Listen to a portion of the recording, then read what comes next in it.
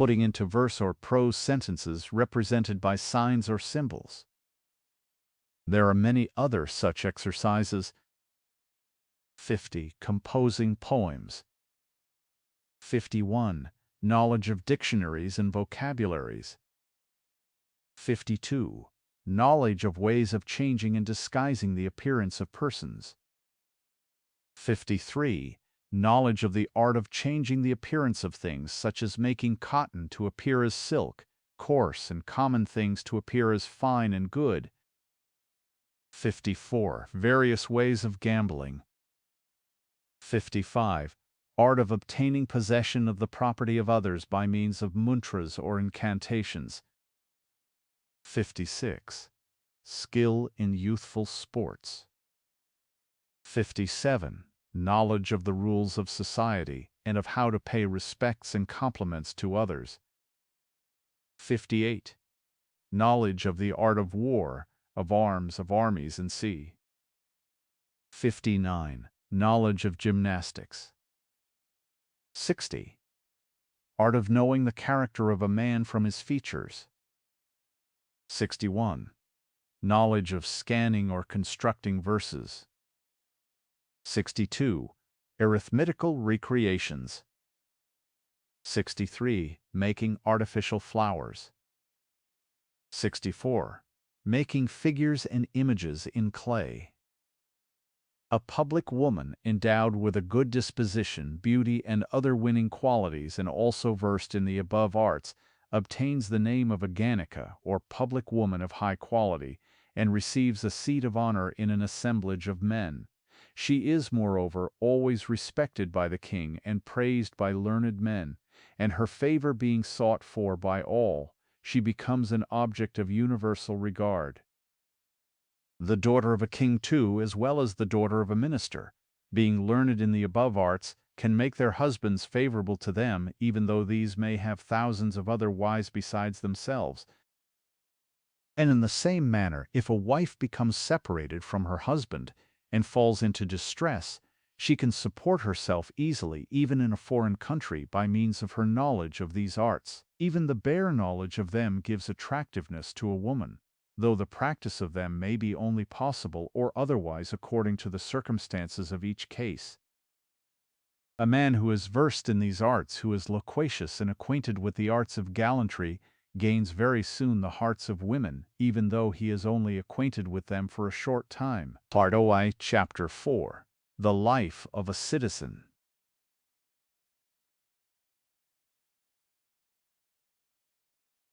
The life of a citizen. Having thus acquired learning, a man, with the wealth that he may have gained by gift, conquest, purchase, deposit, or inheritance from his ancestors, should become a householder and pass the life of a citizen. He should take a house in a city or large village, or in the vicinity of good men, or in a place which is the resort of many persons. This abode should be situated near some water, and divided into different compartments for different purposes. It should be surrounded by a garden, and also contain 2 rooms, an outer and an inner one. The inner room should be occupied by the females, while the outer room, balmy with rich perfume, should contain a bed, soft, agreeable to the sight, covered with a clean white cloth, low in the middle part, having garlands and bunches of flowers upon it, and a canopy above it, and 2 pillows, one at the top, another at the bottom. There should be also a sort of couch besides, and at the head of this a sort of stool, on which should be placed the fragrant ointments for the night, as well as flowers, pots containing collyrium and other fragrant substances, things used for perfuming the mouth, and the bark of the common citron tree. Near the couch, on the ground, there should be a pot for spitting, a box containing ornaments, and also a lute hanging from a peg made of the tooth of an elephant, a board for drawing, a pot containing perfume, some books, and some garlands of the yellow amaranth flowers. Not far from the couch, and on the ground, there should be a round seat, a toy cart, and a board for playing with dice. Outside the outer room there should be cages of birds, and a separate place for spinning, carving, and such like diversions. In the garden there should be a whirling swing and a common swing, as also a bower of creepers covered with flowers, in which a raised parterre should be made for sitting. Now the householder, having got up in the morning and performed his necessary duties, should wash his teeth, apply a limited quantity of ointments and perfumes to his body, put some ornaments on his person and collyrium on his eyelids and below his eyes, color his lips with alactica, and look at himself in the glass. Having then eaten betel leaves with other things that give fragrance to the mouth, he should perform his usual business. He should bathe daily, anoint his body with oil every other day, apply a lathering substance to his body every 3 days, get his head, including face, shaved every 4 days, and the other parts of his body every 5 or 10 days. All these things should be done without fail, and the sweat of the armpits should also be removed. Meals should be taken in the forenoon, in the afternoon, and again at night, according to Sharayana. After breakfast, parrots and other birds should be taught to speak, and the fighting of cocks, quails, and rams should follow. A limited time should be devoted to diversions with pithamardas, vitas, and vidashakas, and then should be taken the midday sleep. After this, the householder, having put on his clothes and ornaments, should during the afternoon converse with his friends. In the evening there should be singing, and after that the householder along with his friend should await in his room previously decorated and perfumed the arrival of the woman that may be attached to him, or he may send a female messenger for her, or go for her himself. After her arrival at his house, he and his friend should welcome her and entertain her with a loving and agreeable conversation. Thus end the duties of the day. The following are the things to be done occasionally as diversions or amusements. 1. Holding festivals in honor of different deities. 2. Social gatherings of both sexes. 3. Drinking parties. 4. Picnics. 5. Other social diversions. Festivals. On some particular auspicious day, an assembly of citizens should be convened in the temple of Saraswati. There the skill of singers, and of others who may have come recently to the town, should be tested, and on the following day they should always be given some rewards. After that they may either be retained or dismissed, according as their performances are liked or not by the assembly. The members of the assembly should act in concert, both in times of distress as well as in times of prosperity, and it is also the duty of these citizens to show hospitality to strangers who may have come to the assembly. What is said above should be understood to apply to all the other festivals which may be held in honor of the different deities, according to the present rules. Social gatherings. When men of the same age, disposition, and talents, fond of the same diversions and with the same degree of education, sit together in company with public women, or in an assembly of citizens, or at the abode of one among themselves, and engage in agreeable discourse with each other, such is called a sitting in company or a social gathering. The subjects of discourse are to be the completion of verses half composed by others, and the testing the knowledge of one another in the various arts. The women who may be the most beautiful, who may like the same things that the men like, and who may have power to attract the minds of others, are here done homage to. Drinking parties. Men and women should drink in one another's houses, and here the men should cause the public women to drink, and should then drink themselves liquors such as the Madhu, Arya, Sara, and Asawa, which are of bitter and sour taste. Also drinks concocted from the barks of various trees, wild fruits and leaves. Going to gardens or picnics. In the forenoon, men, having dressed themselves, should go to gardens on horseback, accompanied by public women and followed by servants, and having done there all the duties of the day and passed the time in various agreeable diversions, such as the fighting of quails, cocks, and rams and other spectacles, they should return home in the afternoon in the same manner, bringing with them bunches of flowers and sea. The same also applies to bathing in summer in water from which wicked or dangerous animals have previously been taken out, and which has been built in on all sides. Other social diversions. spending nights playing with dice, going out on moonlight nights, keeping the festive day in honor of spring, plucking the sprouts and fruits of the mango trees, eating the fibers of lotuses, eating the tender ears of corn, picnicking in the forests when the trees get their new foliage, the udakashvedika, or sporting in the water, decorating each other with the flowers of some trees, pelting each other with the flowers of the kadamba tree, and many other sports which may either be known to the whole country or may be peculiar to particular parts of it. These and similar other amusements should always be carried on by citizens. The above amusements should be followed by a person who diverts himself alone in company with a courtesan, as well as by a courtesan who can do the same in company with her maidservants or with citizens. A pithamard is a man without wealth, alone in the world, whose only property consists of his malika, some lathering substance in a red cloth, who comes from a good country, and who is skilled in all the arts, and by teaching these arts is received in the company of citizens, and in the abode of public women. A vita is a man who has enjoyed the pleasures of fortune, who is a compatriot of the citizens with whom he associates, who is possessed of the qualities of a householder, who has his wife with him, and who is honored in the assembly of citizens and in the abodes of public women, and lives on their means and on them. A vidushaka, you also called a vaihasaka, i.e. one who provokes laughter, is a person only acquainted with some of the arts, who is a jester, and who is trusted by all. These persons are employed in matters of quarrels and reconciliations between citizens and public women.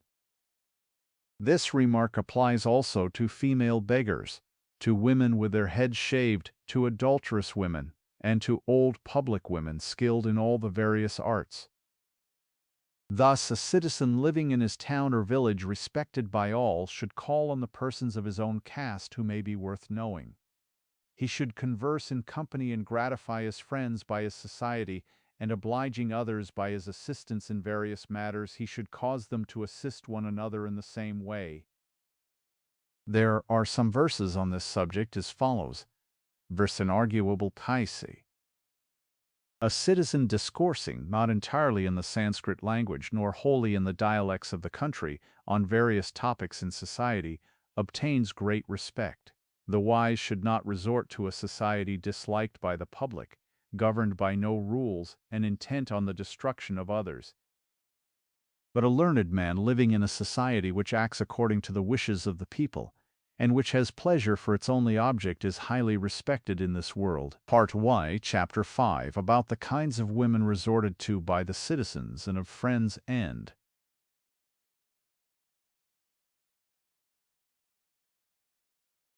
about the kinds of women resorted to by the citizens and of friends and messengers. When Kama is practiced by men of the four castes according to the rules of the Holy Writ, i.e. by lawful marriage with virgins of their own caste, it then becomes a means of acquiring lawful progeny and good fame, and it is not also opposed to the customs of the world.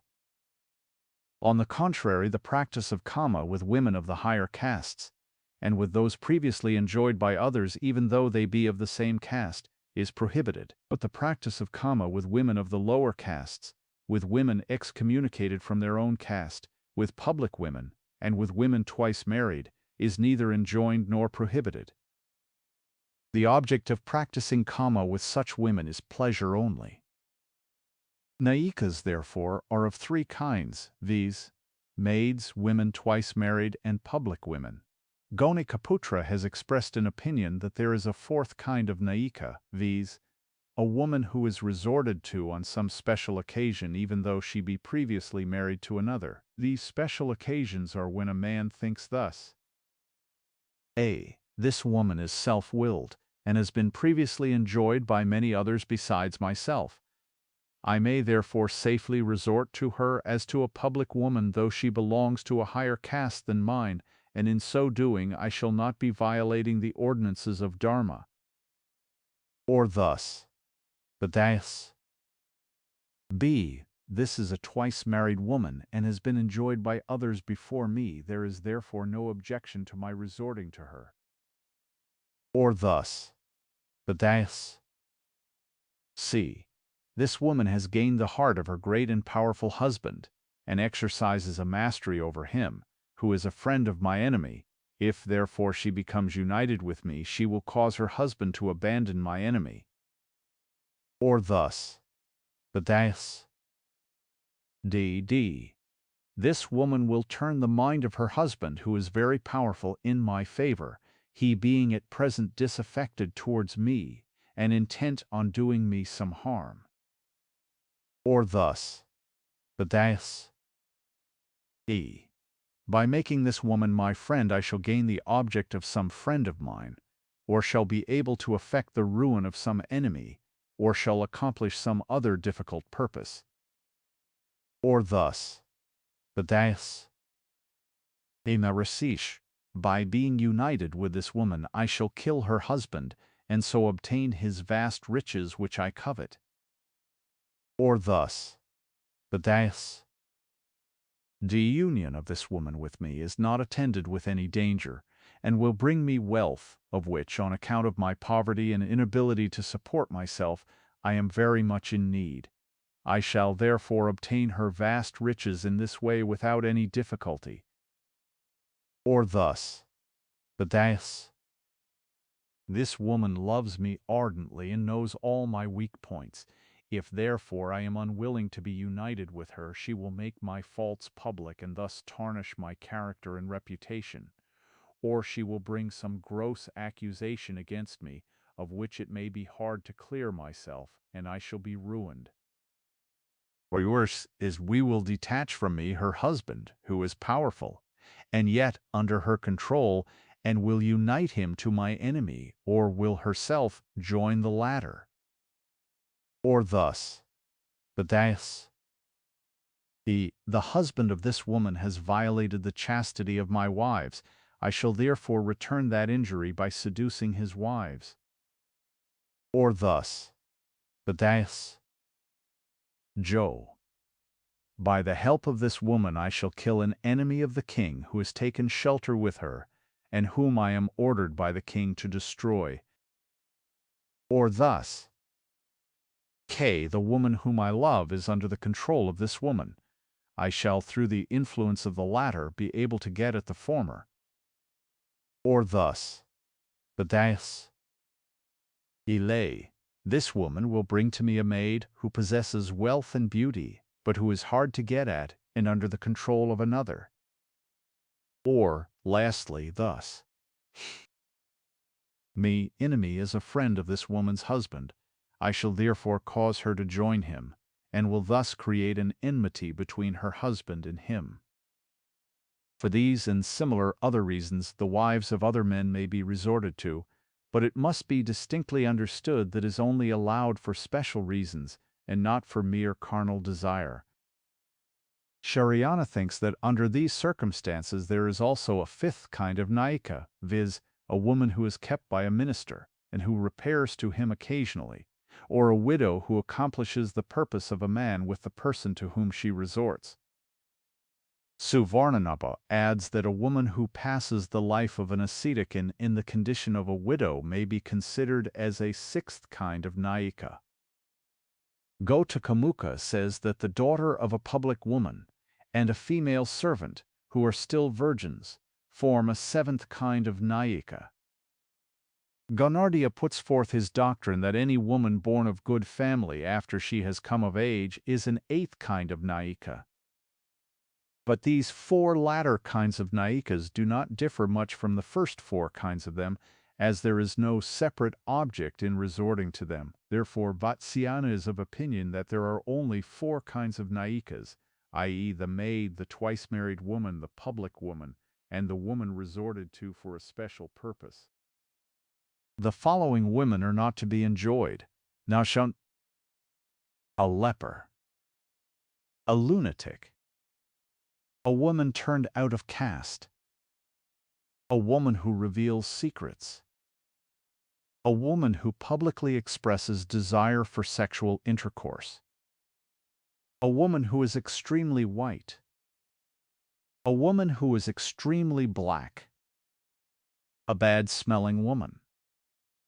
A woman who is a near relation. A woman who is a female friend. A woman who leads the life of an ascetic. And, lastly, the wife of a relation, of a friend, of a learned Brahmin, and of the king. The followers of Behaviour say that any woman who has been enjoyed by 5 men is a fit and proper person to be enjoyed, but Gonikaputra is of opinion that even when this is the case, the wives of a relation, of a learned Brahmin, and of a king should be accepted. The following are the kind of friends, Vaishyas. One who has played with you in the dust, i.e., in childhood. One who is bound by an obligation. One who is of the same disposition and fond of the same things. One who is a fellow student. One who is acquainted with your secrets and faults, and whose faults and secrets are also known to you. One who is a child of your nurse. One who is brought up with you. One who is an hereditary friend. These friends should possess the following qualities. They should tell the truth. They should not be changed by time. They should be favorable to your designs. They should be firm. They should be free from covetousness. They should not be capable of being gained over by others. They should not reveal your secrets. Shariana says that citizens form friendship with washermen, barbers, cowherds, florists, druggists, beta leaf sellers, tavern keepers, beggars, pithamardas, vitas, and vidushikas, as also with the wives of all these people. A messenger should possess the following qualities: skillfulness, boldness, knowledge of the intention of men by their outward signs, absence of confusion, i.e., no shyness, knowledge of the exact meaning of what others do or say, good manners, knowledge of appropriate times and places for doing different things, ingenuity in business, quick comprehension, quick application of remedies, i.e., quick and ready resources. And this part ends with a verse. The man who is ingenious and wise, who is accompanied by a friend, and who knows the intentions of others, as also the proper time and place for doing everything, can gain over very easily even a woman who is very hard to be obtained. Part 2, Chapter 1. Kinds of Sexual Union according to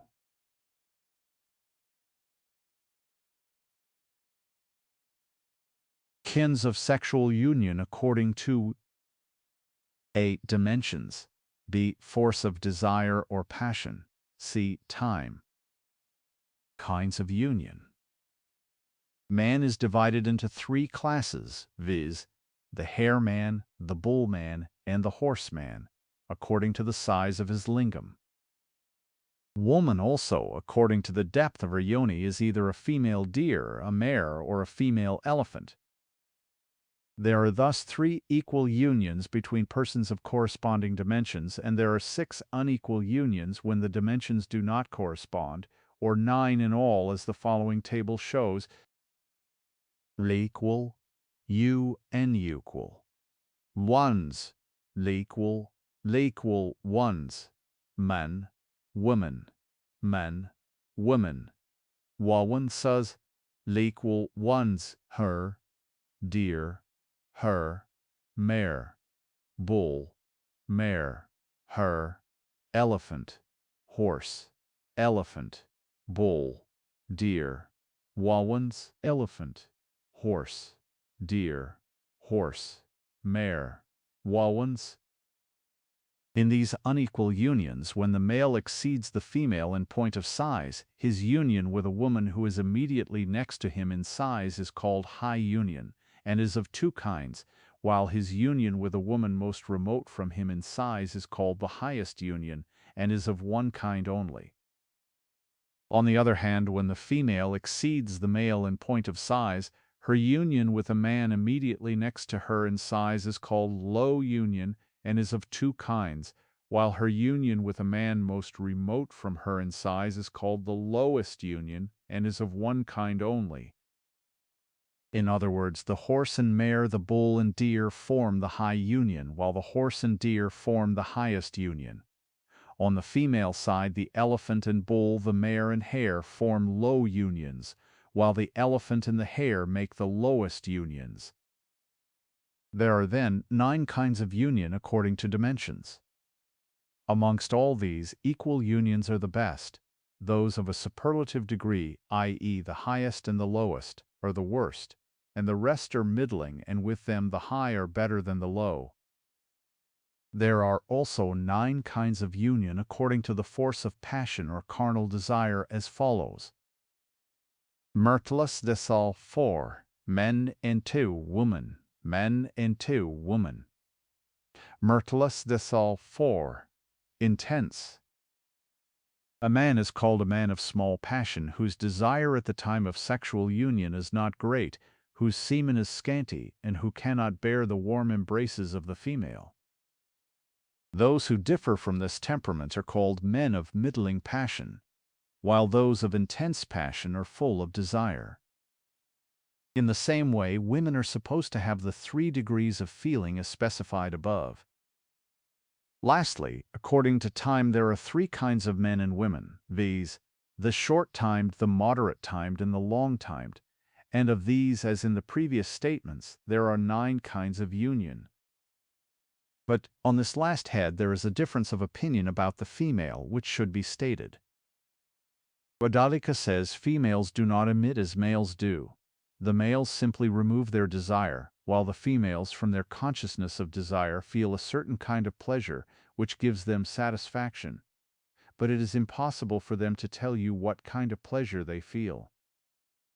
The fact from which this becomes evident is that males, when engaged in coition, cease of themselves after emission and are satisfied, but it is not so with females. This opinion is, however, objected to on the grounds that if a male be a long-timed, the female loves him the more, but if he be short-timed, she is dissatisfied with him, and this circumstance, some say, would prove that the female emits also.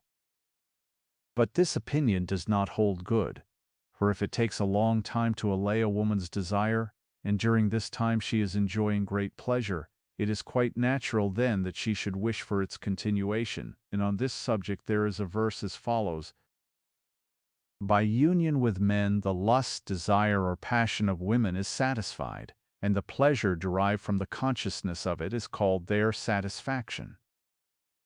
The followers of Behaviour, however, say that the semen of women continues to fall from the beginning of the sexual union to its end, and it is right that it should be so, for if they had no semen there would be no embryo.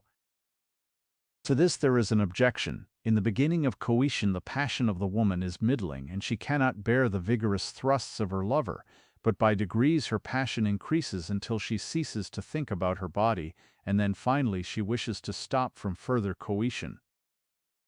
This objection, however, does not hold good, for even in ordinary things that revolve with great force, such as a potter's wheel or a top, we find that the motion at first is slow, but by degrees it becomes very rapid. In the same way, the passion of the woman having gradually increased, she has a desire to discontinue coition when all the semen has fallen away. And there is a verse with regard to this as follows: The fall of the semen of the man takes place only at the end of coition, while the semen of the woman falls continually, and after the semen of both has all fallen away, then they wish for the discontinuance of coition. Lastly, Vatsyayana is of opinion that the semen of the female falls in the same way as that of the male. Now some may ask here, if men and women are beings of the same kind and are engaged in bringing about the same result, why should they have different works to do?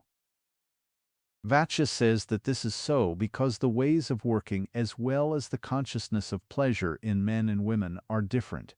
The difference in the ways of working by which men are the actors and women are the persons acted upon is owing to the nature of the male and the female, otherwise the actor would be sometimes the person acted upon, and vice versa. And from this difference in the ways of working follows the difference in the consciousness of pleasure. For a man thinks, "This woman is united with me," and a woman thinks, "I am united with this man." It may be said that if the ways of working in men and women are different, why should not there be a difference, even in the pleasure they feel, and which is the result of those ways? But this objection is groundless, for the person acting and the person acted upon being of different kinds, there is a reason for the difference in their ways of working, but there is no reason for any difference in the pleasure they feel, because they both naturally derive pleasure from the act they perform. On this again, some may say that when different persons are engaged in doing the same work, we find that they accomplish the same end or purpose, while, on the contrary, in the case of men and women, we find that each of them accomplishes his or her own end separately, and this is inconsistent. But this is a mistake, for we find that sometimes two things are done at the same time, as for instance in the fighting of rams. Both the rams receive the shock at the same time on their heads. Again, in throwing one wood apple against another, and also in a fight or struggle of wrestlers. If it be said that in these cases the things employed are of the same kind, it is answered that even in the case of men and women, the nature of the two persons is the same, and as the difference in their ways of working arises from the difference of their conformation only, it follows that men experience the same kind of pleasure as women do. There is also a verse on this subject as follows: "Men and women being of the same nature feel the same kind of pleasure, and therefore a man should marry such a woman as will love him ever afterwards." The pleasure of men and women being thus proved to be of the same kind, it follows that in regard to time there are 9 kinds of sexual intercourse, in the same way as there are 9 kinds according to the force of passion. There being thus 9 kinds of union with regard to dimensions, force of passion, and time respectively, by making combinations of them, innumerable kinds of union would be produced. Therefore, in each particular kind of sexual union, men should use such means as they may think suitable for the occasion. At the first time of sexual union, the passion of the male is intense, and his time is short. But in subsequent unions on the same day, the reverse of this is the case. With the female, however, it is the contrary, for at the first time her passion is weak, and then her time long, but on subsequent occasions on the same day her passion is intense, and her time short, until her passion is satisfied. On the different kinds of love. Men learned in the humanities are of opinion that love is of 4 kinds, viz. 1. Love acquired by continual habit. 2. Love resulting from the imagination. 3. Love resulting from belief. 4. Love resulting from the perception of external objects. Resulting from the constant and continual performance and habit, as for instance the love of sexual intercourse, the love of hunting, the love of drinking, the love of gambling, etc., etc. Attendant love, which is felt for things to which we are not habituated, and which proceeds entirely from ideas, is called love resulting from imagination, as for instance, that love which some men and women and eunuchs feel for the Auparishtaka or mouth congress, and that which is felt by all for such things as embracing, kissing, etc., etc. The love which is mutual on both sides, and proved to be true when each looks upon the other as his or her very own, such is called love resulting from belief by the learned. 4. The love resulting from the perception of eternal objects is quite evident and well known to the world, because the pleasure which it affords is superior to the pleasure of the other kinds of love which exists only for its sake. What has been said in this chapter upon the subject of sexual union is sufficient for the learned, but for the edification of the ignorant, the same will now be treated of at length and in detail. Part 2, Chapter 2, of the Embrace.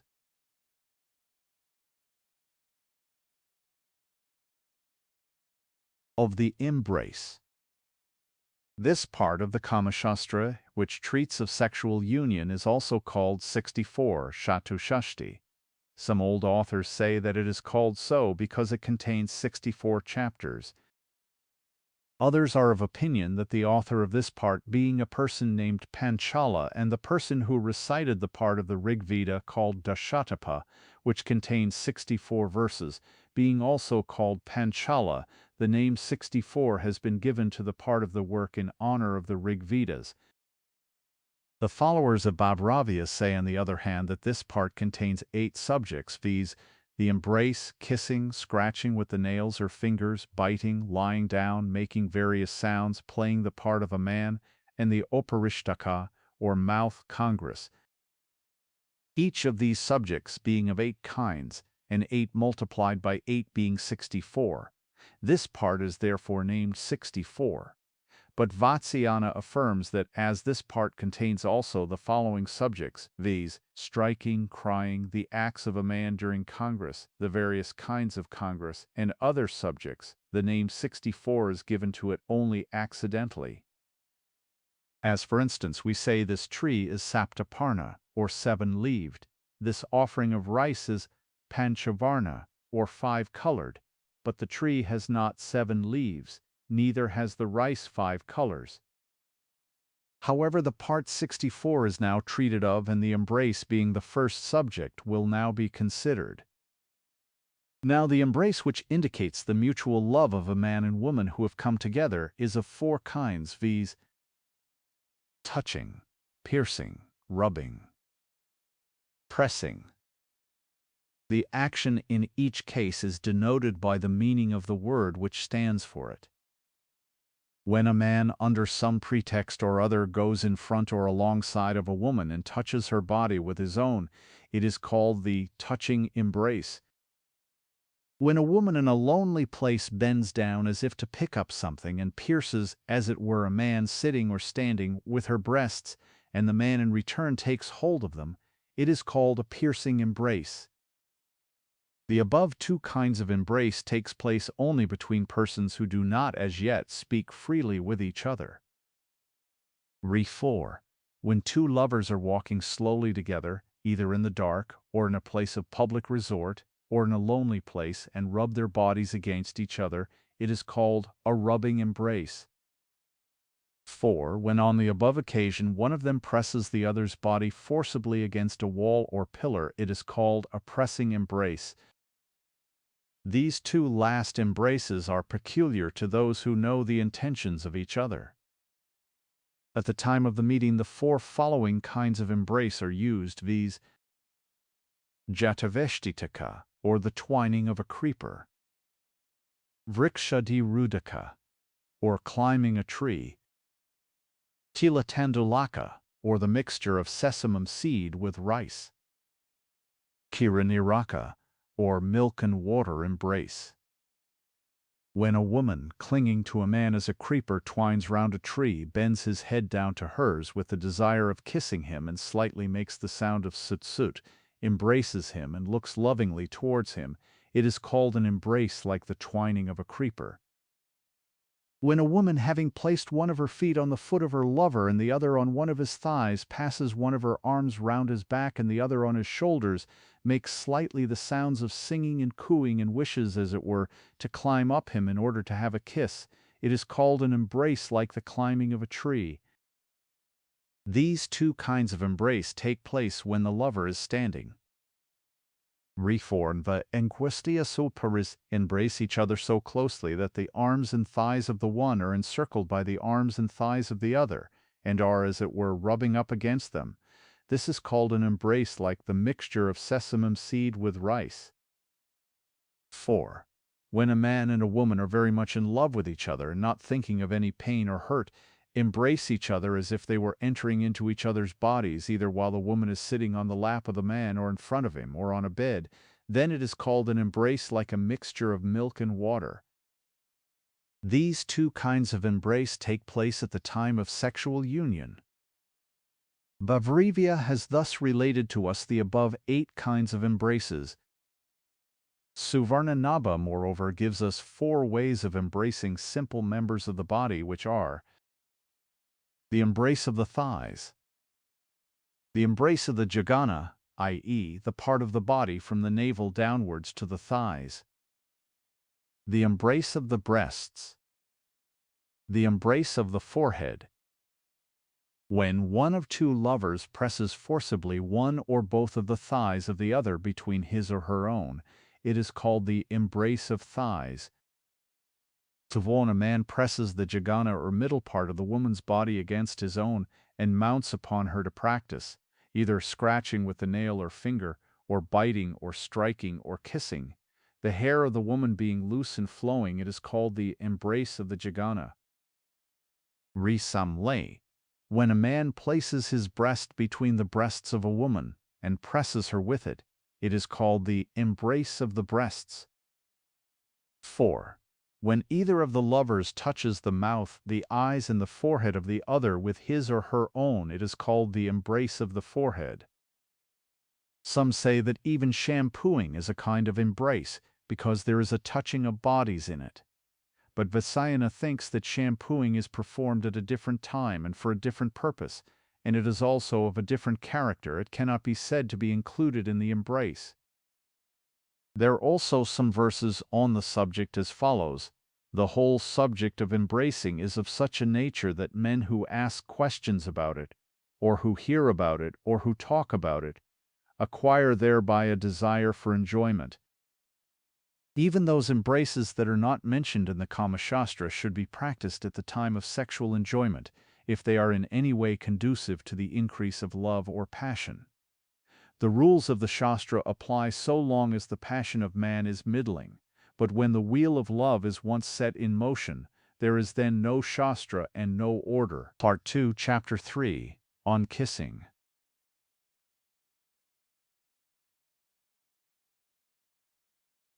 On kissing. It is said by some that there is no fixed time or order between the embrace, the kiss, and the pressing or scratching with the nails or fingers, but that all these things should be done generally before sexual union takes place, while striking and making the various sounds generally takes place at the time of the union. Vatsyayana, however, thinks that anything may take place at any time, for love does not care for time or order. On the occasion of the first Congress, kissing and the other things mentioned above should be done moderately. They should not be continued for a long time and should be done alternately. On subsequent occasions, however, the reverse of all this may take place, and moderation will not be necessary. They may continue for a long time, and for the purpose of kindling love, they may be all done at the same time. The following are the places for kissing, viz., the forehead, the eyes, the cheeks, the throat, the bosom, the breasts, the lips, and the interior of the mouth. Moreover, the people of the Lat country kiss also on the following places, viz., the joints of the thighs, the arms, and the navel.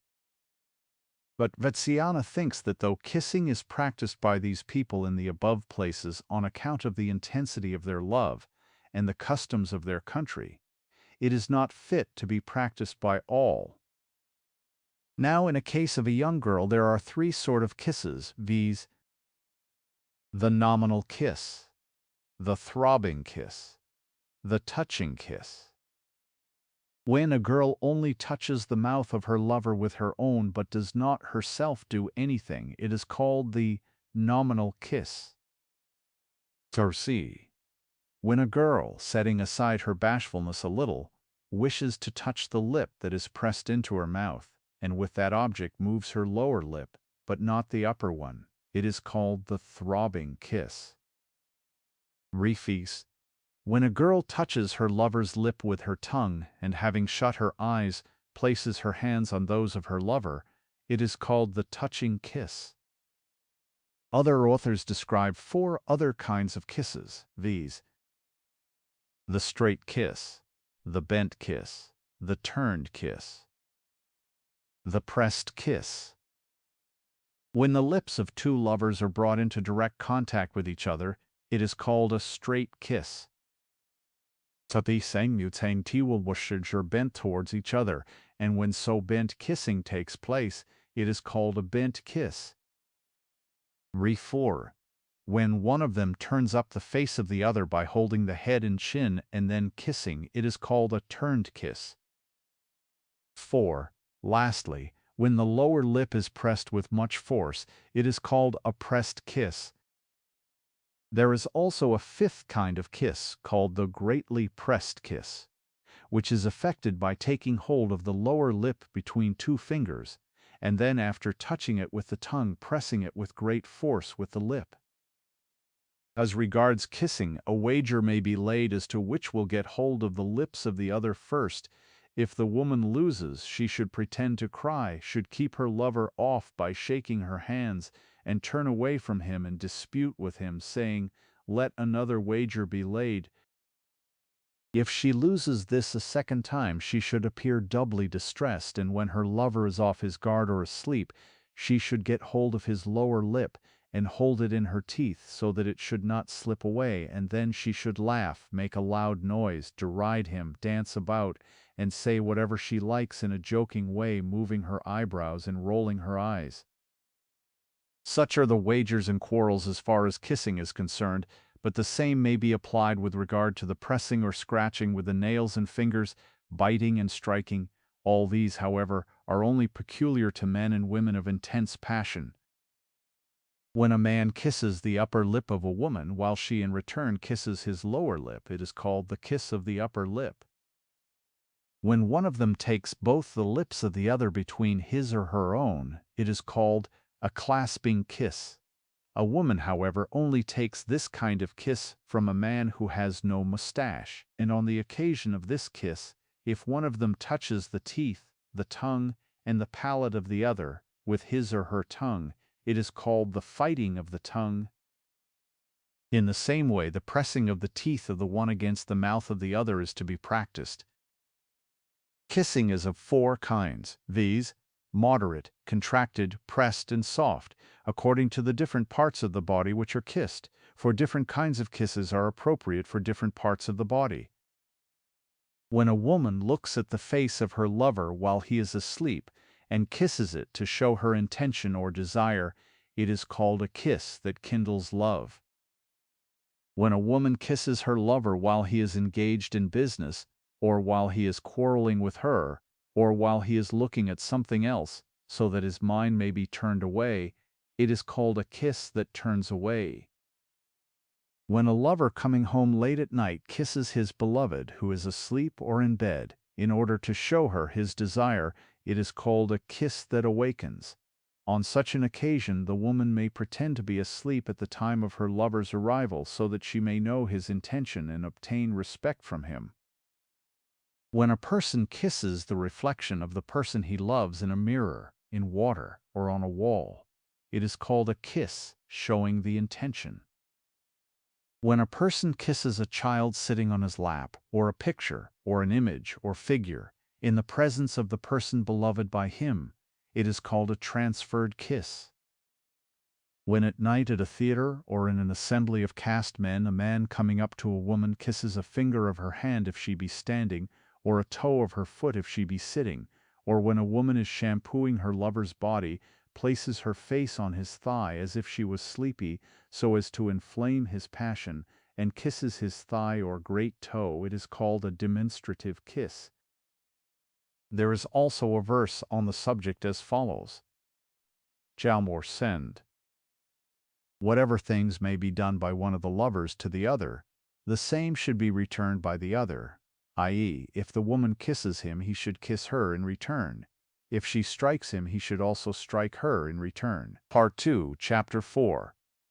On pressing, or marking, or scratching with the nails.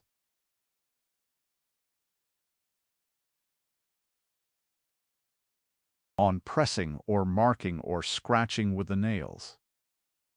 When love becomes intense, pressing with the nails or scratching the body with them is practiced, and it is done on the following occasions: on the first visit, at the time of setting out on a journey, on the return from a journey, at the time when an angry lover is reconciled, and lastly when the woman is intoxicated. But pressing with the nails is not an usual thing except with those who are intensely passionate, i.e., full of passion. It is employed together with biting by those to whom the practice is agreeable. Pressing with the nails is of the 8 following kinds according to the forms of the marks which are produced, viz. 1. Sounding. 2. Half moon. 3. A circle. 4. A line. 5. A tiger's nail or claw. 6. A peacock's foot. 7. The jump of a hare. 8. The leaf of a blue lotus. The places that are to be pressed with the nails are as follows: the armpit, the throat, the breasts, the lips, the jagana, or middle parts of the body, and the thighs. But Suvarnanabha is of opinion that when the impetuosity of passion is excessive, then the places need not be considered. The qualities of good nails are that they should be bright, well set, clean, entire, convex, soft, and glossy in appearance. Nails are of 3 kinds according to their size, viz. small, middling, large. Large nails, which give grace to the hands and attract the hearts of women from their appearance, are possessed by the Bengalis to see Kandfishanes. Small nails, which can be used in various ways and are to be applied only with the object of giving pleasure, are possessed by the people of the southern districts.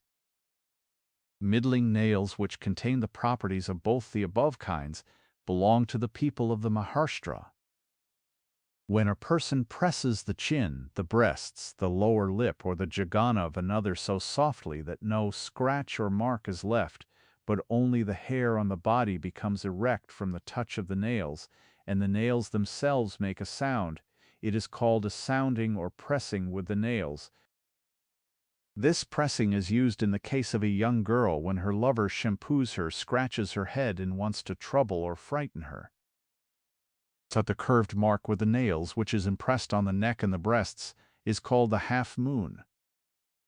Refari. When the half moons are impressed opposite to each other, it is called a circle.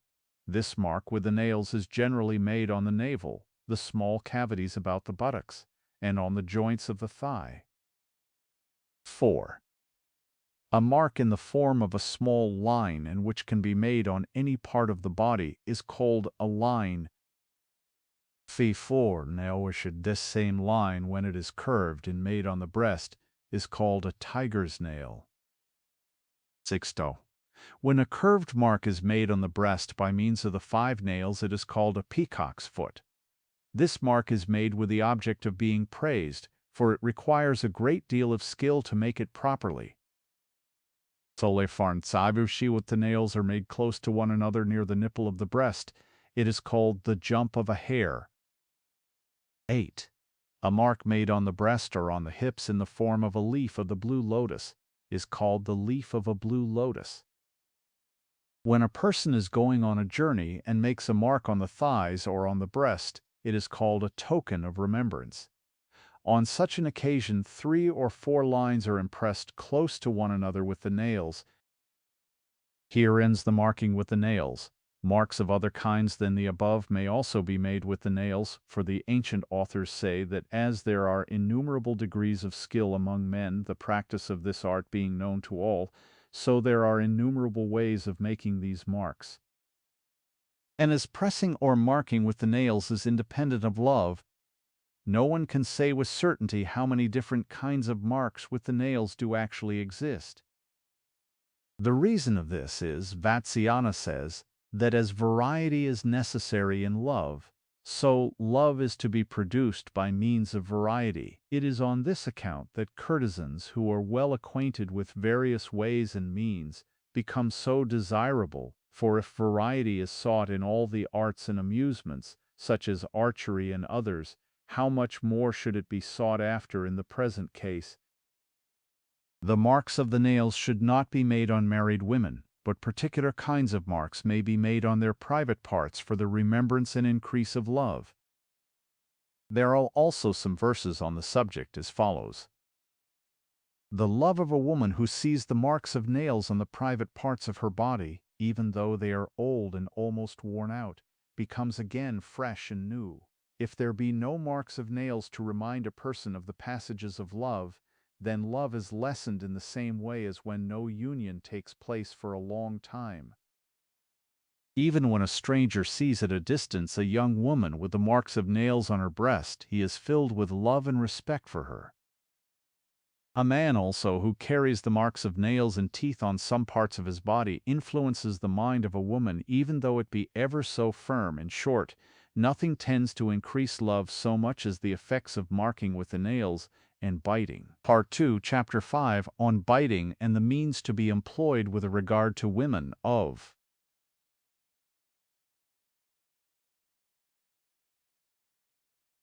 On biting and the means to be employed with regard to women of different countries.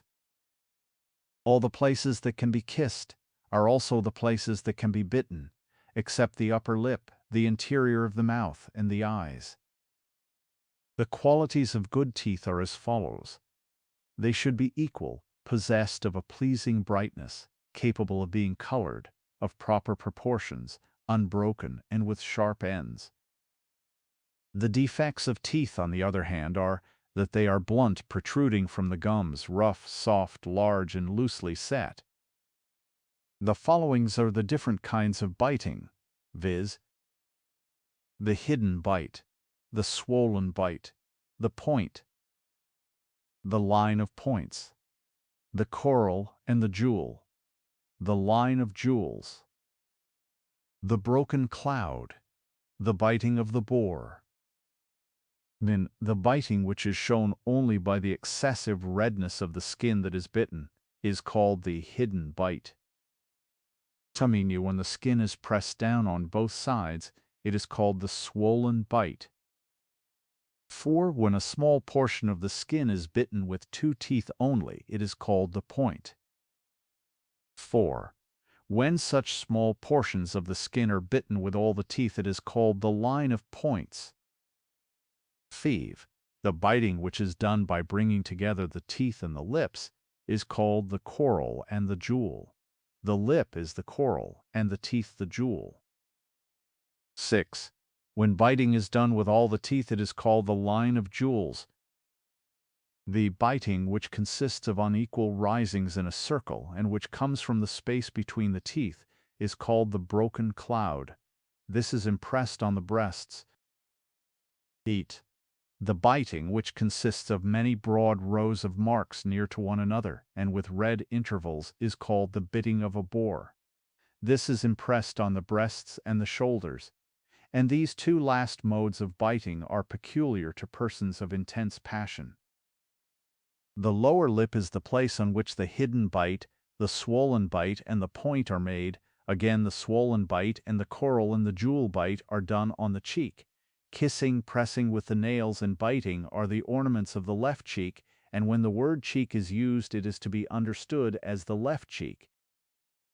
Both the line of points and the line of jewels are to be impressed on the throat, the armpit, and the joints of the thighs, but the line of points alone is to be impressed on the forehead and the thighs. The marking with the nails and the biting of the following things, viz.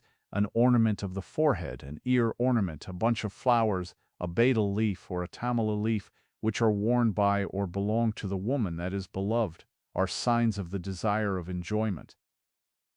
Here end the different kinds of biting.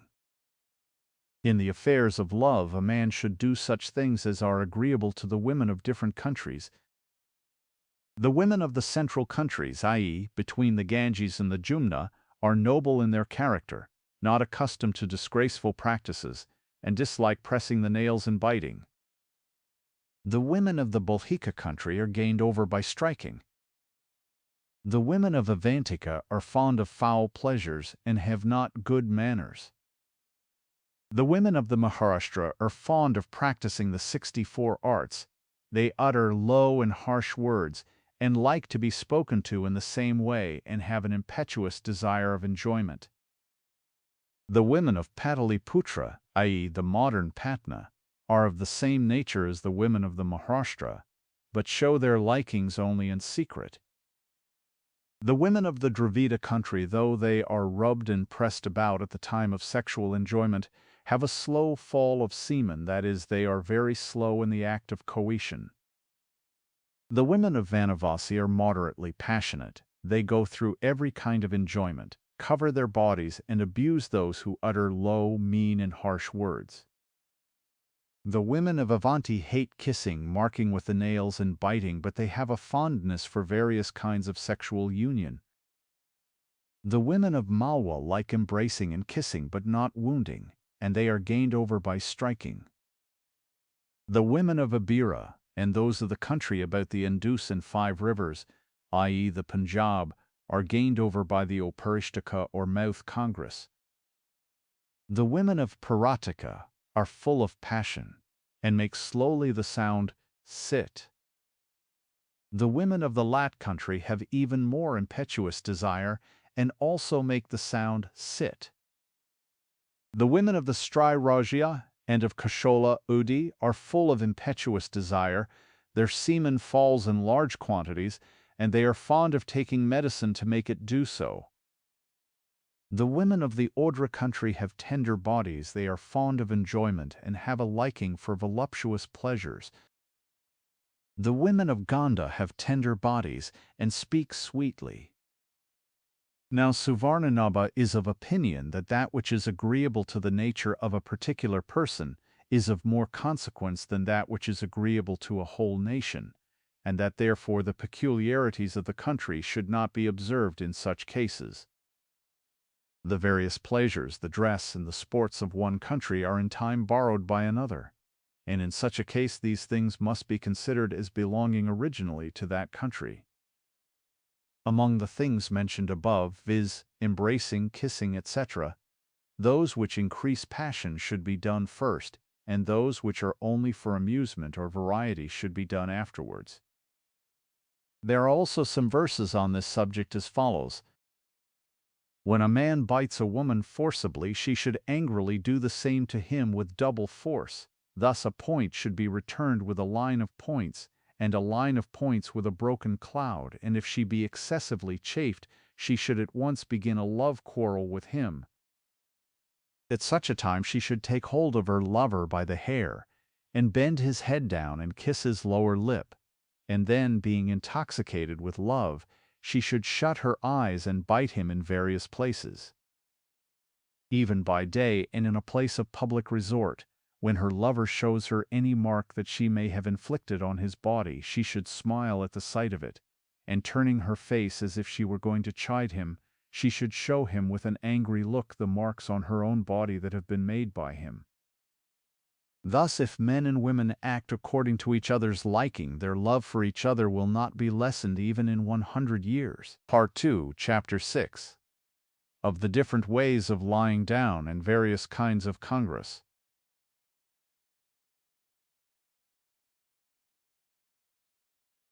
Of the different ways of lying down and various kinds of congress. On the occasion of a high congress, the Mistrigi deer woman should lie down in such a way as to widen her yoni, while in a low congress the Hastini elephant woman should lie down so as to contract hers.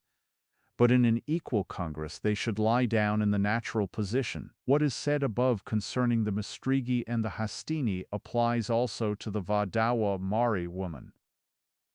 In a low congress the women should particularly make use of medicine to cause her desires to be satisfied quickly. The deer woman has the following 3 ways of lying down. The widely open position, the yawning position, the position of the wife of Indra. When she lowers her head and raises her middle parts, it is called the widely open position. At such a time the man should apply some unguent so as to make the entrance easy. Tariuas hides her thighs and keeps them wide apart and engages in congress. It is called the yawning position. Rikongsam Warren places her thighs with her legs doubled on them upon her sides, and thus engages in congress. It is called the position of Indrani, and this is learnt only by practice. The position is also useful in the case of the highest congress.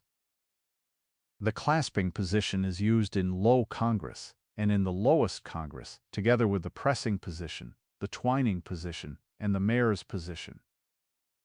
When the legs of both the male and the female are stretched straight out over each other, it is called the clasping position. It is of two kinds, the side position and the supine position, according to the way in which they lie down.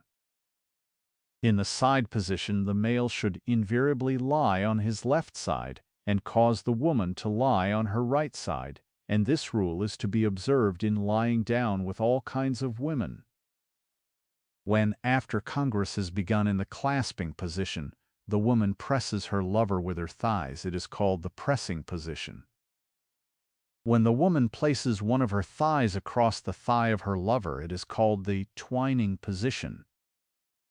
When a woman forcibly holds in her yoni, the lingam, after it is in, it is called the mare's position. This is learnt by practice only and is chiefly found among the women of the Andhra country. The above are the different ways of lying down mentioned by Bharavya Suvarnanabha, however, gives the following in addition. When the female raises both of her thighs straight up, it is called the rising position. When she raises both of her legs and places them on her lover's shoulders, it is called the yawning position. When the legs are contracted and thus held by the lover before his bosom, it is called the pressed position. When only one of her legs is stretched out, it is called the half-pressed position. When the woman places one of her legs on her lover's shoulder and stretches the other out, and then places the latter on his shoulder and stretches out the other, and continues to do so alternately, it is called the splitting of a bamboo. When one of her legs is placed on the head and the other is stretched out, it is called the fixing of a nail. This is learnt by practice only. When both the legs of the woman are contracted and placed on her stomach, it is called the crab's position. When the thighs are raised and placed one upon the other, it is called the packed position.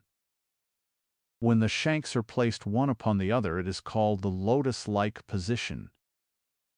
When a man during congress turns round and enjoys the woman without leaving her, while she embraces him round the back all the time, it is called the turning position, and is learnt only by practice. Thus, says Suvarnanabha, these different ways of lying down, sitting, and standing should be practiced in water, because it is easy to do so therein. But Vatsyayana is of opinion that congress in water is improper because it is prohibited by the religious law. When a man and a woman support themselves on each other's bodies or on a wall or pillar, and thus while standing engage in congress, it is called the supported congress. When a man supports himself against a wall, and the woman, sitting on his hands joined together and held underneath her, throws her arms round his neck, and putting her thighs alongside his waist, moves herself by her feet, which are touching the wall against which the man is leaning, it is called the suspended congress. When a woman stands on her hands and feet like a quadruped, and her lover mounts her like a bull, it is called the congress of a cow. At this time, everything that is ordinarily done on the bosom should be done on the back. In the same way can be carried on the congress of a dog, the congress of a goat, the congress of a deer, the forcible mounting of an ass, the congress of a cat, the jump of a tiger, the pressing of an elephant, the rubbing of a boar, and the mounting of a horse. And in all these cases the characteristics of these different animals should be manifested by acting like them. When a man enjoys two women at the same time, both of whom love him equally, it is called the united congress. When a man enjoys many women altogether, it is called the congress of a herd of cows. The following kinds of congress, viz., sporting in water, or the congress of an elephant with many female elephants, which is said to take place only in the water, the congress of a collection of goats, the congress of a collection of deer, take place in imitation of these animals. In Gramaneri, many young men enjoy a woman that may be married to one of them, either one after the other, or at the same time. Thus one of them holds her, another enjoys her, a third uses her mouth, a fourth holds her middle part, and in this way they go on enjoying her several parts alternately. The same things can be done when several men are sitting in company with one courtesan, or when one courtesan is alone with many men. In the same way this can be done by the women of the king's harem when they accidentally get hold of a man. The people in the southern countries have also a congress in the anus, that is called the lower congress. Thus ends the various kinds of congress. There are also 2 verses on the subject as follows. An ingenious person should multiply the kinds of congress after the fashion of the different kinds of beasts and of birds, for these different kinds of congress, performed according to the usage of each country and the liking of each individual, generate love, friendship, and respect in the hearts of women. Part 2, Chapter 7. Of the various modes of striking and of the sounds appropriate to them.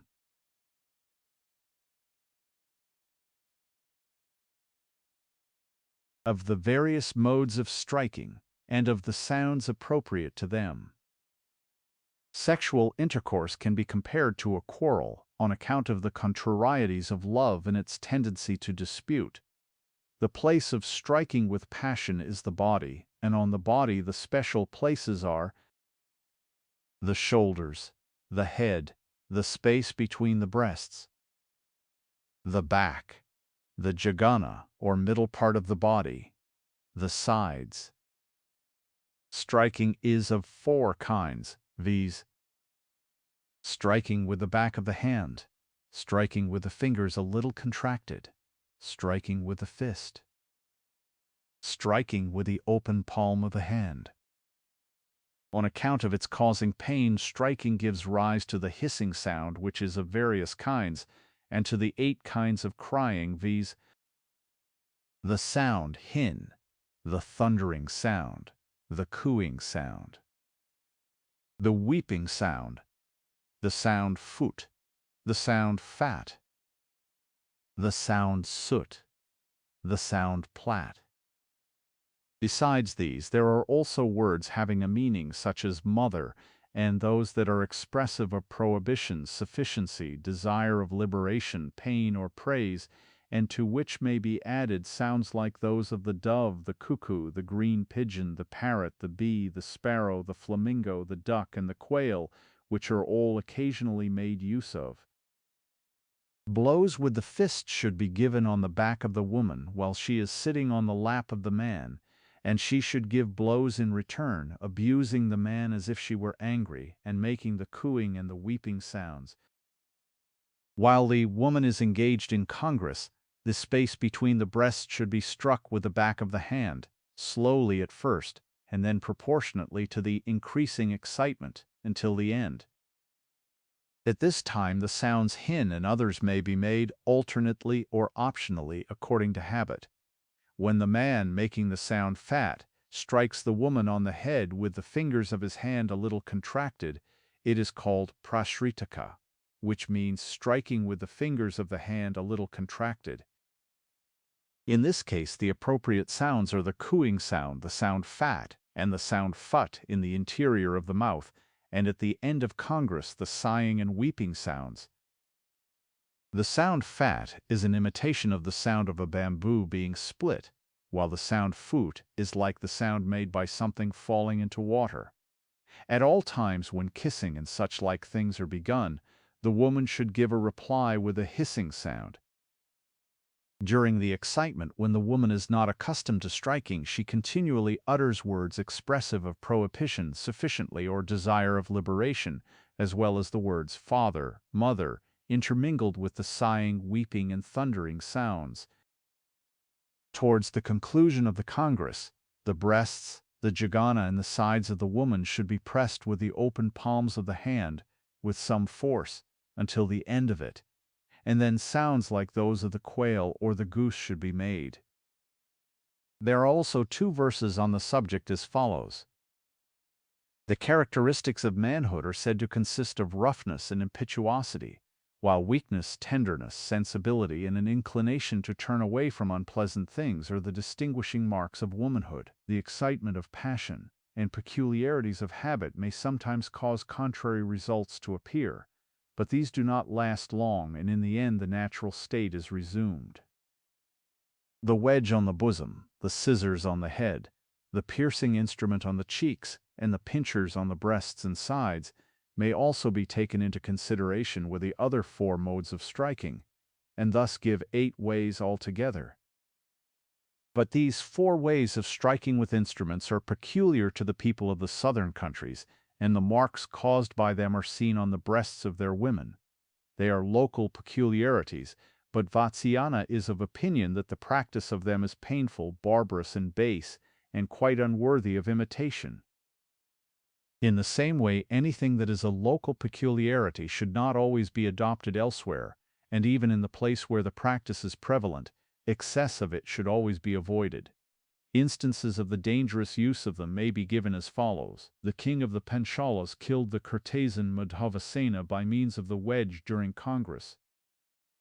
King Shatakarni Shatavahana of the Kunstalas deprived his great queen Malayavati of her life by a pair of scissors, and Naradeva, whose hand was deformed, blinded a dancing girl by directing a piercing instrument in a wrong way.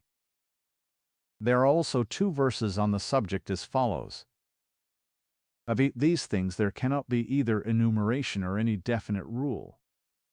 Congress having once commenced, passion alone gives birth to all the acts of the parties.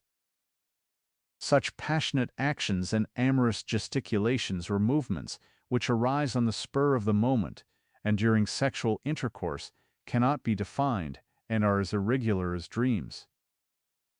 A horse having once attained the 5th degree of motion goes on with blind speed, regardless of pits, ditches, and posts in his way, and in the same manner a loving pair become blind with passion in the heat of congress, and go on with great impetuosity, paying not the least regard to excess. For this reason, one who is well acquainted with the science of love, and knowing his own strength, as also the tenderness, impetuosity, and strength of the young woman, should act accordingly. The various modes of enjoyment are not for all times or for all persons, but they should only be used at the proper time and in the proper countries and places. Part 2, Chapter 8. About women acting the part of a man, and of the work of a man.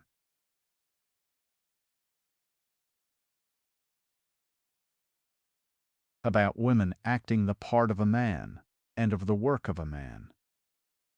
When a woman sees that her lover is fatigued by constant congress, without having his desire satisfied, she should, with his permission, lay him down upon his back, and give him assistance by acting his part. She may also do this to satisfy the curiosity of her lover, or her own desire of novelty. At such a time, with flowers in her hair hanging loose, and her smiles broken by hard breathings, she should press upon her lover's bosom with her own breasts, and lowering her head frequently, should do in return the same actions which he used to do before, returning his blows and chaffing him, should say, I was laid down by you and fatigued with hard congress, I shall now therefore lay you. There are 2 ways of doing this. The first is, when during congress she turns round and gets on the top of her lover in such a manner as to continue the congress, without obstructing the pleasure of it, and the other is when she acts the man's part from the beginning, down in return. She should then again manifest her own bashfulness, her fatigue, and her desire of stopping the congress. In this way she should do the work of a man, which we shall presently relate. Whatever is done by a man for giving pleasure to a woman is called the work of a man, and is as follows. While the woman is lying on his bed and is as it were abstracted by his conversation, he should loosen the knot of her undergarments, and when she begins to dispute with him he should overwhelm her with kisses. Then when his lingam is erect he should touch her with his hands in various places, and gently manipulate various parts of the body.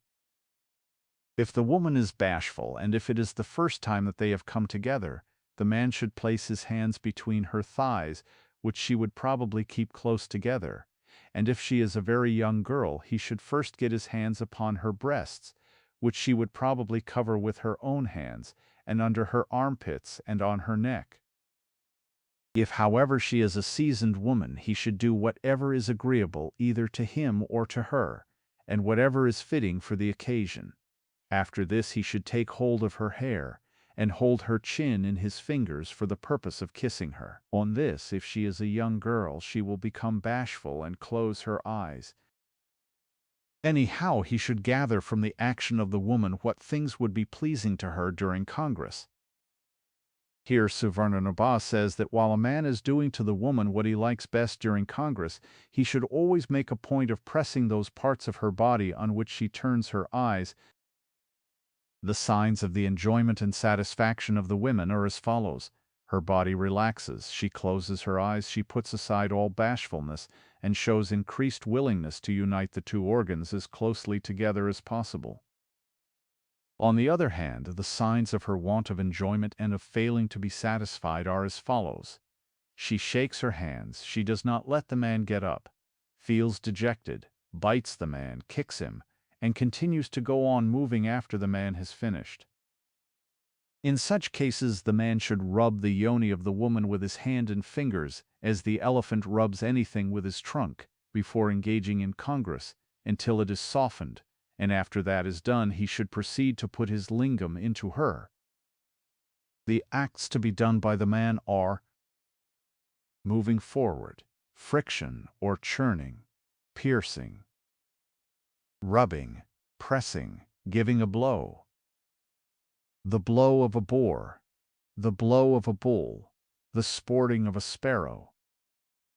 When the organs are brought together properly and directly, it is called moving the organ forward. When the lingam is held with the hand and turned all round in the yoni, it is called churning. Rikona was when the yoni is lowered and the upper part of it is struck with the lingam, it is called piercing. 4. When the same thing is done on the lower part of the yoni, it is called rubbing. 5. When the yoni is pressed by the lingam for a long time, it is called pressing. 6. When the lingam is removed to some distance from the yoni and then forcibly strikes it, it is called giving a blow. Mace, Rikan 7. When only one part of the yoni is rubbed with the lingam, it is called the blow of a boar. 8. When both sides of the yoni are rubbed in this way, it is called the blow of a bull. 9. When the lingam is in the yoni and moved up and down frequently and without being taken out, it is called the sporting of a sparrow. This takes place at the end of congress. When a woman acts the part of a man, she has the following things to do in addition to the 9 given above, viz. the pair of tongs, the top, the swing. When the woman holds the lingam in her yoni, draws it in, presses it, and keeps it thus in her for a long time, it is called the pair of tongs. So, when, while engaged in congress, she turns round like a wheel, it is called the top. This is learnt by practice only. Rifi. When, on such an occasion, the man lifts up the middle part of his body and the woman turns round her middle part, it is called the swing. When the woman is tired, she should place her forehead on that of her lover, and should thus take rest without disturbing the union of the organs. And when the woman has rested herself, the man should turn round and begin the congress again. There are also some verses on the subject as follows. Though a woman is reserved and keeps her feelings concealed, yet when she gets on the top of a man, she then shows all her love and desire. A man should gather from the actions of the woman of what disposition she is, and in what way she likes to be enjoyed. A woman during her monthly courses, a woman who has been lately confined, and a fat woman should not be made to act the part of a man. Part 2, Chapter Awentha, of the Auparishtaka or Mouth Congress.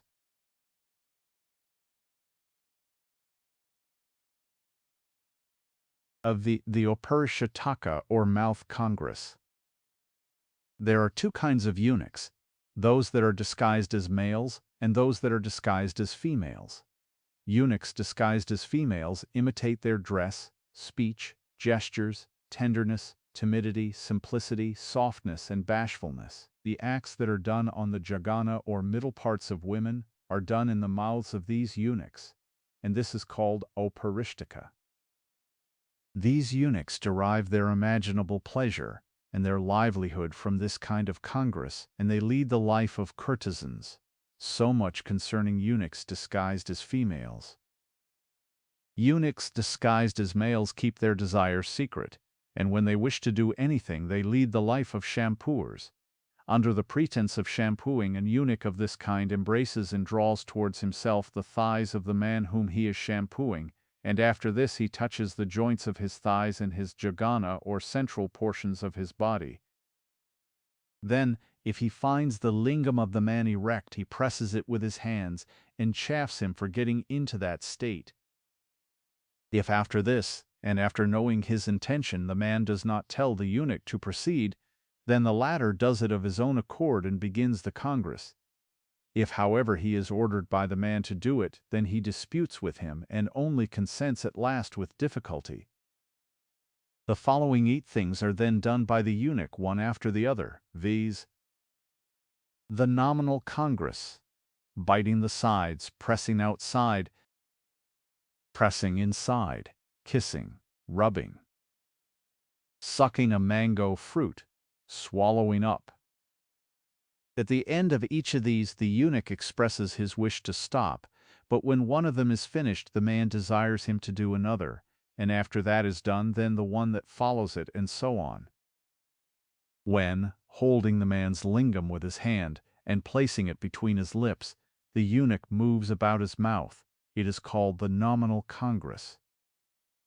When, covering the end of the lingam with his fingers collected together like the bud of a plant or flower, the eunuch presses the sides of it with his lips, using his teeth also, it is called beating the sides.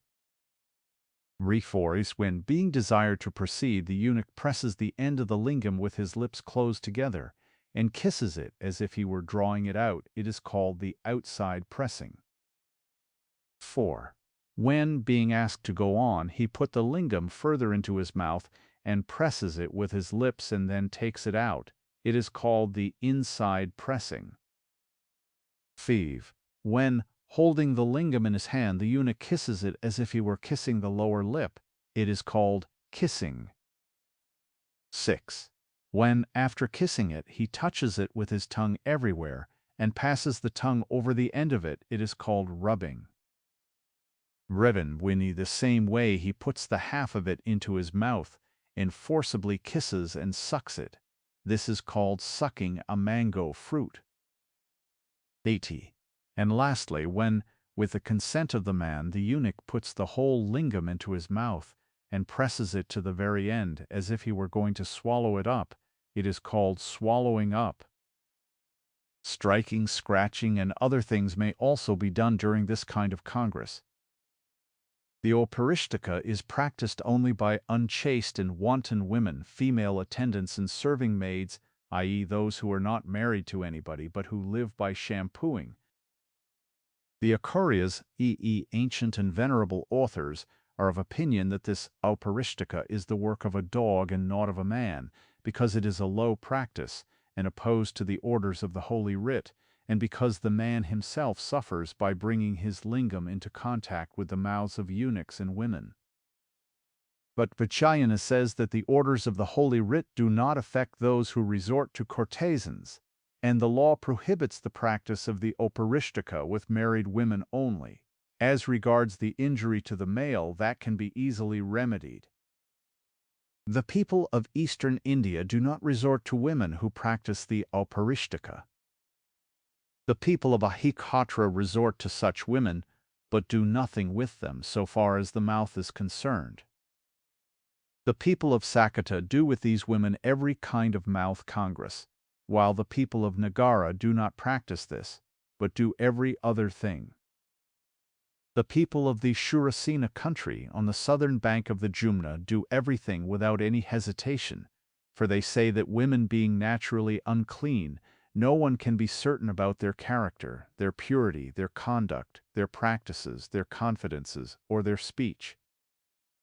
They are not, however, on this account to be abandoned, because religious law, on the authority of which they are reckoned pure, lays down that the udder of a cow is clean at the time of milking, though the mouth of a cow and also the mouth of her calf are considered unclean by the Hindus. Again, a dog is clean when he seizes a deer in hunting, though food touched by a dog is otherwise considered very unclean. A bird is clean when it causes a fruit to fall from a tree by pecking at it, though things eaten by crows and other birds are considered unclean. And the mouth of a woman is clean for kissing and such like things at the time of sexual intercourse.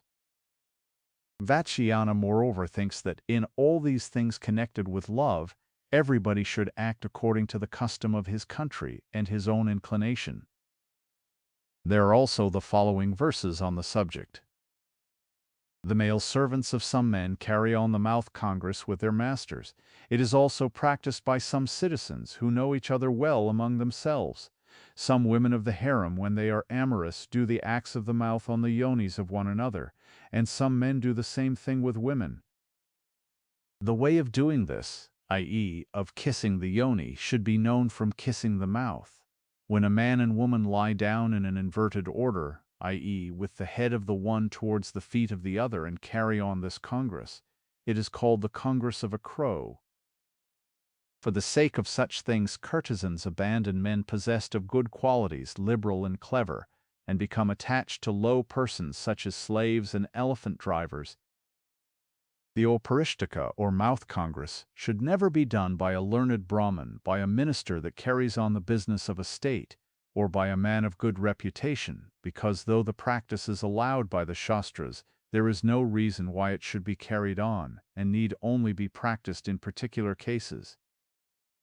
As for instance, the taste, and the strength, and the digestive qualities of the flesh of dogs are mentioned in works on medicine, but it does not therefore follow that it should be eaten by the wise. In the same way, there are some men, some places, and some times with respect to which these practices can be made use of. A man should therefore pay regard to the place, to the time, and to the practice which is to be carried out, as also as to whether it is agreeable to his nature and to himself, and then he may or may not practice these things according to circumstances.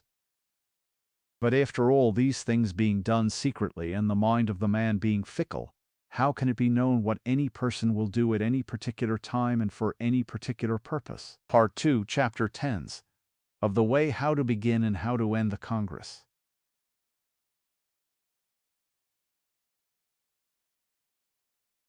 Of the way how to begin and how to end the Congress. Different kinds of Congress and love quarrels. In the pleasure room, decorated with flowers and fragrant with perfumes, attended by his friends and servants, the citizen should receive the woman who will come bathed and dressed, and will invite her to take refreshment and to drink freely. He should then seat her on his left side, and holding her hair, and touching also the end and knot of her garment, he should gently embrace her with his right arm. They should then carry on an amusing conversation on various subjects, and may also talk suggestively of things which would be considered as coarse, or not to be mentioned generally in society. They may then sing either with or without gesticulations, and play on musical instruments, talk about the arts, and persuade each other to drink. At last, when the woman is overcome with love and desire, the citizen should dismiss the people that may be with him, giving them flowers, ointment, and betel leaves, and then when the two are left alone, they should proceed as has been already described in the previous chapters. Such is the beginning of sexual union. At the end of the congress, the lovers, with modesty and not looking at each other, should go separately to the washing room. After this, sitting in their own places, they should eat some betel leaves, and the citizen should apply with his own hand to the body of the woman some pure sandalwood ointment, or ointment of some other kind.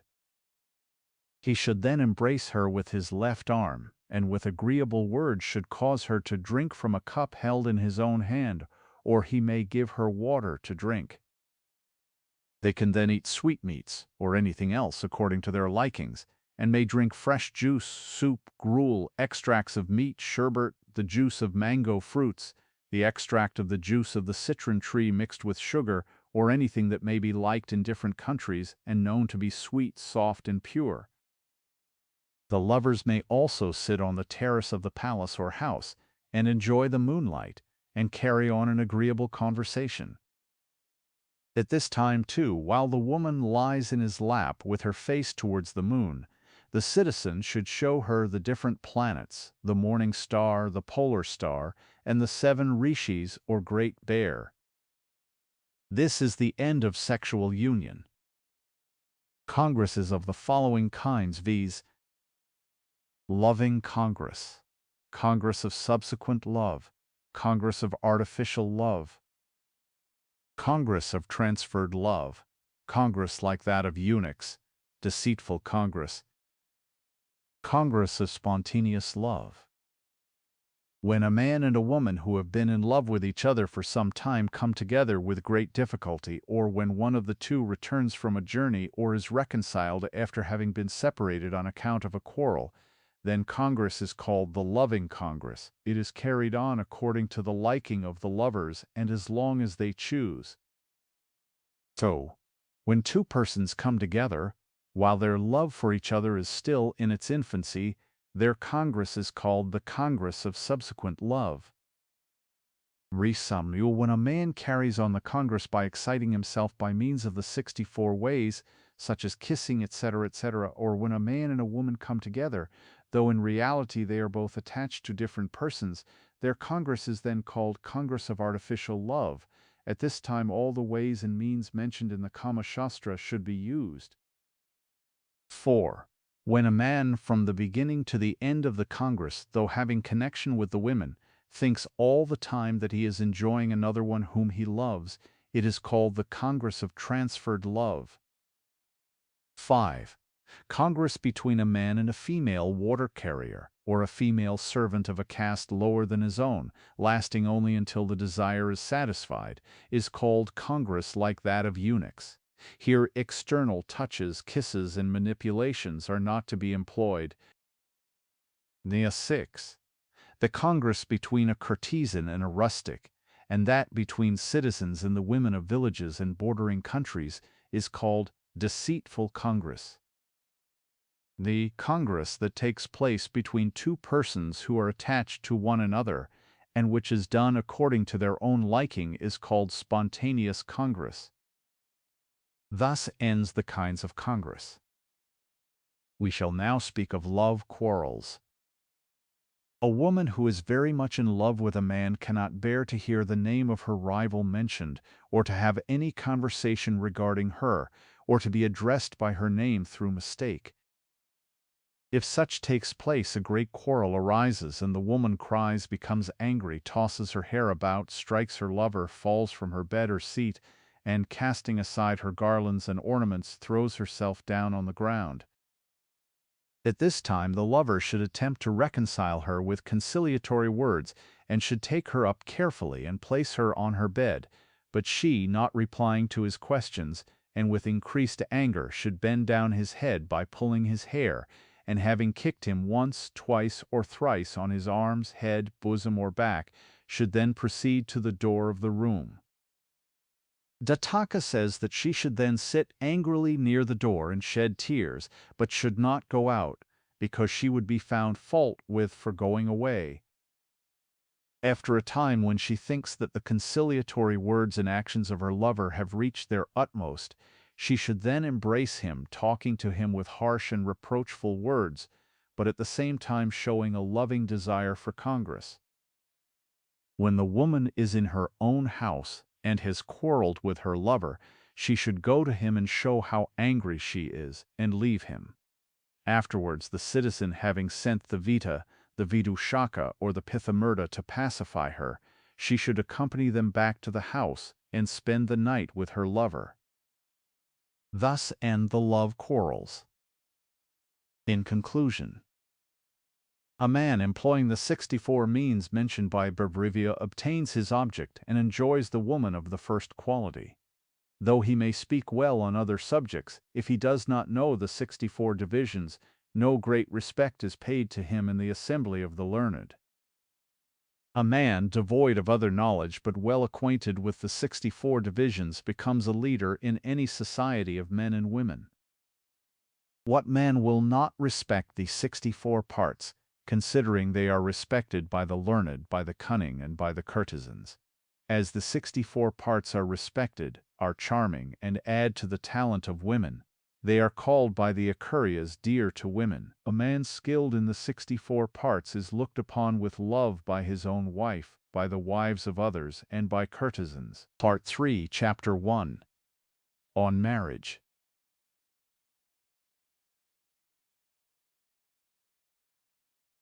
On marriage.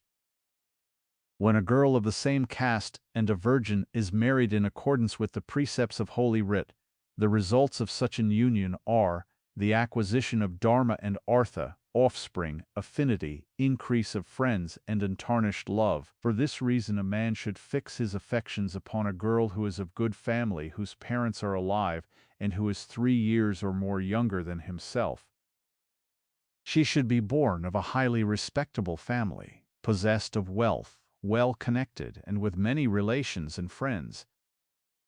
She should also be beautiful, of a good disposition, with lucky marks on her body, and with good hair, nails, teeth, ears, eyes, and breasts, neither more nor less than they ought to be, and no one of them entirely wanting, and not troubled with a sickly body. The man should, of course, also possess these qualities himself. But, at all events, says Gotakamuka, a girl who has been already joined with others, i.e., no longer a maiden, should never be loved, for it would be reproachable to do such a thing.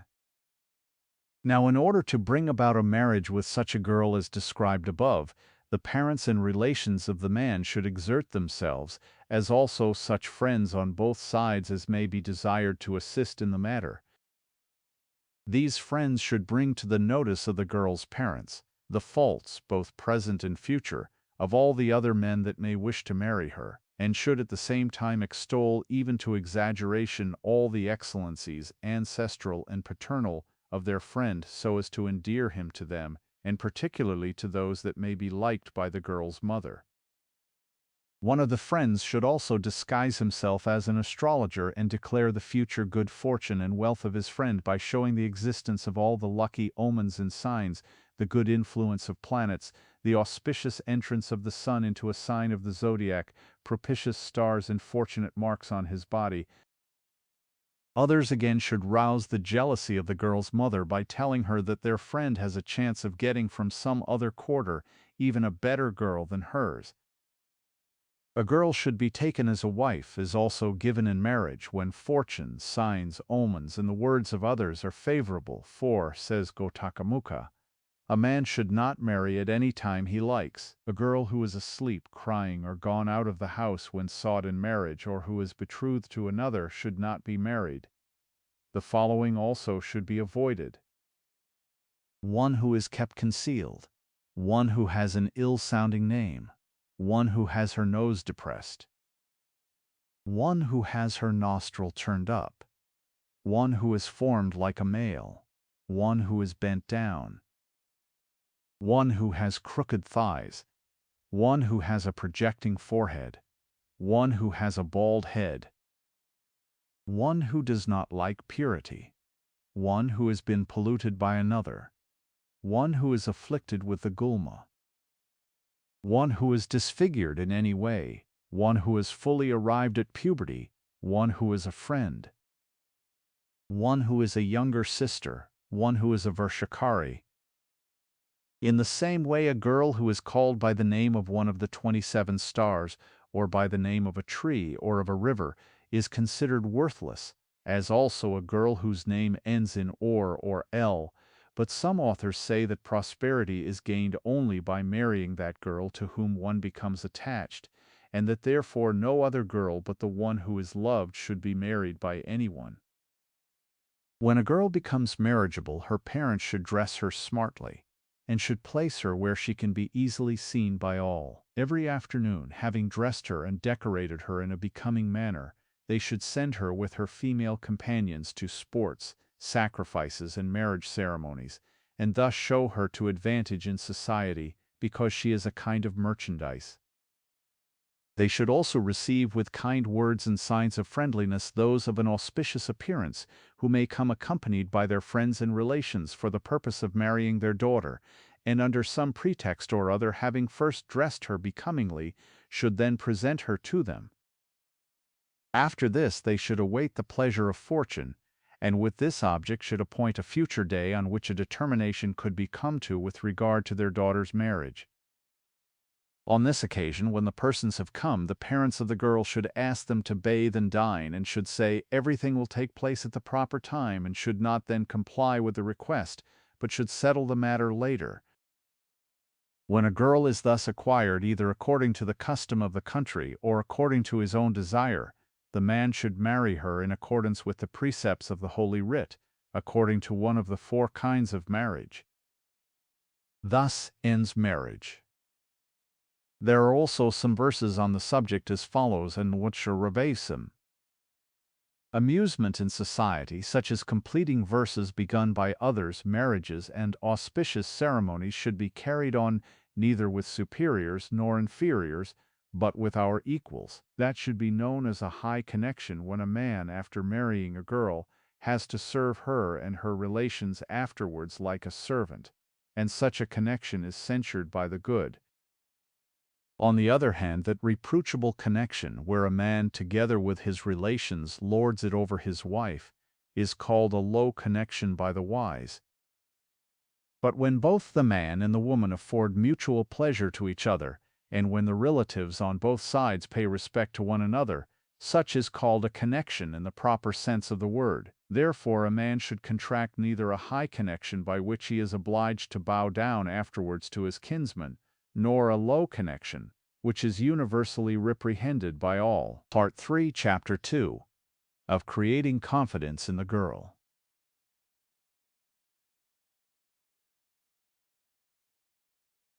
Of creating confidence in the girl. For the first 3 days after marriage, the girl and her husband should sleep on the floor, abstain from sexual pleasures, and eat their food without seasoning it either with alkali or salt. For the next 7 days they should bathe amidst the sounds of auspicious musical instruments, should decorate themselves, dine together, and pay attention to their relations as well as to those who may have come to witness their marriage. This is applicable to persons of all castes. On the night of the 10th day the man should begin in a lonely place with soft words and thus create confidence in the girl. Some authors say that for the purpose of winning her over he should not speak to her for 3 days, but the followers of Behaviour are of opinion that if the man does not speak with her for 3 days, the girl may be discouraged by seeing him spiritless like a pillar, and, becoming dejected, she may begin to despise him as an eunuch. Vatsyayana says that the man should begin to win her over, and to create confidence in her, but should abstain at first from sexual pleasures. Women, being of a tender nature, want tender beginnings, and when they are forcibly approached by men with whom they are but slightly acquainted, they sometimes suddenly become haters of sexual connection, and sometimes even haters of the male sex. The man should therefore approach the girl according to her liking, and should make use of those devices by which he may be able to establish himself more and more into her confidence. These devices are as follows. Dignified. He should embrace her first of all in a way she likes most, because it does not last for a long time.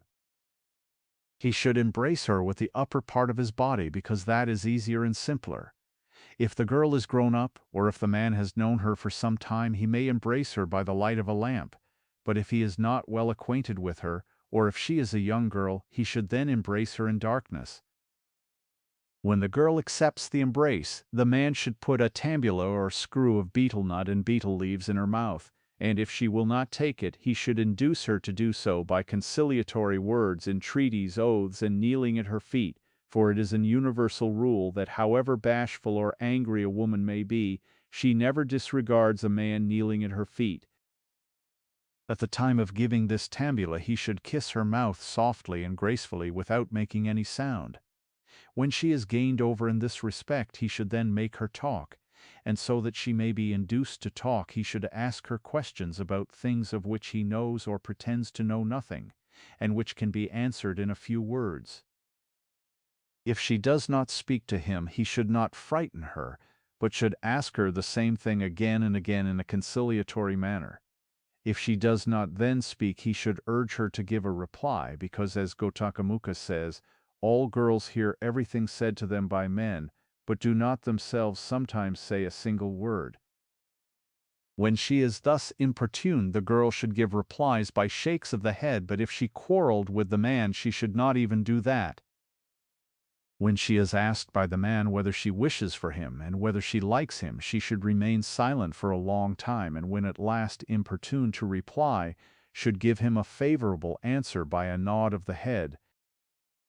If the man is previously acquainted with the girl, he should converse with her by means of a female friend who may be favorable to him, and in the confidence of both, and carry on the conversation on both sides. On such an occasion the girl should smile with her head bent down, and if the female friend say more on her part than she was desired to do, she should chide her and dispute with her. The female friend should say in jest even what she is not desired to say by the girl, and add, "She says so," on which the girl should say indistinctly and prettily, "Oh no, I did not say so," and she should then smile and throw an occasional glance towards the man. If the girl is familiar with the man, she should place near him, without saying anything, the tambula, the ointment, or the garland that he may have asked for, or she may tie them up in his upper garment. While she is engaged in this, the man should touch her young breasts in the sounding way of pressing with the nails, and if she prevents him doing this, he should say to her, "I will not do it again if you will embrace me," and should in this way cause her to embrace him. While he is being embraced by her, he should pass his hand repeatedly over and about her body. By and by he should place her in his lap, and try more and more to gain her consent, and if she will not yield to him, he should frighten her by saying, "I shall impress marks of my teeth and nails on your lips and breasts, and then make similar marks on my own body, and shall tell my friends that you did them. What will you say then?" In this and other ways, as fear and confidence are created in the minds of children, so should the man gain her over to his wishes. On the second and third nights, after her confidence has increased still more, he should feel the whole of her body with his hands and kiss her all over. He should also place his hands upon her thighs and shampoo them, and if he succeed in this, he should then shampoo the joints of her thighs. If she tries to prevent him doing this, he should say to her, "What harm is there in doing it?" and should persuade her to let him do it. After gaining this point, he should touch her private parts, should loosen her girdle and the knot of her dress, and turning up her lower garment, should shampoo the joints of her naked thighs. Under various pretenses he should do all these things, but he should not at that time begin actual congress.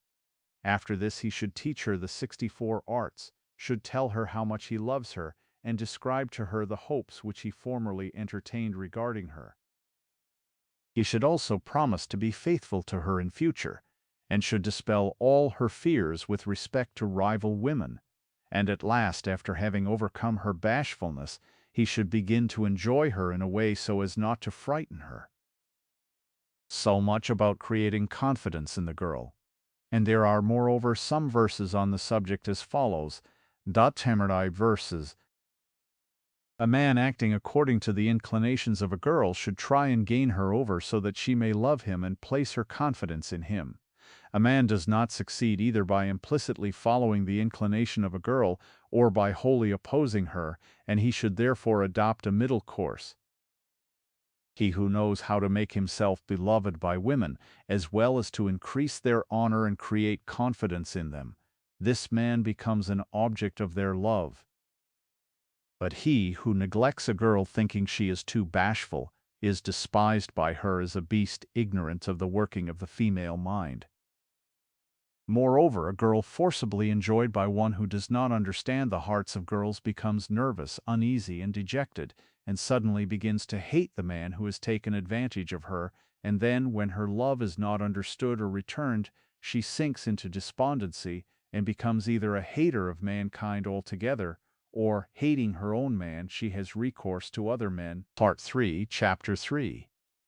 On Courtship and the Manifestation of the Feelings by Outward Signs and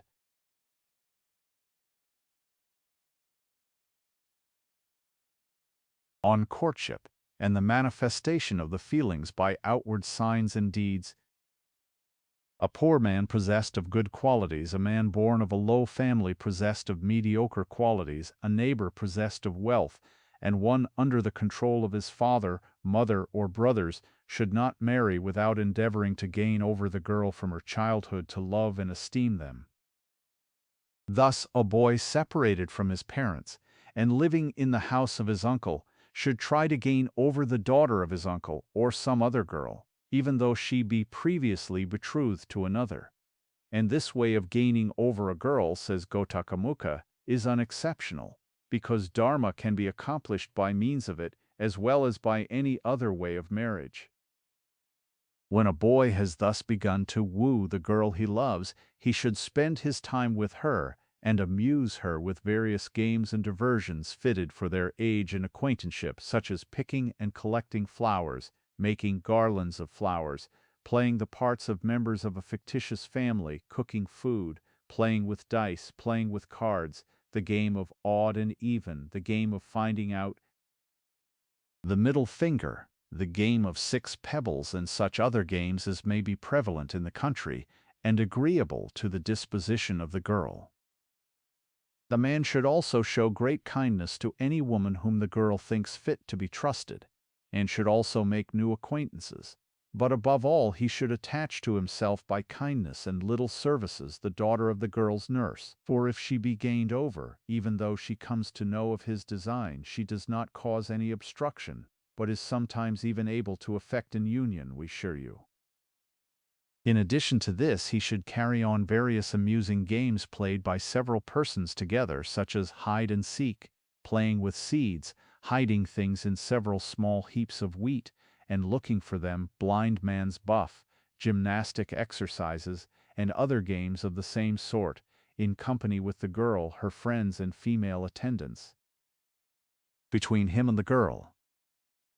And though she knows the true character of the man, she always talks of his many excellent qualities to the parents and relations of the girl, even though she may not be desired to do so by him. He may also show her a ball dyed with various colors, and other curiosities of the same sort, and should give her dolls made of cloth, wood, buffalo horn, ivory, wax, flour, or earth, also utensils for cooking food, and figures in wood such as a man and woman standing, a pair of rams or goats or sheep, also temples made of earth, bamboo, or wood dedicated to various goddesses, and cages for kanet. In this way the man should do whatever the girl takes most delight in, and he should get for her whatever she may have a desire to possess. This he should procure for her such playthings as may be hardly known to other girls.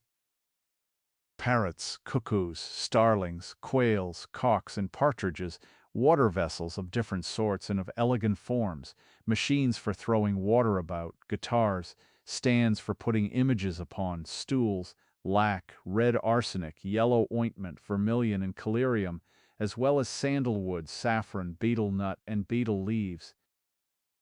Such things should be given at different times whenever he gets a good opportunity of meeting her, and some of them should be given in private and some in public, according to circumstances. In short, he should try in every way to make her look upon him as one who would do for her everything that she wanted to be done. In the next place, he should get her to meet him in some place privately, and should then tell her that the reason of his giving presents to her in secret was the fear that the parents of both of them might be displeased, and then he may add that the things which he had given her had been much desired by other people. When her love begins to show signs of increasing, he should relate to her agreeable stories if she expresses a wish to hear such narratives, or if she takes delight in legerdemain, he should amaze her by performing various tricks of jugglery, or if she feels a great curiosity to see a performance of the various arts, he should show his own skill in them. When she is delighted with singing, he should entertain her with music, and on certain days and at the time of going together to moonlight fairs and festivals, and at the time of her return after being absent from home, he should present her with bouquets of flowers, and with chaplets for the head, and with ear ornaments and rings, for these are the proper occasions on which such things should be presented. He should also teach the daughter of the girl's nurse all the 64 means of pleasure practiced by men, and under this pretext should also inform her of his great skill in the art of sexual enjoyment. All this time he should wear a fine dress and make as good an appearance as possible, for young women love men who live with them, and who are handsome, good-looking, and well-dressed. As for the saying that though women may fall in love, they still make no effort themselves to gain over the object of their affections, that is only a matter of idle talk. Now a girl always shows her love by outward signs and actions such as the following. She never looks the man in the face, and becomes abashed when she is looked at by him. Under some pretext or other she shows her limbs to him. She looks secretly at him though he has gone away from her side, hangs down her head when she is asked some question by him, and answers in indistinct words and unfinished sentences, delights to be in his company for a long time, speaks to her attendants in a peculiar tone with the hope of attracting his attention towards her when she is at a distance from him, does not wish to go from the place where he is. Under some pretext or other she makes him look at different things, narrates to him tales and stories very slowly so that she may continue conversing with him for a long time, kisses and embraces before him a child sitting in her lap, draws ornamental marks on the foreheads of her female servants, performs sportive and graceful movements when her attendants speak jestingly to her in the presence of her lover, confides in her lover's friends and respects and obeys them, shows kindness to his servants, converses with them and engages them to do her work as if she were their mistress, and listens attentively to them when they tell stories about her lover to somebody else, enters his house when induced to do so by the daughter of her nurse, and by her assistance manages to converse and play with him, avoids being seen by her lover when she is not dressed and decorated, gives him by the hand of her female friend her ear ornament, ring, or garland of flowers that he may have asked to see, always wears anything that he may have presented to her, become dejected when any other bridegroom is mentioned by her parents, and does not mix with those who may be of her party, or who may support his claims. There are also some verses on the subject as follows, and which are verbatim. A man who has seen and perceived the feelings of the girl towards him, and who has noticed the outward signs and movements by which those feelings are expressed, should do everything in his power to effect an union with her. He should gain over a young girl by childlike sports, a damsel come of age by his skill in the arts, and a girl that loves him by having recourse to persons in whom she confides. Part 3, Chapter 4. About things to be done only by the man, and the acquisition of the girl.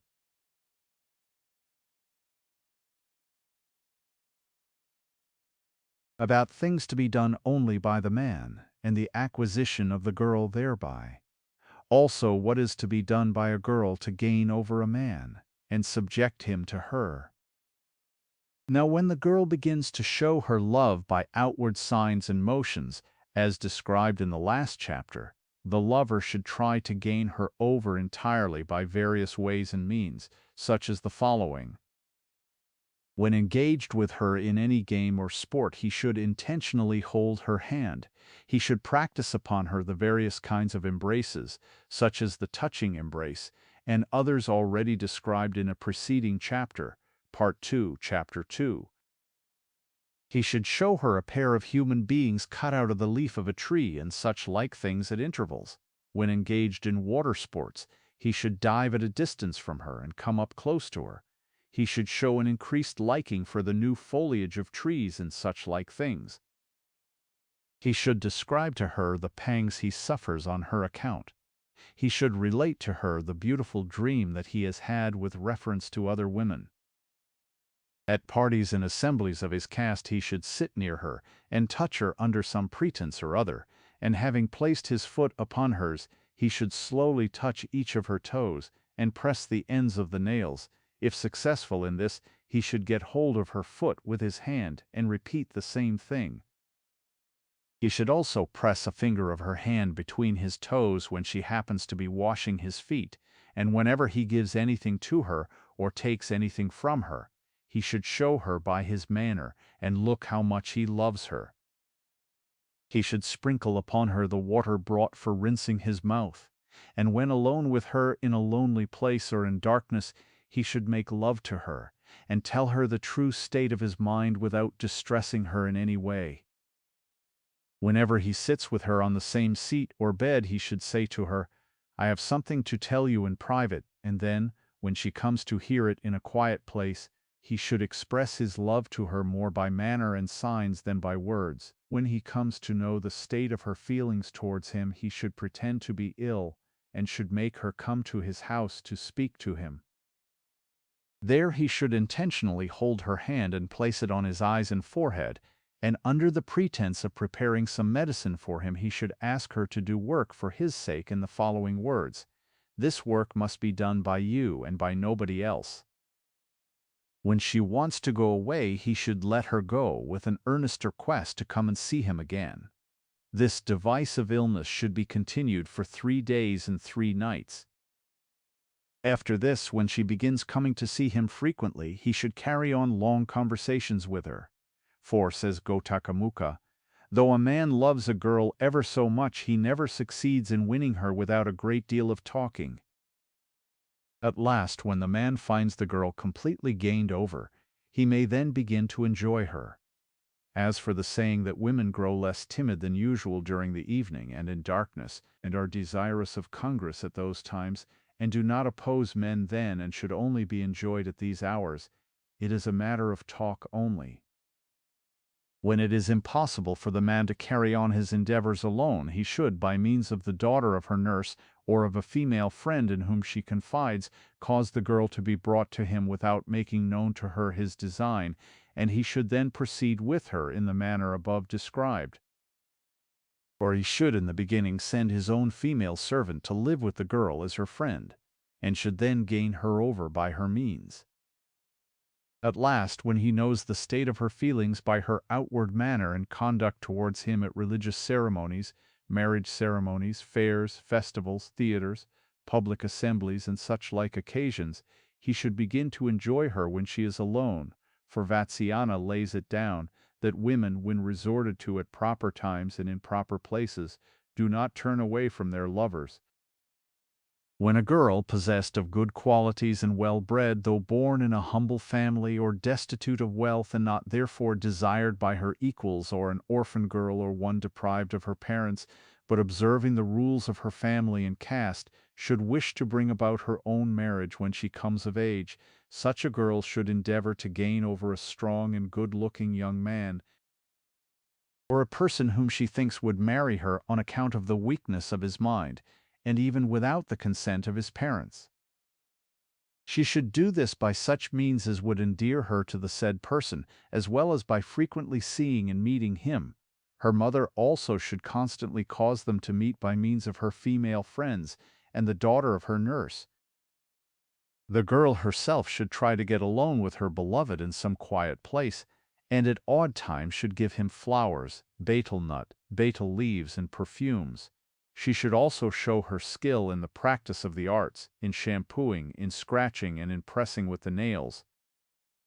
She should also talk to him on the subjects he likes best, and discuss with him the ways and means of gaining over and winning the affections of a girl.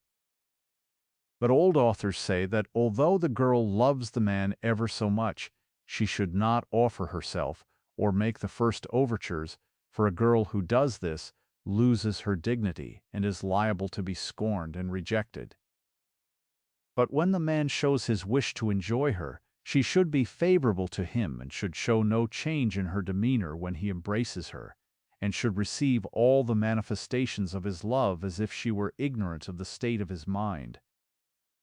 But when he tries to kiss her, she should oppose him. When he begs to be allowed to have sexual intercourse with her, she should let him touch her private parts only, and with considerable difficulty. And though importuned by him, she should not yield herself up to him as if of her own accord, but should resist his attempts to have her.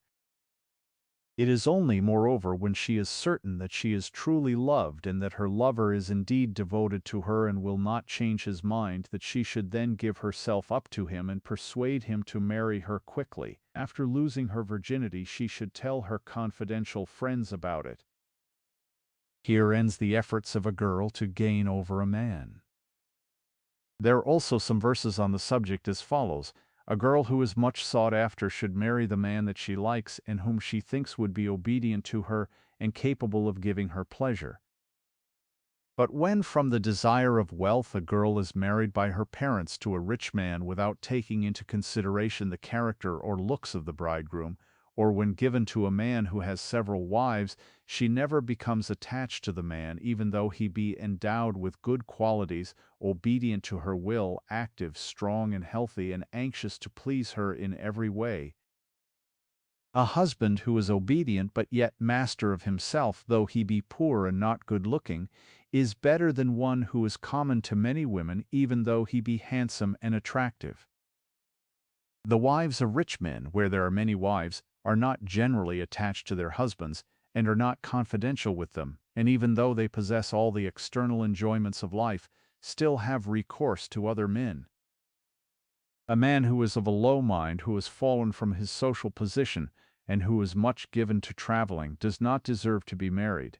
Neither does one who has many wives and children, or one who is devoted to sport and gambling, and who comes to his wife only when he likes. Of all the lovers of a girl, he only is her true husband who possesses the qualities that are liked by her, and such a husband only enjoys real superiority over her because he is the husband of love. Part 3, Chapter 5, on certain forms of marriage.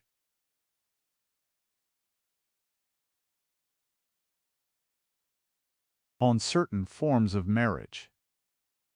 When a girl cannot meet her lover frequently in private, she should send the daughter of her nurse to him, it being understood that she has confidence in her and had previously gained her over to her interests. On seeing the man, the daughter of the nurse should, in the course of conversation, describe to him the noble birth, the good disposition, the beauty, talent, skill, knowledge of human nature, and affection of the girl in such a way as not to let him suppose that she has been sent by the girl, and should thus create affection for the girl in the heart of the man. To the girl also she should speak about the excellent qualities of the man, especially of those qualities which she knows are pleasing to the girl. She should, moreover, speak with disparagement of the other lovers of the girl, and talk about the avarice and indiscretion of their parents, and the fickleness of their relations. She should also quote samples of many girls of ancient times, such as Sakuntala and others, who, having united themselves with lovers of their own caste and their own choice, were ever happy afterwards in their society. And she should also tell of other girls who married into great families, and being troubled by rival wives became wretched and miserable, and were finally abandoned. She should further speak of the good fortune, the continual happiness, the chastity, obedience, and affection of the man, and if the girl gets amorous about him, she should endeavor to allay her shame and her fear, as well as her suspicions about any disaster that might result from the marriage. In a word, she should act the whole part of a female messenger by telling the girl all about the man's affection for her, the places he frequented, and the endeavors he made to meet her, and by frequently repeating, "It will be all right if the man will take you away forcibly and unexpectedly." The forms of marriage. When the girl is gained over, and acts openly with the man as his wife, he should cause fire to be brought from the house of a Brahmin, and having spread the kusha grass upon the ground, and offered an oblation to the fire, he should marry her according to the precepts of the religious law. After this he should inform his parents of the fact, because it is the opinion of ancient authors that a marriage solemnly contracted in the presence of fire cannot afterwards be set aside. After the consummation of the marriage, the relations of the man should gradually be made acquainted with the affair, and the relations of the girl should also be apprised of it in such a way that they may consent to the marriage, and overlook the manner in which it was brought about, and when this is done they should afterwards be reconciled by affectionate presence and favorable conduct. In this manner the man should marry the girl according to the Gandharva form of marriage. When the girl cannot make up her mind or will not express her readiness to marry, the man should obtain her in any one of the following ways. 1. On a fitting occasion, and under some excuse, he should by means of a female friend with whom he is well acquainted, and whom he can trust, and who also is well known to the girl's family, get the girl brought unexpectedly to his house, and he should then bring fire from the house of a Brahmin, and proceed as before described. When the marriage of the girl with some other person draws near, the man should disparage the future husband to the utmost in the mind of the mother of the girl, and then, having got the girl to come with her mother's consent to a neighboring house, he should bring fire from the house of a Brahmin, and proceed as above. The Pan should become a great friend of the brother of the girl, the said brother being of the same age as himself, and addicted to courtesans, and to intrigues with the wives of other people, and should give him assistance in such matters, and also give him occasional presents. He should then tell him about his great love for his sister, as young men will sacrifice even their lives for the sake of those who may be of the same age, habits, and dispositions as themselves. After this the man should get the girl brought by means of her brother to some secure place, and having brought fire from the house of a Brahmin should proceed as before. Fourth, a man should, on the occasion of festivals, get the daughter of the nurse to give the girl some intoxicating substance, and then cause her to be brought to some secure place under the pretense of some business, and there, having enjoyed her before she recovers from her intoxication, should bring fire from the house of a Brahmin, and proceed as before. 5. The man should, with the connivance of the daughter of the nurse, carry off the girl from her house while she is asleep, and then, having enjoyed her before she recovers from her sleep, should bring fire from the house of a Brahmin and proceed as before. 6. When the girl goes to a garden, or to some village in the neighborhood, the man should, with his friends, fall on her guards, and having killed them or frightened them away, forcibly carry her off, and proceed as before.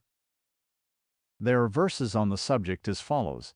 In all the forms of marriage given in this chapter of this work, the one that precedes is better than the one that follows it, on account of its being more in accordance with the commands of religion, and therefore it is only when it is impossible to carry the former into practice that the latter should be resorted to.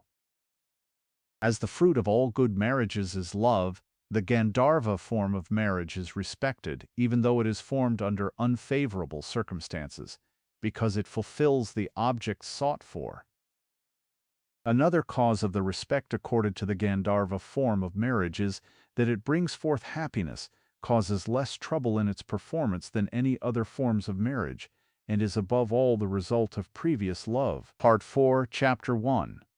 On the manner of living of a virtuous woman, and of her behavior during.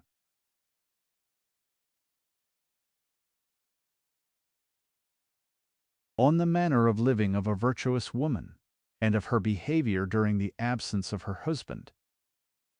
A virtuous woman, who has affection for her husband, should act in conformity with his wishes as if he were a divine being, and with his consent should take upon herself the whole care of his family.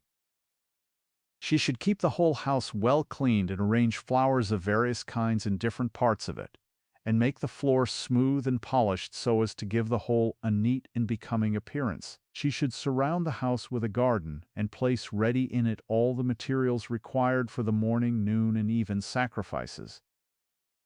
Moreover, she should herself revere the sanctuary of the household gods, for, says Gonardia, nothing so much attracts the heart of a householder to his wife as a careful observance of the things mentioned above. Towards the parents, relations, friends, sisters, and servants of her husband she should behave as they deserve. In the garden she should plant beds of green vegetables, bunches of the sugar cane and clumps of the fig tree, the mustard plant, the parsley plant, the fennel plant, and the xanthochymus pictorius. Clusters of various flowers, such as the Trappa spinosa, the jasmine, the Gasmenum grandiflorum, the yellow amaranth, the wild jasmine, the Tabernamontana coronaria, the Nadia warta, the China rose, and others, should likewise be planted, together with the fragrant grass Andropogon chenanthus, and the fragrant root of the plant Andropogon muricatus. She should also have seats and arbors made in the garden, in the middle of which a well, tank, or pool should be dug. The wife should always avoid the company of female beggars, female Buddhish mendicants, unchaste and roguish women, female fortune-tellers and witches. As regards meals, she should always consider what her husband likes and dislikes, and what things are good for him, and what are injurious to him. When she hears the sounds of his footsteps coming home, she should at once get up, and be ready to do whatever he may command her, and either order her female servant to wash his feet, or wash them herself. When going anywhere with her husband, she should put on her ornaments, and without his consent she should not either give or accept invitations, or attend marriages and sacrifices, or sit in the company of female friends, or visit the temples of the gods, and if she wants to engage in any kind of games or sports, she should not do it against his will.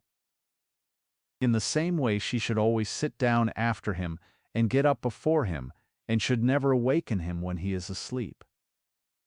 The kitchen should be situated in a quiet and retired place so as not to be accessible to strangers, and should always look clean. In the event of any misconduct on the part of her husband, she should not blame him excessively, though she be a little displeased.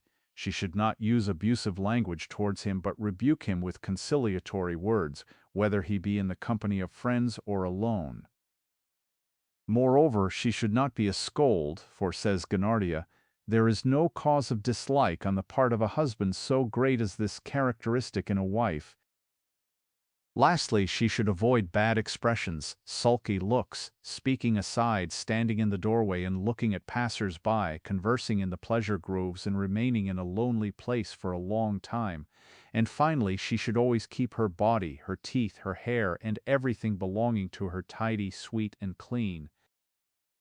When the wife wants to approach her husband in private, her dress should consist of many ornaments, various kinds of flowers, and a cloth decorated with different colors, and some sweet-smelling ointments or unguents. But her everyday dress should be composed of a thin, close-textured cloth, a few ornaments and flowers, and a little scent, not too much. She should also observe the fasts and vows of her husband, and when he tries to prevent her doing this, she should persuade him to let her do it. At appropriate times of the year, and when they happen to be cheap, she should buy earth, bamboos, firewood, skins, and iron pots, as also salt and oil, fragrant substances, vessels made of the fruit of the plant Reicha antidysenterica, or oval-leaved reicha, medicines and other things which are always wanted, should be obtained when required and kept in a secret place of the house.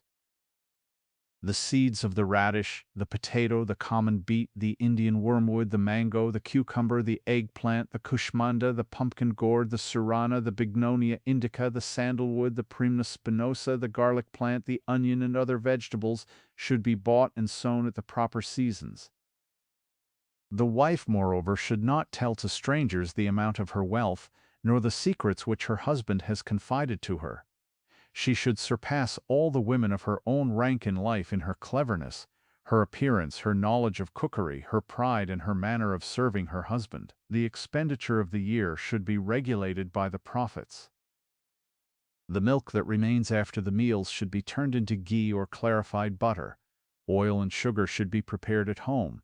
Spinning and weaving should also be done there, and a store of ropes and cords and barks of trees for twisting into ropes should be kept. She should also attend to the pounding and cleaning of rice, using its small grain and chaff in some way or other.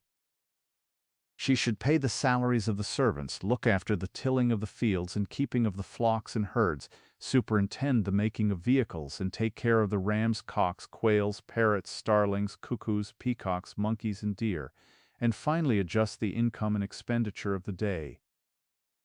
The worn-out clothes should be given to those servants who have done good work, in order to show them that their services have been appreciated, or they may be applied to some other use. The vessels in which wine is prepared, as well as those in which it is kept, should be carefully looked after and put away at the proper time.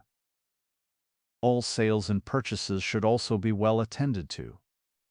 The friends of her husband she should welcome by presenting them with flowers, ointment, incense, betel leaves, and betel nut. Her father-in-law and mother-in-law she should treat as they deserve, always remaining dependent on their will, never contradicting them, speaking to them in few and not harsh words, not laughing loudly in their presence, and acting with their friends and enemies as with her own. In addition to the above, she should not be vain or too much taken up with her enjoyments.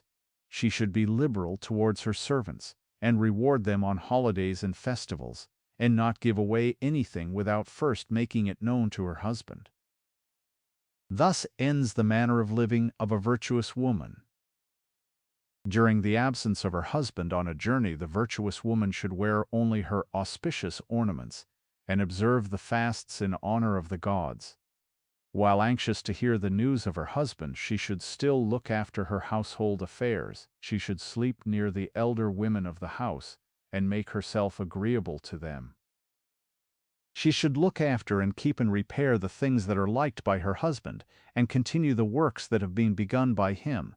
To the abode of her relations she should not go except on occasions of joy and sorrow, and then she should go in her usual traveling dress, accompanied by her husband's servants, and not remain there for a long time. The fasts and feasts should be observed with the consent of the elders of the house. The resources should be increased by making purchases and sales according to the practice of the merchants, and by means of honest servants, superintended by herself. The income should be increased and the expenditure diminished as much as possible. And when her husband returns from his journey, she should receive him at first in her ordinary clothes, so that he may know in what way she has lived during his absence, and should bring to him some presents as also materials for the worship of the deity. Thus ends the part relating to the behavior of a wife during the absence of her husband on a journey. There are also some verses on the subject as follows. The wife, whether she be a woman of noble family, or a virgin widow remarried, or a concubine, should lead a chaste life devoted to her husband, and doing everything for his welfare. Women acting thus acquire Dharma, Artha, and Kama, obtain a high position, and generally keep their husbands devoted to them. Part 4, Chapter 2. On the conduct of the elder wife towards the other wives of her husband.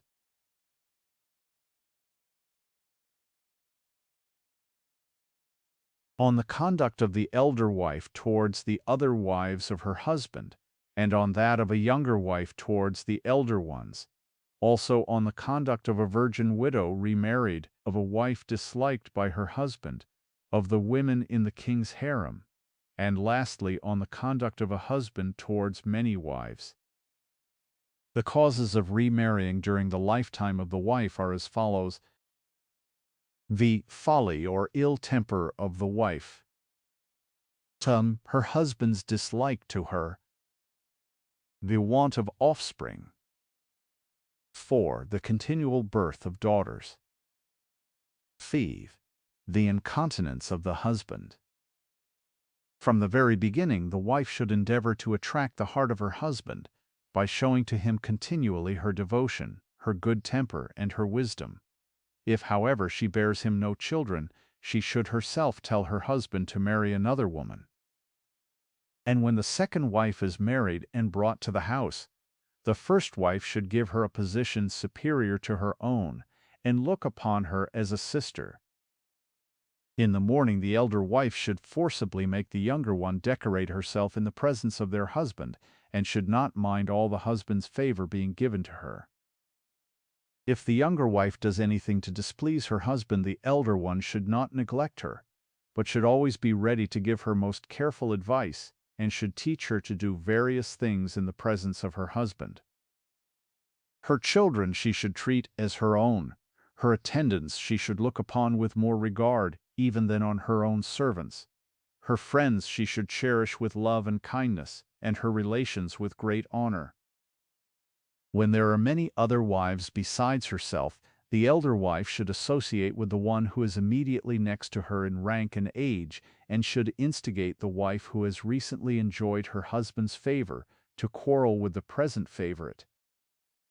After this she should sympathize with the former, and having collected all the other wives together, should get them to denounce the favorite as a scheming and wicked woman, without however committing herself in any way. If the favorite wife happens to quarrel with the husband, then the elder wife should take her part and give her false encouragement, and thus cause the quarrel to be increased.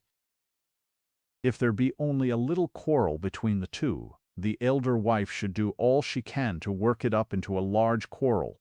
But if after all this she finds the husband still continues to love his favorite wife, she should then change her tactics and endeavor to bring about a conciliation between them, so as to avoid her husband's displeasure.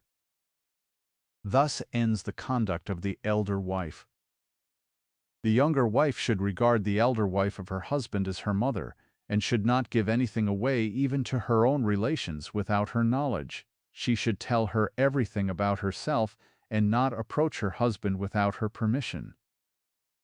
Whatever is told to her by the elder wife she should not reveal to others, and she should take care of the children of the senior even more than of her own.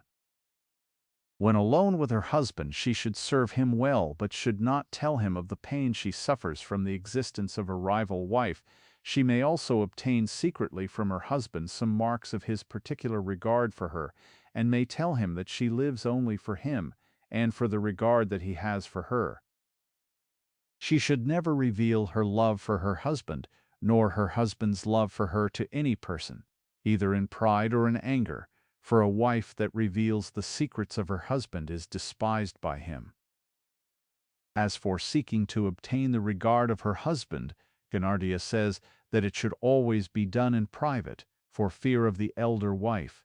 If the elder wife be disliked by her husband or be childless, she should sympathize with her, and should ask her husband to do the same, but should surpass her in leading the life of a chaste woman. Thus ends the conduct of the younger wife towards the elder. A widow in poor circumstances, or of a weak nature, and who allies herself again to a man, is called a widow remarried. The followers of Baravius say that a virgin widow should not marry a person whom she may be obliged to leave on account of his bad character, or of his being destitute of the excellent qualities of a man, she thus being obliged to have recourse to another person. Gonardia is of opinion that as the cause of a widow's marrying again is her desire for happiness, and as happiness is secured by the possession of excellent qualities in her husband, joined to love of enjoyment, it is better therefore to secure a person endowed with such qualities in the first instance. Vatsyayana, however, thinks that a widow may marry any person that she likes, and that she thinks will suit her. At the time of her marriage, the widow should obtain from her husband the money to pay the cost of drinking parties and picnics with her relations, and of giving them and her friends kindly gifts and presents, or she may do these things at her own cost if she likes. In the same way she may wear either her husband's ornaments or her own. As to the presents of affection mutually exchanged between the husband and herself, there is no fixed rule about them. If she leaves her husband after marriage of her own accord, she should restore to him whatever he may have given her, with the exception of the mutual presents. If, however, she is driven out of the house by her husband, she should not return anything to him. After her marriage, she should live in the house of her husband like one of the chief members of the family, but should treat the other ladies of the family with kindness, the servants with generosity, and all the friends of the house with familiarity and good temper. She should show that she is better acquainted with the 64 arts than the other ladies of the house, and in any quarrels with her husband she should not rebuke him severely, but in private do everything that he wishes, and make use of the 64 ways of enjoyment. She should be obliging to the other wives of her husband, and to their children she should give presents, behave as their mistress, and make ornaments and playthings for their use.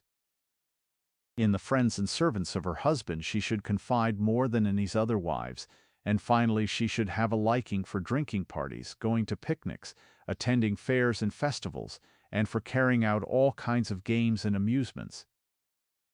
Thus ends the conduct of a virgin widow remarried. A woman who is disliked by her husband, and annoyed and distressed by his other wives, should associate with the wife who is liked most by her husband, and who serves him more than the others, and should teach her all the arts with which she is acquainted. She should act as the nurse of her husband's children, and having gained over his friends to her side, should through them make him acquainted of her devotion to him. In religious ceremonies she should be a leader, as also in vows and fasts, and should not hold too good an opinion of herself. When her husband is lying on his bed, she should only go near him when it is agreeable to him, and should never rebuke him or show obstinacy in any way. If her husband happens to quarrel with any of his other wives, she should reconcile them to each other, and if he desires to see any woman secretly, she should manage to bring about the meeting between them. She should moreover make herself acquainted with the weak points of her husband's character, but always keep them secret, and on the whole behave herself in such a way as may lead him to look upon her as a good and devoted wife. Here ends the conduct of a wife disliked by her husband. The above sections will show how all the women of the king's seraglio are to behave, and therefore we shall now speak separately only about the king. The female attendants in the harem, called severally Kanchukias, Maholarikas, and Maholikas, should bring flowers, ointments, and clothes from the king's wives to the king, and he, having received these things, should give them as presents to the servants, along with the things worn by him the previous day. In the afternoon the king, having dressed and put on his ornaments, should interview the women of the harem, who should also be dressed and decorated with jewels. Then, having given to each of them such a place and such respect as may suit the occasion and as they may deserve, he should carry on with them a cheerful conversation. After that he should see such of his wives as may be virgin widows remarried, and after them the concubines and dancing girls. All of these should be visited in their own private rooms. When the king rises from his noonday sleep, the woman whose duty it is to inform the king regarding the wife who is to spend the night with him should come to him accompanied by the female attendants of that wife whose turn may have arrived in the regular course, and of her who may have been accidentally passed over as her turn arrived, and of her who may have been unwell at the time of her turn. These attendants should place before the king the ointments and unguents sent by each of these wives, marked with the seal of her ring, and their names and their reasons for sending the ointments should be told to the king. After this the king accepts the ointment of one of them, who then is informed that her ointment has been accepted, and that her day has been settled. At festivals, singing parties, and exhibitions, all the wives of the king should be treated with respect and served with drinks. But the women of the harem should not be allowed to go out alone, neither should any women outside the harem be allowed to enter it except those whose character is well known. And lastly, the work which the king's wives have to do should not be too fatiguing. Thus ends the conduct of the king towards the women of the harem and of their own conduct. A man marrying many wives should act fairly towards them all. He should neither disregard nor pass over their faults, and should not reveal to one wife the love, passion, bodily blemishes, and confidential reproaches of the other. No opportunity should be given to any one of them of speaking to him about their rivals, and if one of them should begin to speak ill of another, he should chide her and tell her that she has exactly the same blemishes in her character. One of them he should please by secret confidence, another by secret respect, and another by secret flattery, and he should please them all by going to gardens, by amusements, by presents, by honoring their relations, by telling them secrets, and lastly by loving unions. A young woman who is of a good temper, and who conducts herself according to the precepts of the Holy Writ, wins her husband's attachment, and obtains a superiority over her rivals. Thus ends the conduct of a husband towards many wives. Part 5, Chapter 1. Of the characteristics of men and women. The reasons why women reject.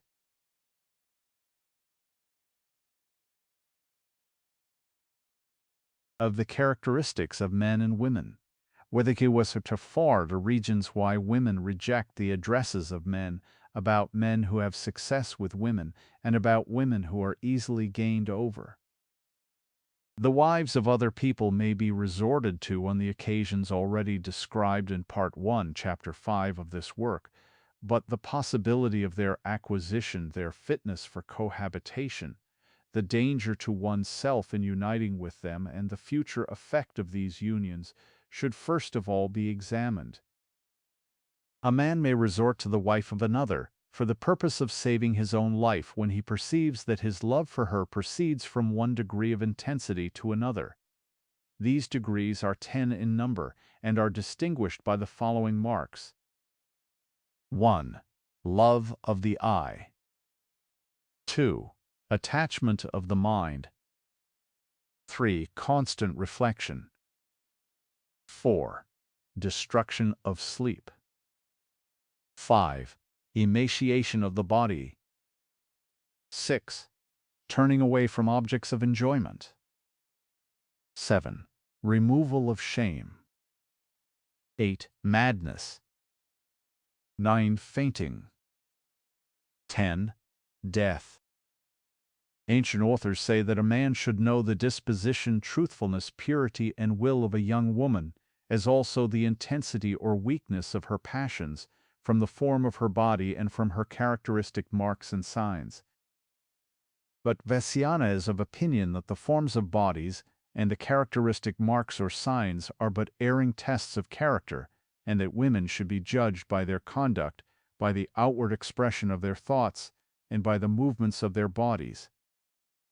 Now, as a general rule, Ganakaputra says that a woman falls in love with every handsome man she sees, and so does every man at the sight of a beautiful woman, but frequently they do not take any further steps, owing to various considerations.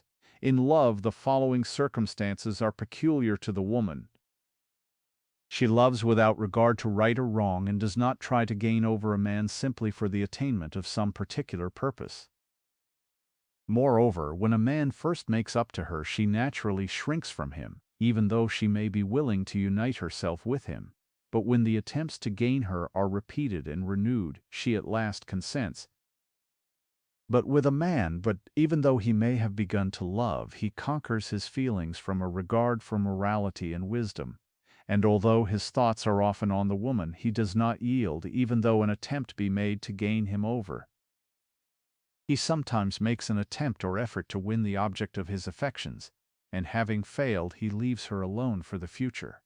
In the same way, when a woman is once gained, he often becomes indifferent about her. As for the saying that a man does not care for what is easily gained and only desires a thing which cannot be obtained without difficulty, it is only a matter of talk. The causes of a woman rejecting the addresses of a man are as follows. 1. Affection for her husband. 2. Desire of lawful progeny. 3. Want of opportunity.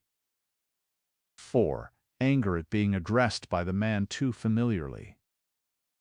5. Difference in rank of life. 6. Want of certainty on account of the man being devoted to traveling. 7. Thinking that the man may be attached to some other person. 8. Fear of the man's not keeping his intentions secret. 9. Thinking that the man is too devoted to his friends and has too great a regard for them. 10. The apprehension that he is not in earnest. 11. Bashfulness on account of his being an illustrious man. 12. Fear on account of his being powerful or possessed of too impetuous passion, in the case of the dear woman. 13. Bashfulness on account of his being too clever. Facieres, the thought of having once lived with him on friendly terms only. 15. Contempt of his want of knowledge of the world. 16. Distrust of his low character. 17.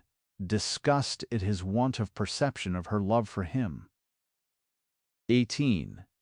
In the case of an elephant woman, the thought that he is a hare man or a man of weak passion. 19. Compassion lest anything should befall him on account of his passion. 20. Despair at her own imperfections. 21. Fear of discovery. 22. Disillusion at seeing his gray hair or shabby appearance. 23. Fear that he may be employed by her husband to test her chastity. 24. The thought that he has too much regard for morality.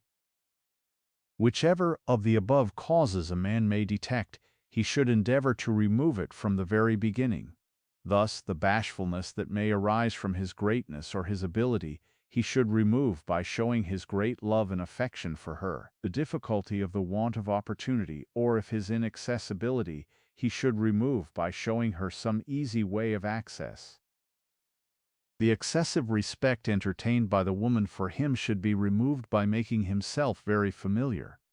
The difficulties that arise from his being thought a low character he should remove by showing his valor and his wisdom.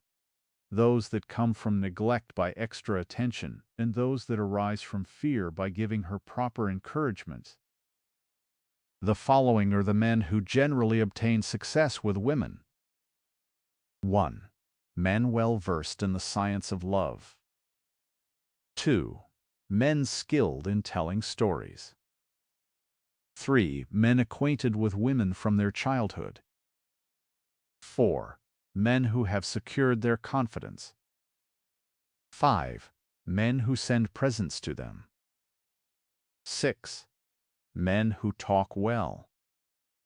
7. Men who do things that they like. 8. Men who have not loved other women previously. 9.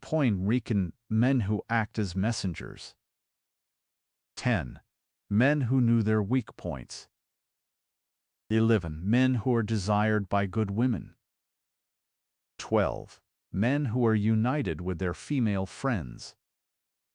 13. Men who are good-looking. Vatsyayana was instiefig. 15. Men who are their neighbors. 16. Men who are devoted to sexual pleasures, even though these be their own servants. 17. The lovers of the daughters of their nurse. 18. Men who have been lately married. 19. Men who like picnics and pleasure parties. 20. Men who are liberal. 21. Men who are celebrated for being very strong, bull men. 22. Enterprising and brave men. 23. Men who surpass their husbands in learning and good looks, in good quality, and in liberality. 24. Men whose dress and manner of living are magnificent. The following are the women who are easily gained over. 1. Women who stand at the doors of their houses. 2. Women who are always looking out on the street. 3. Women who sit conversing in their neighbor's house. 4. A woman who is always staring at you. 5. A female messenger. 6. A woman who looks sideways at you. 7. A woman whose husband has taken another wife without any just cause. 8. A woman who hates her husband or who is hated by him. 9. A woman who has nobody to look after her or keep her in check. 10. A woman who has not had any children. 11. A woman whose family or caste is not well known. 12. A woman whose children are dead. 13. A woman who is very fond of society. 14. A woman who is apparently very affectionate with her husband. 15. The wife of an actor. 16. A widow. 17. A poor woman. 18. A woman fond of enjoyments. 19. The wife of a man with many younger brothers. 20. A vain woman. 21. A woman whose husband is inferior to her in rank or abilities. 22. A woman who is proud of her skill in the arts. 23. A woman disturbed in mind by the folly of her husband. 24. A woman who has been married in her infancy to a rich man and not liking him when she grows up, desires a man possessing a disposition, talents, and wisdom suitable to her own tastes. 25. A woman who is slighted by her husband without any cause. 26. A woman who is not respected by other women of the same rank or beauty as herself. 27. A woman whose husband is devoted to traveling. 28. The wife of a jeweler. 29. A jealous woman. 30. A covetous woman. 31. An immoral woman. 32. A barren woman. 33. A lazy woman. 34.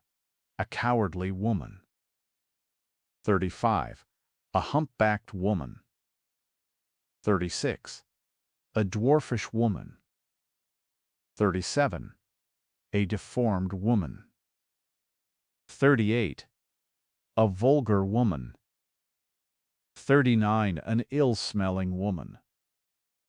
40. A sick woman. 41. Win, an old woman. There was also 2 verses on the subject as follows. Desire which springs from nature, and which is increased by art, and from which all danger is taken away by wisdom, becomes firm and secure.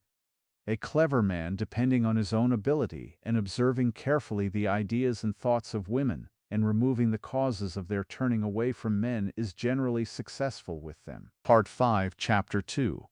About making acquaintance with the woman, and of the efforts to gain her.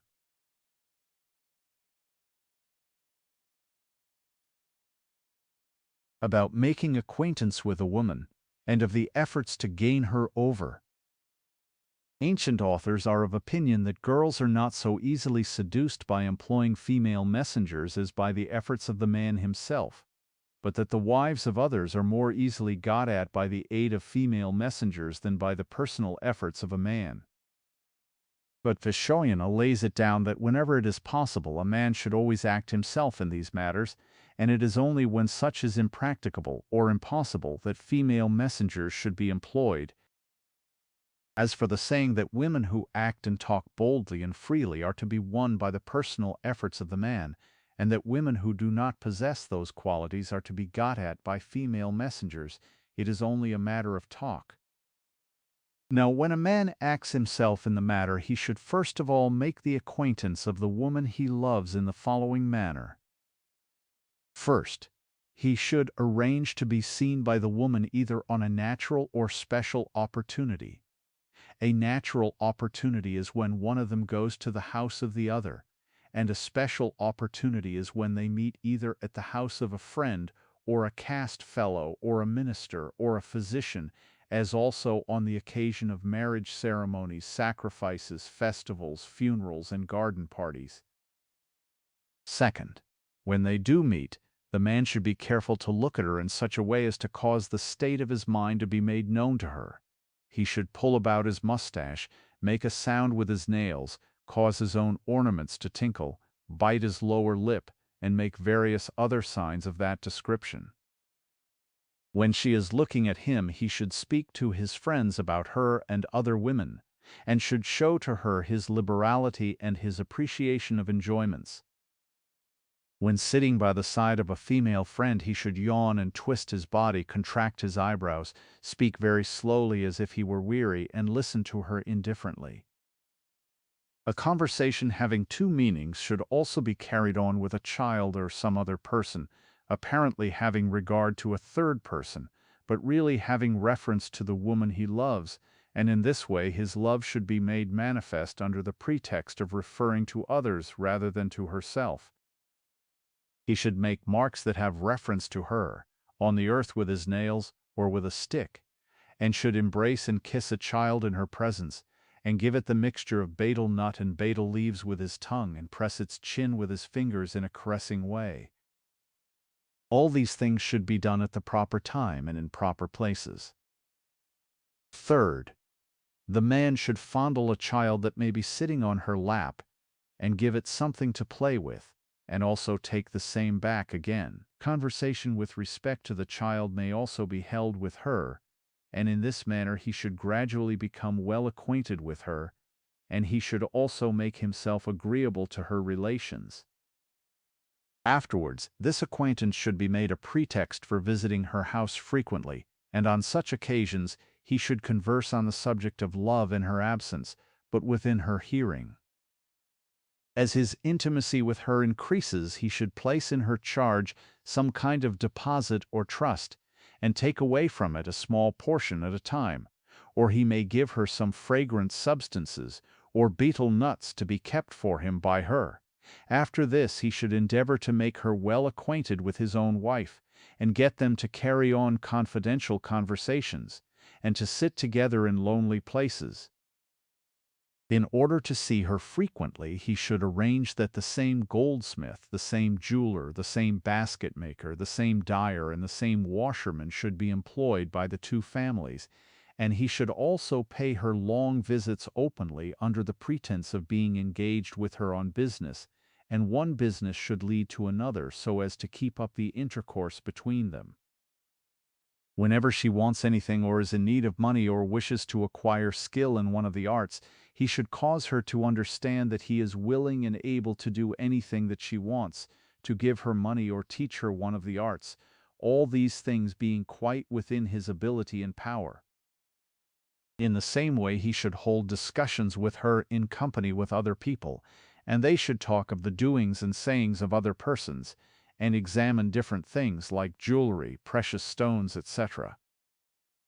On such occasions he should show her certain things with the values of which she may be unacquainted, and if she begins to dispute with him about the things or their value, he should not contradict her, but point out that he agrees with her in every way. Thus ends the ways of making the acquaintance of the woman desired. Now, after a girl has become acquainted with the man as above described, and has manifested her love to him by the various outward signs, and by the motions of her body, the man should make every effort to gain her over. But as girls are not acquainted with sexual union, they should be treated with the greatest delicacy, and the man should proceed with considerable caution, though in the case of other women accustomed to sexual intercourse, this is not necessary. When the intentions of the girl are known and her bashfulness put aside, the man should begin to make use of her money, and an interchange of clothes, rings, and flowers should be made. In this the man should take particular care that the things given by him are handsome and valuable. He should moreover receive from her a mixture of betel nut and betel leaves, and when he is going to a party he should ask for the flower in her hair, or for the flower in her hand. If he himself gives her a flower, it should be a sweet-smelling one, and marked with marks made by his nails or teeth. With increasing assiduity he should dispel her fears, and by degrees get her to go with him to some lonely place, and there he should embrace and kiss her. And finally, at the time of giving her some betel nut, or of receiving the same from her, or at the time of making an exchange of flowers, he should touch and press her private parts, thus bringing his efforts to a satisfactory conclusion. When a man is endeavoring to seduce one woman, he should not attempt to seduce any other at the same time. But after he had succeeded with the first, and enjoyed her for a considerable time, he can keep her affections by giving her presents that she likes, and then commence making up to another woman. When a man sees the husband of a woman going to some place near his house, he should not enjoy the woman then, even though she may be easily gained over at that time. A wise man, having a regard for his reputation, should not think of seducing a woman who is apprehensive, timid, not to be trusted, well-guarded, or possessed of a father-in-law or mother-in-law. Part 5, Chapter 3, Examination of the State of a Woman's Mind.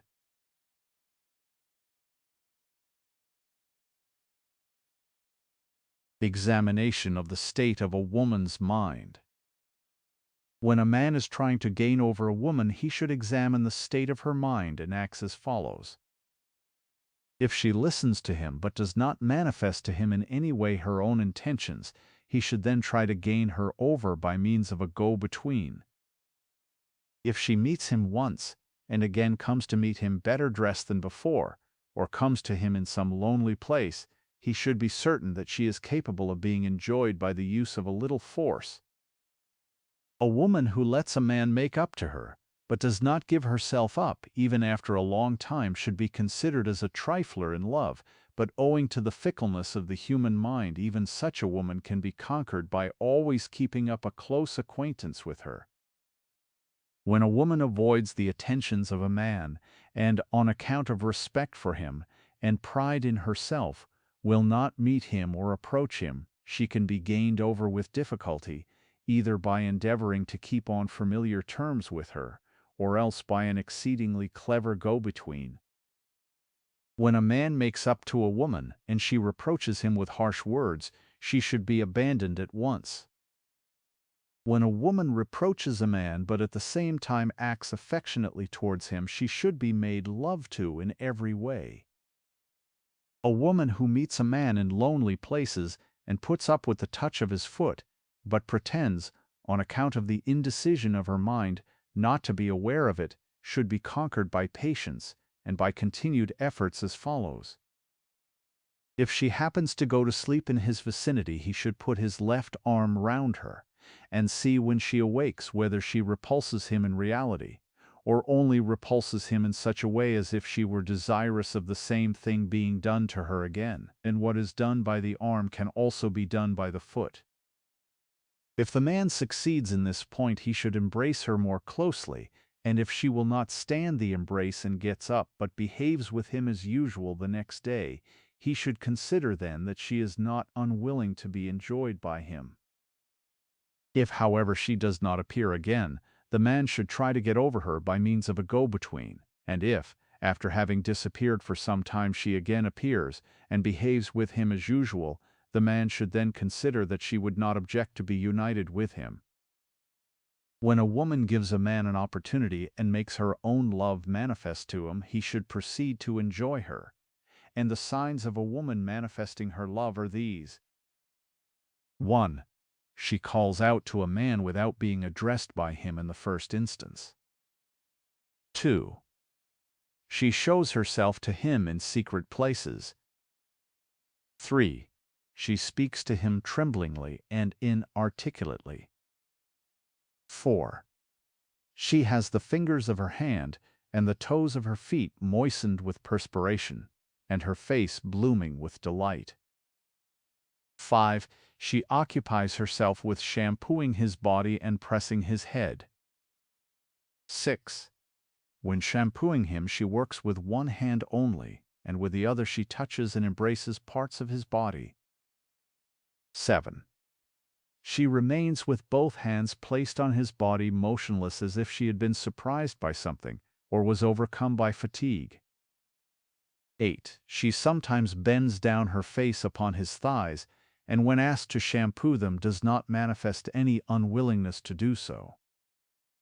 9. She places one of her hands quite motionless on his body, and even though the man should press it between two members of his body, she does not remove it for a long time.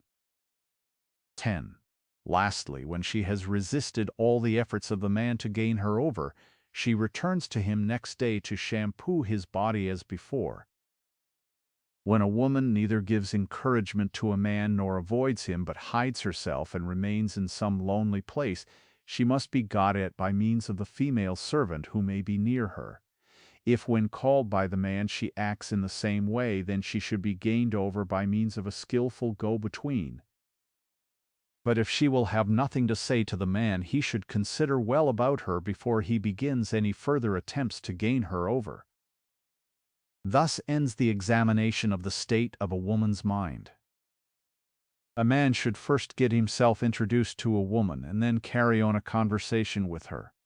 He should give her hints of his love for her, and if he finds from her replies that she receives these hints favorably, he should then set to work to gain her over without any fear. A woman who shows her love by outward signs to the man at his first interview should be gained over very easily.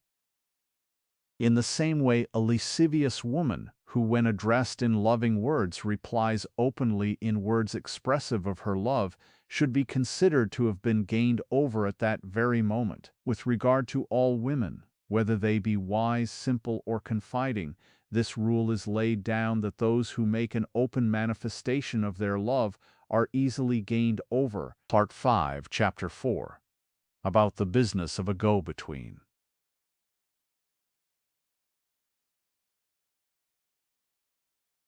About the business of a go-between.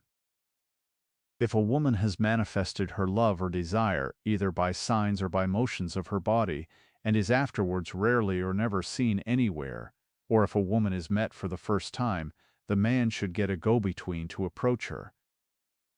Now the go-between, having wheedled herself into the confidence of the woman by acting according to her disposition, should try to make her hate or despise her husband by holding artful conversations with her, by telling her about mezzanines for getting children, by talking to her about other people, by tales of various kinds, by stories about the wives of other men, and by praising her beauty, wisdom, generosity, and good nature, and then saying to her, "It is indeed a pity that you, who are so excellent a woman in every way, should be possessed of a husband of this kind.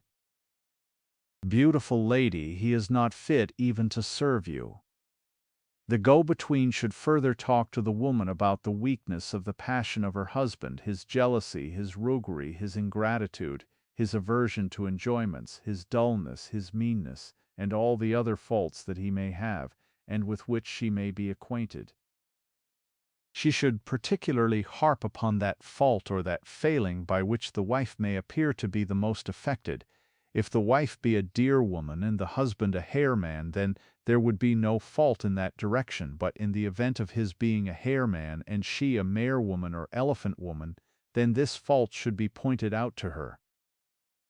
Ganakaputra is of opinion that when it is the first affair of the woman, or when her love has only been very secretly shown, the man should then secure and send to her a go-between with whom she may be already acquainted, and in whom she confides. But to return to our subject, the go-between should tell the woman about the obedience and love of the man, and as her confidence and affection increase, she should then explain to her the thing to be accomplished in the following way. "Hear this, O beautiful lady, that this man, born of a good family, having seen you, has gone mad on your account. The poor young man, who is tender by nature, has never been distressed in such a way before, and it is highly probable that he will succumb under his present affliction, and experience the pains of death." If the woman listens with a favorable ear, then on the following day the go-between, having observed marks of good spirits in her face, in her eyes, and in her manner of conversation, should again converse with her on the subject of the man, and should tell her the stories of Ahalya and Indra, of Sakuntala and Dushyanta, and such others as may be fitted for the occasion. She should also describe to her the strength of the man, his talents, his skill in the 64 sorts of enjoyments mentioned by Bhavravya, his good looks, and his liaison with some praiseworthy woman, no matter whether this last ever took place or not. In addition to this, the go-between should carefully note the behavior of the woman, which, if favorable, would be as follows. She would address her with a smiling look, would seat herself close beside her, and ask her, "Where have you been? What have you been doing? Where did you dine? Where did you sleep? Where have you been sitting? Moreover, the woman would meet the go-between in lonely places and tell her stories there, would yawn contemplatively, draw long sighs, give her presents, remember her on occasions of festivals, dismiss her with a wish to see her again, and say to her jestingly, "O well-speaking woman, why do you speak these bad words to me?" Would discourse on the sin of her union with the man, would not tell her about any previous visits or conversations that she may have had with him, but wished to be asked about these, and lastly would laugh at the man's desire, but would not reproach him in any way. Thus ends the behavior of the woman with the go-between. When the woman manifests her love in the manner above described, the go-between should increase it by bringing to her love tokens from the man.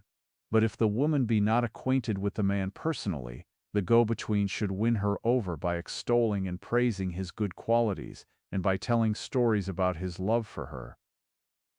Here Auparishtaka says that when a man or woman are not personally acquainted with each other, and have not shown each other any signs of affection, the employment of a go-between is useless. The followers of Bhairava, on the other hand, affirm that even though they be personally unacquainted, but have shown each other signs of affection, there is an occasion for the employment of a go-between. Gatikaputra asserts that a go-between should be employed, provided they are acquainted with each other, even though no signs of affection may have passed between them. Vatsyayana, however, lays it down that even though they may not be personally acquainted with each other, and may not have shown each other any signs of affection, still they are both capable of placing confidence in a go-between. Now the go-between should show the woman the presents, such as the betel nut and betel leaves, the perfumes, the flowers, and the rings which the man may have given to her for the sake of the woman, and on these presents should be impressed the marks of the man's teeth and nails and other signs. On the cloth that he may send he should draw with saffron both his hands joined together as if in earnest entreaty. The go-between should also show to the woman ornamental figures of various kinds cut in leaves, together with ear ornaments, and chaplets made of flowers containing love letters expressive of the desire of the man, and she should cause her to send affectionate presents to the man in return. After they have mutually accepted each other's presents, then a meeting should be arranged between them on the faith of the go-between. The followers of Bhairava say that this meeting should take place at the time of going to the temple of a deity, or on occasions of fairs, garden parties, theatrical performances, marriages, sacrifices, festivals, and funerals, as also at the time of going to the river to bathe, or at times of natural calamities, fear of robbers or hostile invasions of the country. Gatikaputra is of opinion, however, that these meetings had better be brought about in the abodes of female friends, mendicants, astrologers, and ascetics. But Vatsyayana decides that that place is only well suited for the purpose, which has proper means of ingress and egress, and where arrangements have been made to prevent any accidental occurrence, and when a man who has once entered the house can also leave it at the proper time without any disagreeable encounter. Now go-betweens or female messengers are of the following different kinds, viz. Non-matrone, who takes upon herself the whole burden of the business. Tub, a go-between who does only a limited part of the business.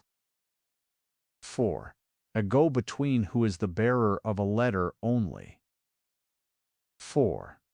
A go-between acting on her own account. 5. The go-between of an innocent young woman. 6. A wife serving as a go-between. 7. A mute go-between. 8. A go-between who acts the part of the wind. A woman who, having observed the mutual passion of a man and woman, brings them together and arranges it by the power of her own intellect. Such an one is called a go-between who takes upon herself the whole burden of the business. This kind of go-between is chiefly employed when the man and the woman are already acquainted with each other and have conversed together, and in such cases she is sent not only by the man, as is always done in all other cases, but by the woman also.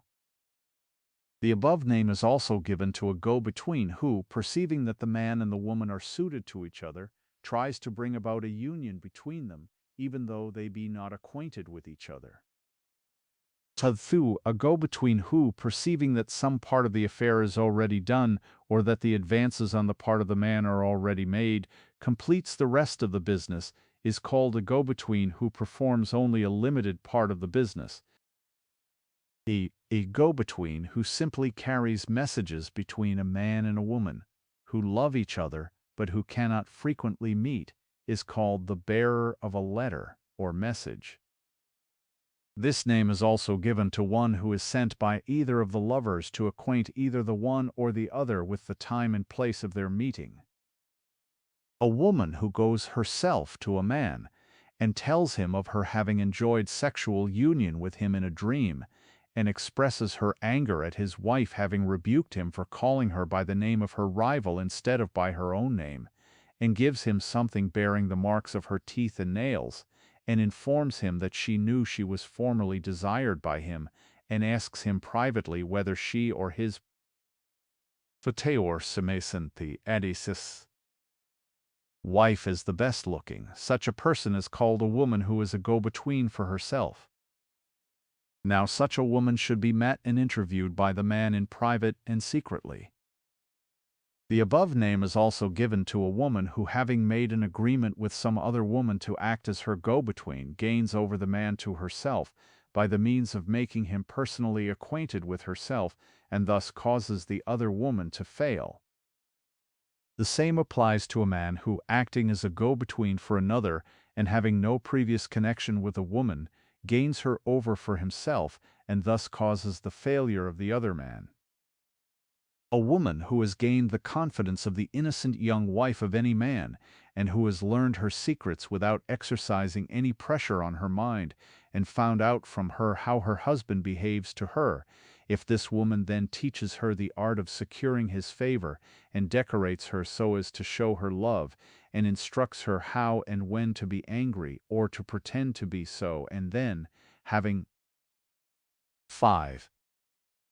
herself made marks of the nails and teeth on the body of the wife, gets the latter to send for her husband to show these marks to him, and thus excite him for enjoyment. Such is called the go-between of an innocent young woman. In such cases the man should send replies to his wife through the same woman. 6. When a man gets his wife to gain the confidence of a woman whom he wants to enjoy, and to call on her and talk to her about the wisdom and ability of her husband, that wife is called a wife serving as a go-between. In this case, the feelings of the woman with regard to the man should also be made known through the wife. Real fatigue rinskirker when pieced about ein woman or some pretext or other, and places a letter in her bouquet of flowers, or in her ear ornaments, or marks something about her with his teeth or nails, that girl or female servant is called a mute go-between. In this case the man should expect an answer from the woman through the same person. 8. A person who carries a message to a woman which has a double meaning, or which relates to some past transactions, or which is unintelligible to other people, is called a go-between who acts the part of the wind. In this case the reply should be asked for through the same woman.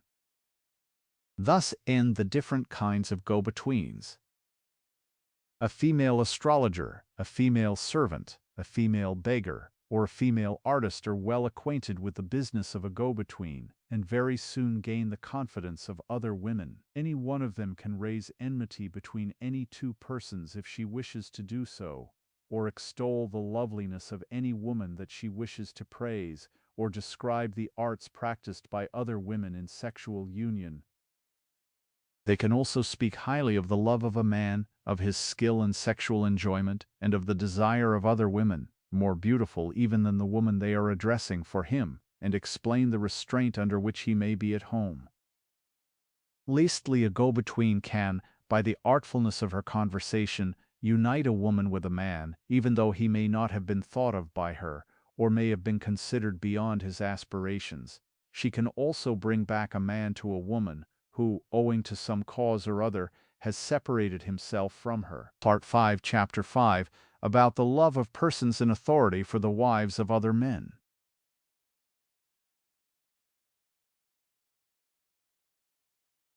About the love of persons in authority for the wives of other men.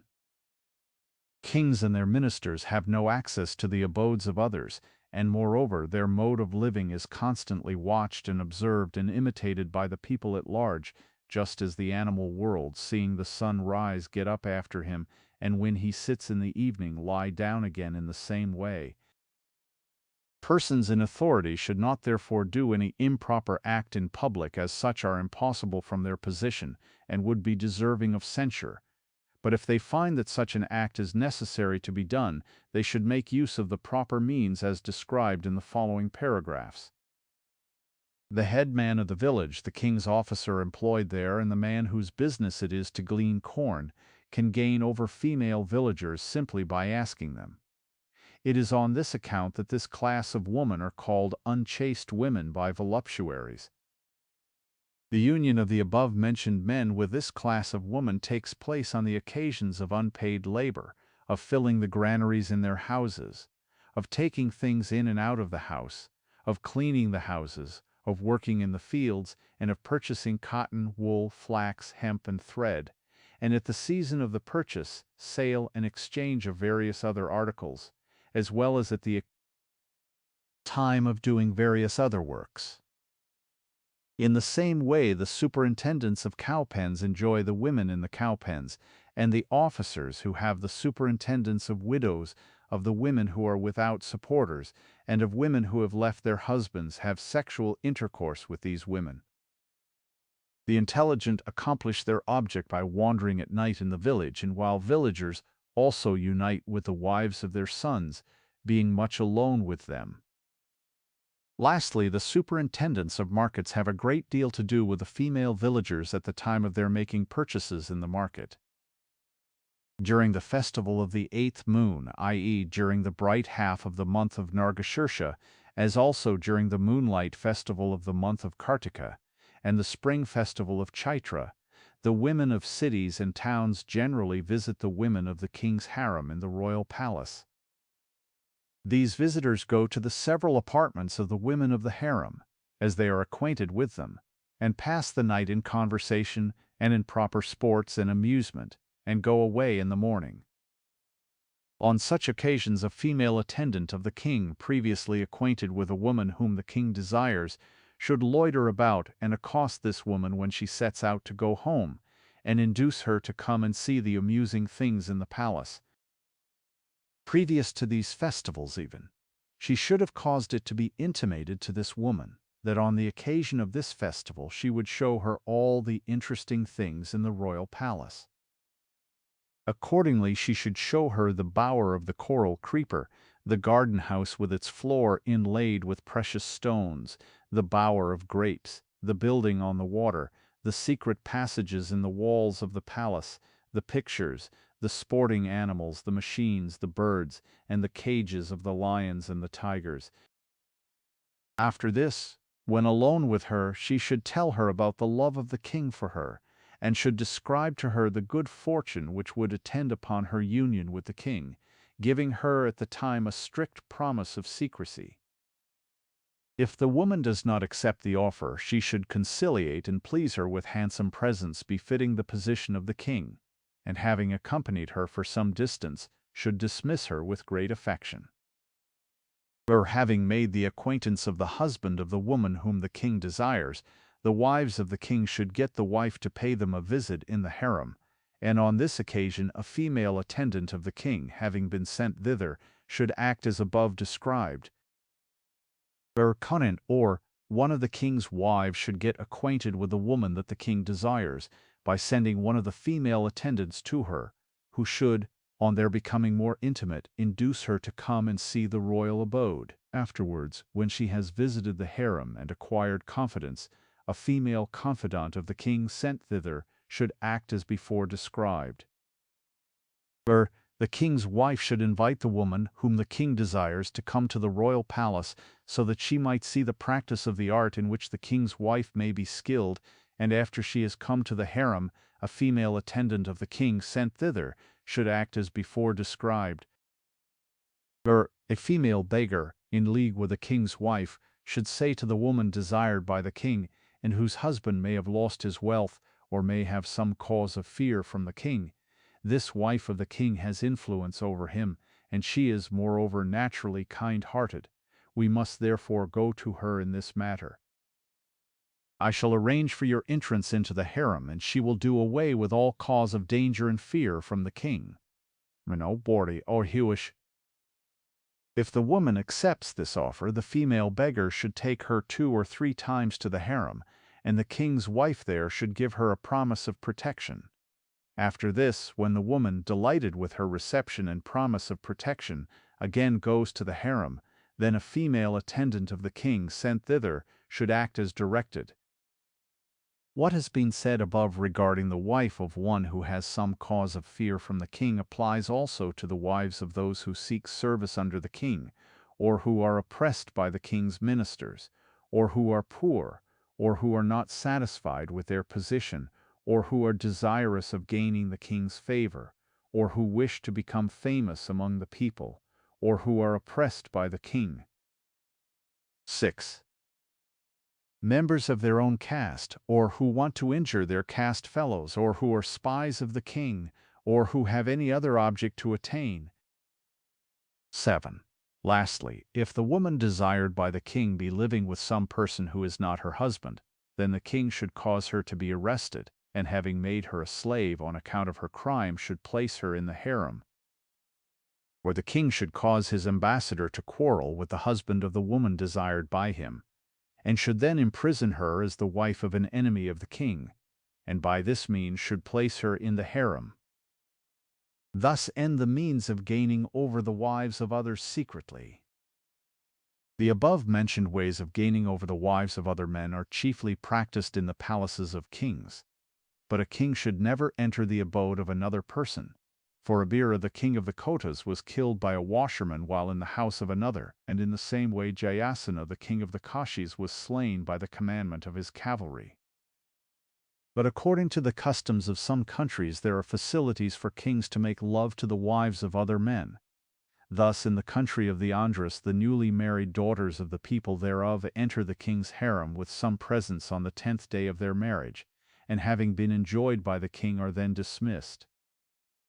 In the country of the Vatsyayanas, the wives of the chief ministers approach the king at night to serve him.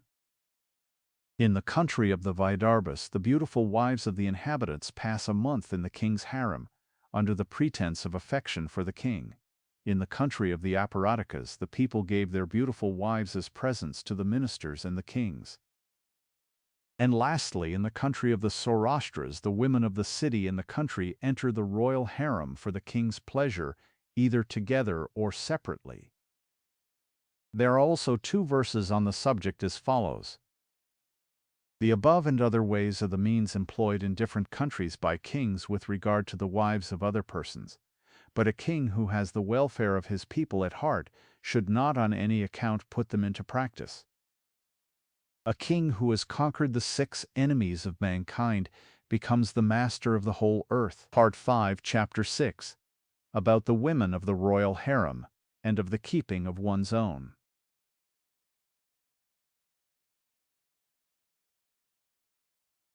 About the women of the royal harem, and of the keeping of one's own wife. The women of the royal harem cannot see or meet any men on account of their being strictly guarded, neither do they have their desires satisfied, because their only husband is common to many wives. For this reason among themselves they give pleasure to each other in various ways as now described. Having dressed the daughters of their nurses, or their female friends, or their female attendants like men, they accomplish their object by means of bulbs, roots, and fruits having the form of the lingam, or they lie down upon the statue of a male figure, in which the lingam is visible and erect. Some kings who are compassionate take or apply certain medicines to enable them to enjoy many wives in one night simply for the purpose of satisfying the desire of their women, though they perhaps have no desire of their own. Others enjoy with great affection only those wives that they particularly like, while others only take them according as the turn of each wife arrives in due course. Such are the ways of enjoyment prevalent in Eastern countries, and what is said about the means of enjoyment of the female is also applicable to the male. Their female attendants, and the daughters of their nurses, who are acquainted with their secrets, should exert themselves to get men to come to the harem in this way by telling them of the good fortune attending it, and by describing the facilities of entering and leaving the palace, the large size of the premises, the carelessness of the sentinels, and the irregularities of the attendants about. By means of their female attendants, the ladies of the royal harem generally get men into their apartments in the disguise or dress of women, the persons of the royal wives. But these women should never induce a man to enter the harem by telling him falsehoods, for that would probably lead to his destruction. If, however, he wants to enter it, he should first ascertain whether there is an easy way to get out, whether it is closely surrounded by the pleasure garden, whether it has separate enclosures belonging to it, whether the sentinels are careless, whether the king has gone abroad, and then, when he is called by the women of the harem, he should carefully observe the localities and enter by the way. As for the man himself, he had better not enter a royal harem even though it may be easily accessible, on account of the numerous disasters to which he may be exposed there, pointed out by them. If he is able to manage it, he should hang about the harem every day and, under some pretext or other, make friends with the sentinels, and show himself attached to the female attendants of the harem, who may have become acquainted with his design, and to whom he should express his regret at not being able to obtain the object of his desire. Lastly, he should cause the whole business of a go-between to be done by the woman who may have access to the harem, and he should be careful to be able to recognize the emissaries of the king. When a go-between has no access to the harem, then the man should stand in some place where the lady whom he loves and whom he is anxious to enjoy can be seen. If that place is occupied by the king's sentinels, he should then disguise himself as a female attendant of the lady who comes to the place, or passes by it. When she looks at him, he should let her know his feelings by outward signs and gestures, and should show her pictures, things with double meanings, chaplets of flowers and rings. He should carefully mark the answer she gives, whether by word or by sign or by gesture, and should then try and get into the harem. If he is certain of her coming to some particular place, he should conceal himself there, and at the appointed time should enter along with her as one of the guards. He may also go in and out concealed in a folded bed or bed covering, or with his body made invisible, by means of external applications, a receipt for one of which is as follows: the heart of an ichneumon, the fruit of the long-gourd tumbi, and the eyes of the serpent should all be burnt without letting out the smoke. The ashes should then be ground and mixed in equal quantities with water. By putting this mixture upon the eyes, a man can go about unseen. Other means of invisibility are prescribed by Dhyana Brahmins and Yogashiras. Again, the man may enter the harem during the festival of the 8th moon in the month of Nargashirsha, and during the moonlight festivals when the female attendants of the harem are all busily occupied or in confusion. The following principles are laid down on this subject. The entrance of young men into harems and their exit from them generally take place when things are being brought into the palace, or when things are being taken out of it, or when drinking festivals are going on, or when the female attendants are in a hurry, or when the residence of some of the royal ladies is being changed, or when the king's wives go to gardens, or to fairs, or when they enter the palace on their return from them, or, lastly, when the king is absent on a long pilgrimage. The women of the royal harem know each other's secrets, and having but one object to attain, they give assistance to each other. A young man who enjoys all of them and who is common to them all can continue enjoying his union with them so long as it is kept quiet and is not known abroad. Now, in the country of the Auparishtaks, the royal ladies are not well protected, and consequently many young men are passed into the harem by the women who have access to the royal palaces. The wives of the king of the Ahira country accomplish their objects with those sentinels in the harem who bear the name of Kshatriyas. The royal ladies in the country of the Vatsyayana cause such men as are suitable to enter into the harem along with their female messengers. In the country of the Vidarbhas, the sons of the royal ladies enter the royal harem when they please and enjoy the women, with the exception of their own mothers. In the Sri Rajya, the wives of the king are enjoyed by his caste fellows and relations. In the Ganda country, the royal wives are enjoyed by Brahmins, friends, servants, and slaves. In the Samdava country, servants, foster children, and other persons like them enjoy the women of the harem.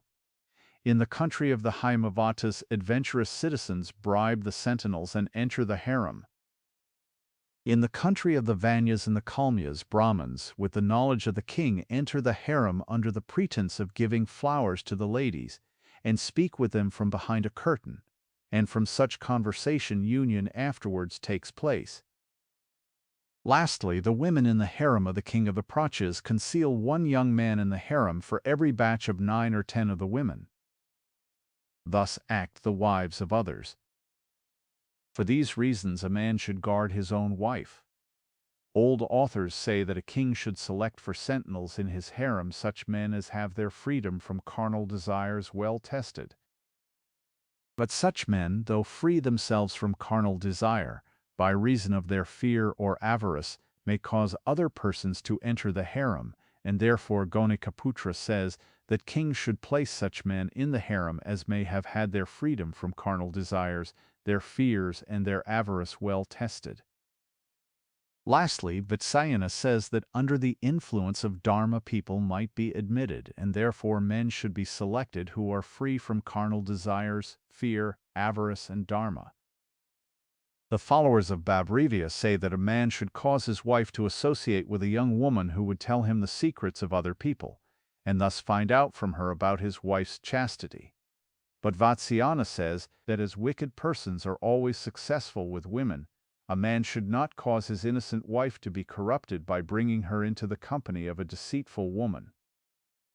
The following are the causes of the destruction of a woman's chastity: always going into society and sitting in company, absence of restraint, the loose habits of her husband, want of caution in her relations with other men, continued and long absence of her husband, living in a foreign country, destruction of her love and feelings by her husband, the company of loose women, the jealousy of her husband. There are also the following verses on the subject. A clever man, learning from the Shastras the ways of winning over the wives of other people, is never deceived in the case of his own wives. No one, however, should make use of these ways for seducing the wives of others, because they do not always succeed and, moreover, often cause disasters and the destruction of Dharma and Artha. This book, which is intended for the good of the people, and to teach them the ways of guarding their own wives, should not be made use of merely for gaining over the wives of others. Part 6, Chapter 1, of the causes of a courtesan resorting to men, of the means of attaching.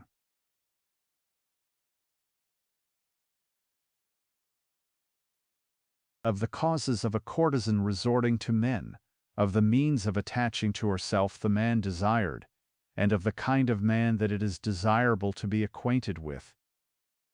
By having intercourse with men, courtesans obtain sexual pleasure as well as their own maintenance. Now, when a courtesan takes up with a man from love, the action is natural, but when she resorts to him for the purpose of getting money, her action is artificial or forced. Even in the latter case, however, she should conduct herself as if her love were indeed natural, because men repose their confidence on those women who apparently love them.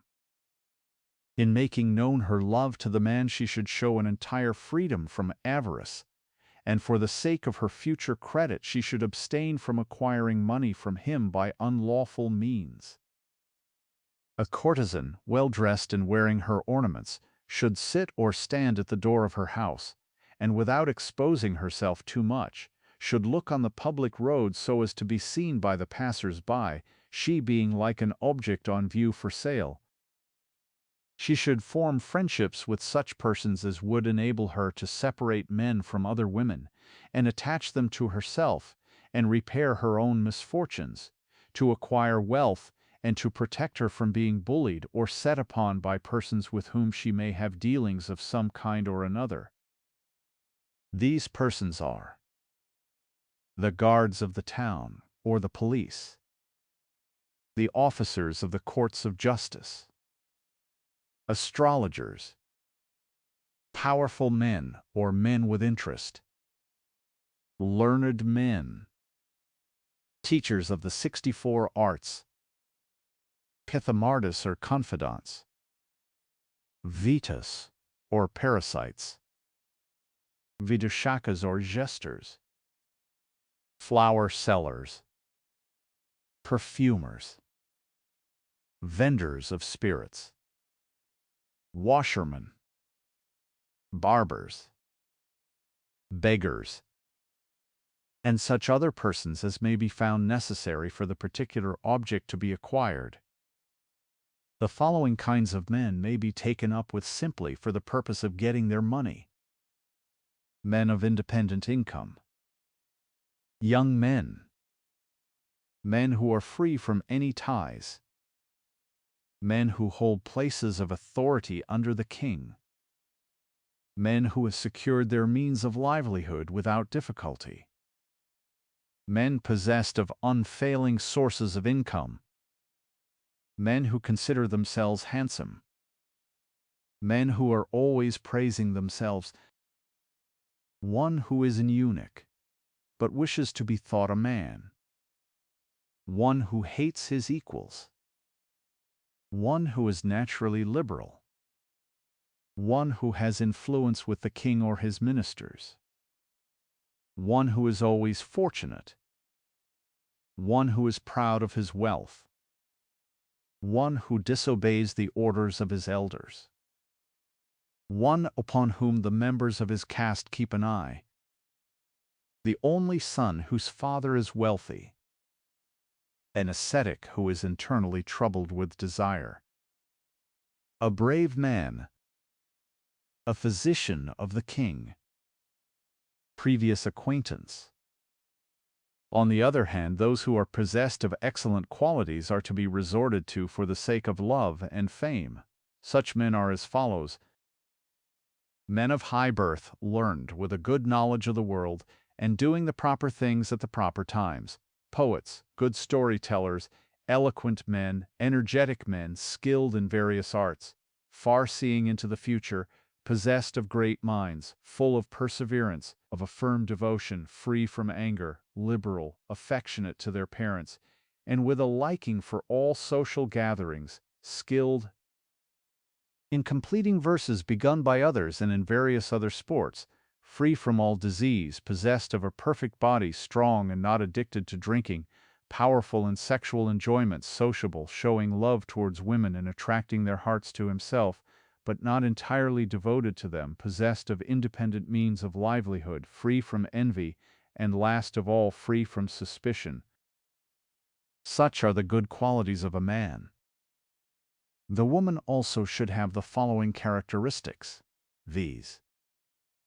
She should be possessed of beauty and amiability with auspicious body marks. She should have a liking for good qualities in other people, as also a liking for wealth. She should take delight in sexual unions resulting from love and should be of a firm mind and of the same class as the man with regard to sexual enjoyment. She should always be anxious to acquire and obtain experience and knowledge, be free from avarice, and always have a liking for social gatherings and for the arts. The following are the ordinary qualities of all women, viz. to be possessed of intelligence, good disposition, and good manners, to be straightforward in behavior and to be grateful, to consider well the future before doing anything, to possess activity, to be of consistent behavior, and to have a knowledge of the proper times and places for doing things, to speak always without meanness, loud laughter, malignity, anger, avarice, dullness, or stupidity, to have a knowledge of the Kama Sutra, and to be skilled in all the arts connected with it. The faults of the women are to be known by the absence of any of the above-mentioned good qualities. The following kinds of men are not fit to be resorted to by courtesans, viz. One who is consumptive, one who is sickly, one whose mouth contains worms, one whose breath smells like human excrement, one whose wife is dear to him, one who speaks harshly, one who is always suspicious, one who is avaricious, one who is pitiless, gained over even by his enemies by means of money, and lastly, one who is extremely bashful. Ancient authors are of opinion that the causes of a courtesan resorting to men are love, fear, money, pleasure, returning some act of enmity, curiosity, sorrow, constant intercourse, Dharma, celebrity, compassion, the desire of having a friend, shame, the likeness of the man to some beloved person, the search after good fortune, the getting rid of the love of somebody else, the being of the same class as the man with respect to sexual union, living in the same place, constancy, and poverty. But Vatsyayana decides that desire of wealth, freedom from misfortune, and love are the only causes that affect the union of courtesans with men. Now, a courtesan should not sacrifice money to her love, because money is the chief thing to be attended to, but in cases of fear, etc., she should pay regard to strength and other qualities. Moreover, even though she be invited by any man to join him, she should not at once consent to an union, because men are apt to despise things which are easily acquired. On such occasions she should first send the shampooers and the singers and the jesters, who may be in her service, or, in their absence, the pithamardas or confidants and others, to find out the state of his feelings and the condition of his mind. By means of these persons she should ascertain whether the man is pure or impure, affected, or the reverse, capable of attachment, or indifferent, liberal or niggardly, and if she finds him to her liking, she should then employ the Vita and others to attach his mind to her. Accordingly, the Pithamarda should bring the man to her house, under the pretense of seeing the fights of quails, cocks, and rams, of hearing the Mina, a kind of starling, talk, or of seeing some other spectacle, or the practice of some art, or he may take the woman to the abode of the man. After this, when the man comes to her house, the woman should give him something capable of producing curiosity and love in his heart, such as an affectionate present, telling him that it was specially designed for his use. She should also amuse him for a long time by telling him such stories and doing such things as he may take most delight in. When he goes away, she should frequently send to him a female attendant skilled in carrying on a jesting conversation, and also a small present at the same time. She should also sometimes go to him herself under the pretense of some business, and accompanied by the Pithamarda. Thus end the means of attaching to herself the man desired. There are also some verses on the subject as follows. When a lover comes to her abode, a courtesan should give him a mixture of betel leaves and betel nut, garlands of flowers and perfumed ointments, and, showing her skill in arts, should entertain him with a long conversation. She should also give him some loving presents, and make an exchange of her own things with his, and at the same time should show him her skill in sexual enjoyment. When a courtesan is thus united with her lover, she should always delight him by affectionate gifts, by conversation, and by the application of tender means of enjoyment. Part 6, Chapter 2, of Living Like a Wife.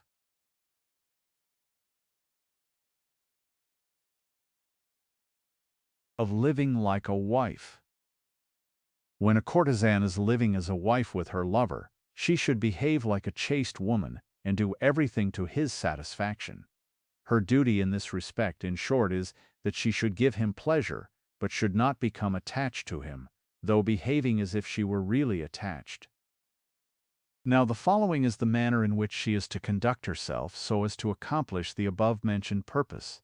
She should have a mother dependent on her, one who should be represented as very harsh, and who looked upon money as her chief object in life. In the event of there being no mother, then an old and confidential nurse should play the same role. The mother or nurse on their part should appear to be displeased with the lover and forcibly take her away from him. The woman herself should always show pretended anger, dejection, fear, and shame on this account, but should not disobey the mother or nurse at any time. She should make out to the mother or nurse that the man is suffering from bad health, and making this a pretext for going to see him, she should go on that account. She is, moreover, to do the following things for the purpose of gaining the man's favor, viz. Sending her female attendant to bring the flowers used by him on the previous day, in order that she may use them herself as a mark of affection, also asking for the mixture of betel nut and leaves that have remained uneaten by him, expressing wonder at his knowledge of sexual intercourse and the several means of enjoyment used by him, learning from him the 64 kinds of pleasure mentioned by Bhabravya, continually practicing the ways of enjoyment as taught by him, and according to his liking, keeping his secrets, telling him her own desires and secrets, concealing her anger, never neglecting him on the bed when he turns his face towards her, touching any parts of his body according to his wish, kissing and embracing him when he is asleep, looking at him with apparent anxiety when he is wrapped in thought or thinking of some other subject than herself, showing neither complete shamelessness nor excessive bashfulness when he meets her, or sees her standing on the terrace of her house from the public road, hating his enemies, loving those who are dear to him, showing a liking for that which he likes, being in high or low spirits according to the state that he is in himself, expressing a curiosity to see his wives, not continuing her anger for a long time, suspecting even the marks and wounds made by herself with her nails and teeth on his body to have been made by some other woman, keeping her love for him unexpressed by words, but showing it by deeds and signs and hints, remaining silent when he is asleep, intoxicated, or sick, being very attentive when he describes his good actions, and reciting them afterwards to his praise and benefit, giving witty replies to him if he be sufficiently attached to her, listening to all his stories except those that relate to her rivals, expressing feelings of dejection and sorrow if he sighs, yawns, or falls down, pronouncing the words "live long" when he sneezes, pretending to be ill or to have the desire of pregnancy when she feels dejected, abstaining from praising the good qualities of anybody else, and from censuring those who possess the same faults as her own man, wearing anything that may have been given to her by him, abstaining from putting on her ornaments, and from taking food when he is in pain, sick, low-spirited, or suffering from misfortune, and condoling and lamenting with him over the same, wishing to accompany him if he happens to leave the country himself, or if he be banished from it by the king, expressing a desire not to live after him, telling him that the whole object and desire of her life was to be united with him, offering previously promised sacrifices to the deity when he acquires wealth or has some desire fulfilled, or when he has recovered from some illness or disease, putting on ornaments every day, not acting too freely with him, reciting his name and the name of his family in her songs, placing his hand on her loins, bosom, and forehead, and falling asleep after feeling the pleasure of his touch, sitting on his lap and falling asleep there, wishing to have a child by him, desiring not to live longer than he does, abstaining from revealing his secrets to others, dissuading him from vows and fasts by saying, "Let the sin fall upon me," keeping vows and fasts along with him when it is impossible to change his mind on the subject, telling him that vows and fasts are difficult to be observed even by herself when she has any dispute with him about them, looking on her own wealth and his without any distinction, abstaining from going to public assemblies without him, and accompanying him when he desires her to do so, taking delight in using things previously used by him, and in eating food that he has left uneaten, venerating his family, his disposition, his skill in the arts, his learning, his caste, his complexion, his native country, his friends, his good qualities, his age, and his sweet temper, asking him to sing and to do other such like things, if able to do them, going to him without paying any regard to fear, to cold, to heat, or to rain, saying with regard to the next world that he should be her lover even there, adapting her tastes, disposition, and actions to his liking, abstaining from sorcery, disputing continually with her mother on the subject of going to him, and, when forcibly taken by her mother to some other place, expressing her desire to die by taking poison, by starving herself to death, by stabbing herself with some weapon, or by hanging herself, and lastly assuring the man of her constancy and love by means of her agents, and receiving money herself, but abstaining from any dispute with her mother with regard to pecuniary matters. When the man sets out on a journey, she should make him swear that he will return quickly, and in his absence should put aside her vows of worshipping the deity, and should wear no ornaments except those that are lucky. If the time fixed for his return has passed, she should endeavor to ascertain the real time of his return from omens, from the reports of the people, and from the positions of the planets, the moon and the stars. On occasions of amusement and of auspicious dreams, she should say, "Let me be soon united to him." If, moreover, she feels melancholy or sees any inauspicious omen, she should perform some rite to appease the deity. When the man does return home, she should worship the god Kama, i.e., the Indian Cupid, and offer oblations to other deities, and having caused a pot filled with water to be brought by her friends, she should perform the worship in honor of the crow who eats the offerings which we make to the manes of deceased relations. After the first visit is over, she should ask her lover also to perform certain rites, and this he will do if he is sufficiently attached to her. Now, a man is said to be sufficiently attached to a woman when his love is disinterested, when he has the same object in view as his beloved one, when he is quite free from any suspicions on her account, and when he is indifferent to money with regard to her. Such is the manner of a courtesan living with a man like a wife, and set forth here for the sake of guidance from the rules of Dattaka. What is not laid down here should be practiced according to the custom of the people and the nature of each individual man. There are also 2 verses on the subject as follows. The extent of the love of women is not known even to those who are the objects of their affection, on account of its subtlety, and on account of the avarice and natural intelligence of womankind. Women are hardly ever known in their true light, though they may love men or become indifferent towards them, may give them delight or abandon them, or may extract from them all the wealth that they may possess. Part 6, Chapter 3, of the means of getting money, of the signs of the change of a lovers.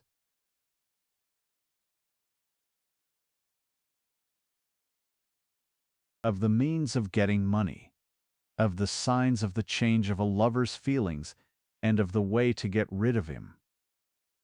Money is got out of a lover in 2 ways, viz. by natural or lawful means and by artifices.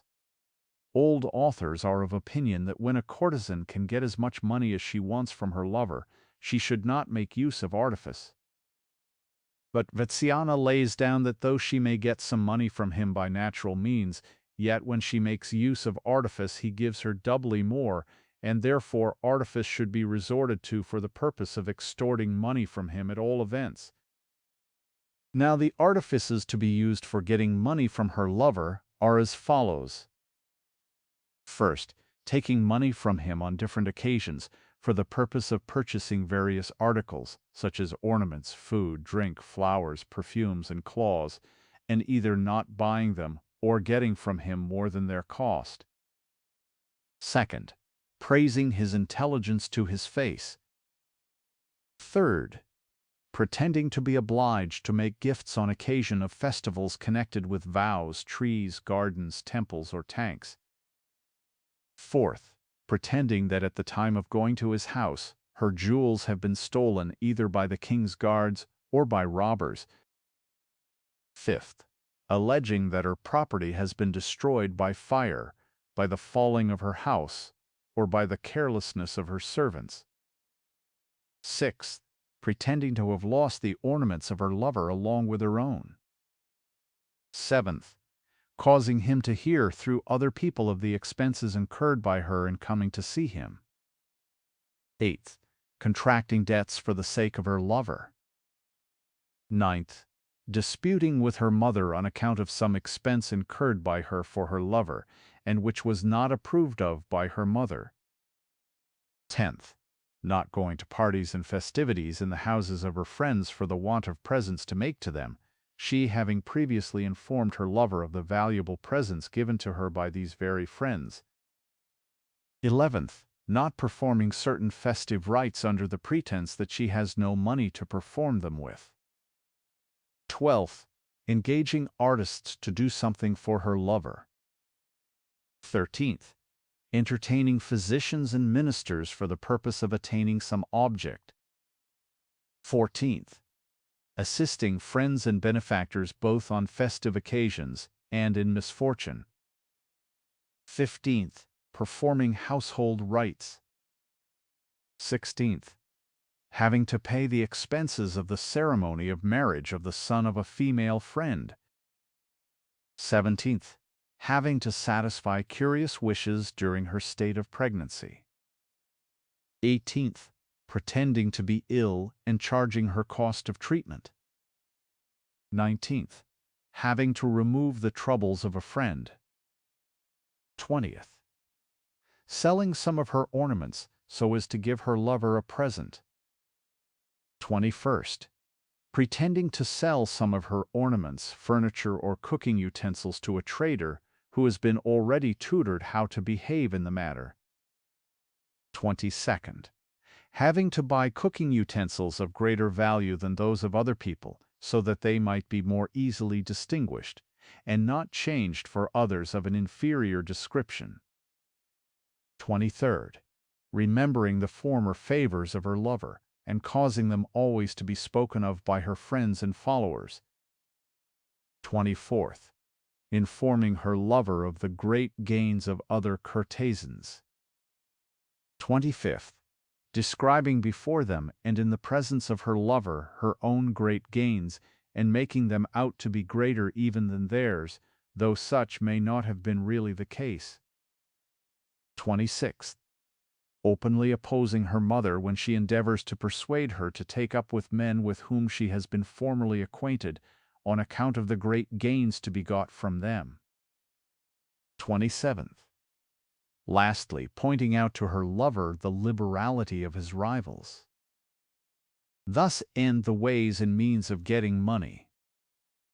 A woman should always know the state of the mind, of the feelings, and of the disposition of her lover towards her, from the changes of his temper, his manner, and the color of his face. The behavior of a waning lover is as follows. First, he gives the woman either less than is wanted, or something else than that which is asked for.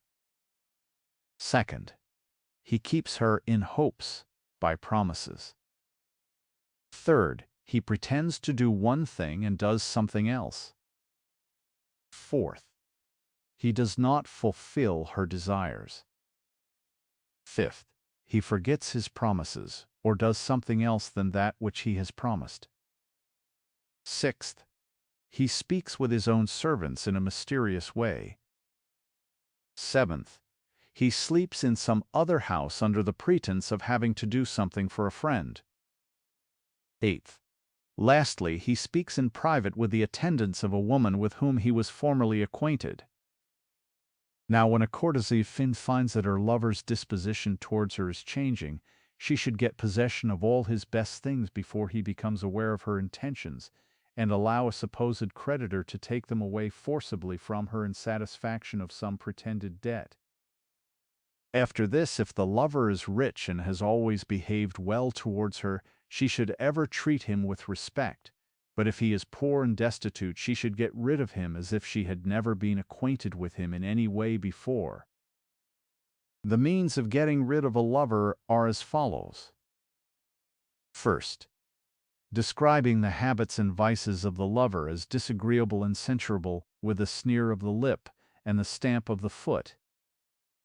Second, speaking on a subject with which he is not acquainted. Third, showing no admiration for his learning and passing a censure upon it.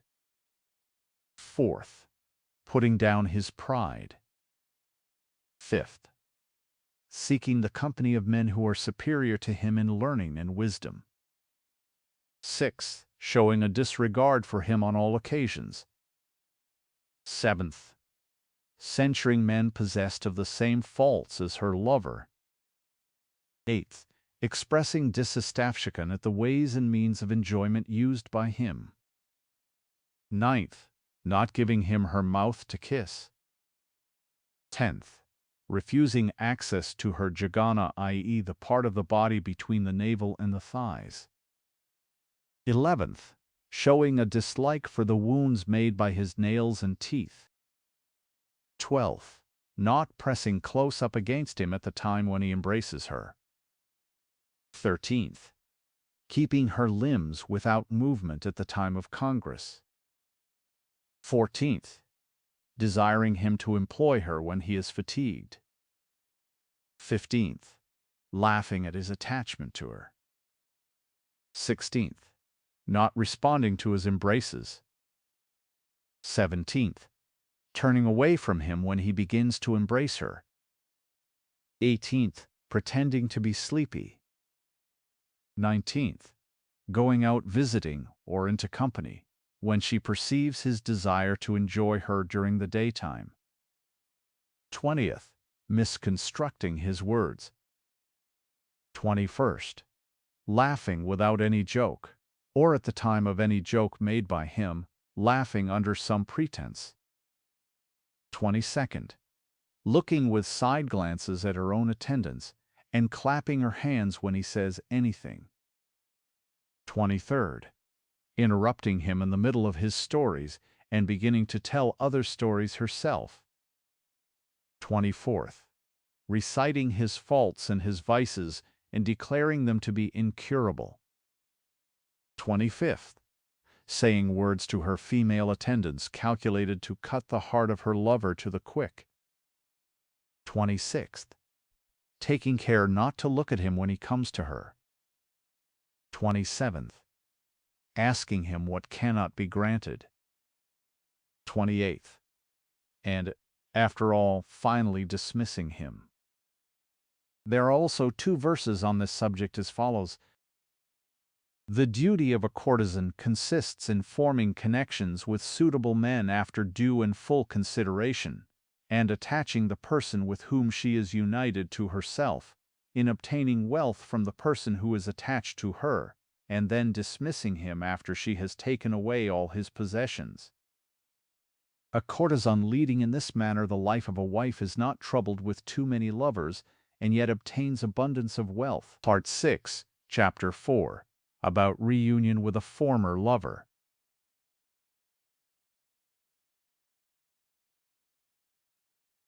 About reunion with a former lover. When a courtesan abandons her present lover after all his wealth is exhausted, she may then consider about her reunion with a former lover, but she should return to him only if he has acquired fresh wealth, or is still wealthy, and if he is still attached to her, and if this man be living at the time with some other women, she should consider well before she acts. Now such a man can only be in one of the 6 following conditions, viz. First, he may have left the first woman of his own accord, and may even have left another woman since then. Second, he may have been driven away from both women. Third, he may have left the one woman of his own accord, and be living with another woman. Fifth, he may have been driven away from the one woman, and left the other of his own accord. Sixth, he may have been driven away by the one woman and may be living with another. Reconstour, if the man has left both women of his own accord, he should not be resorted to on account of the fickleness of his mind and his indifference to the excellencies of both of them. 4.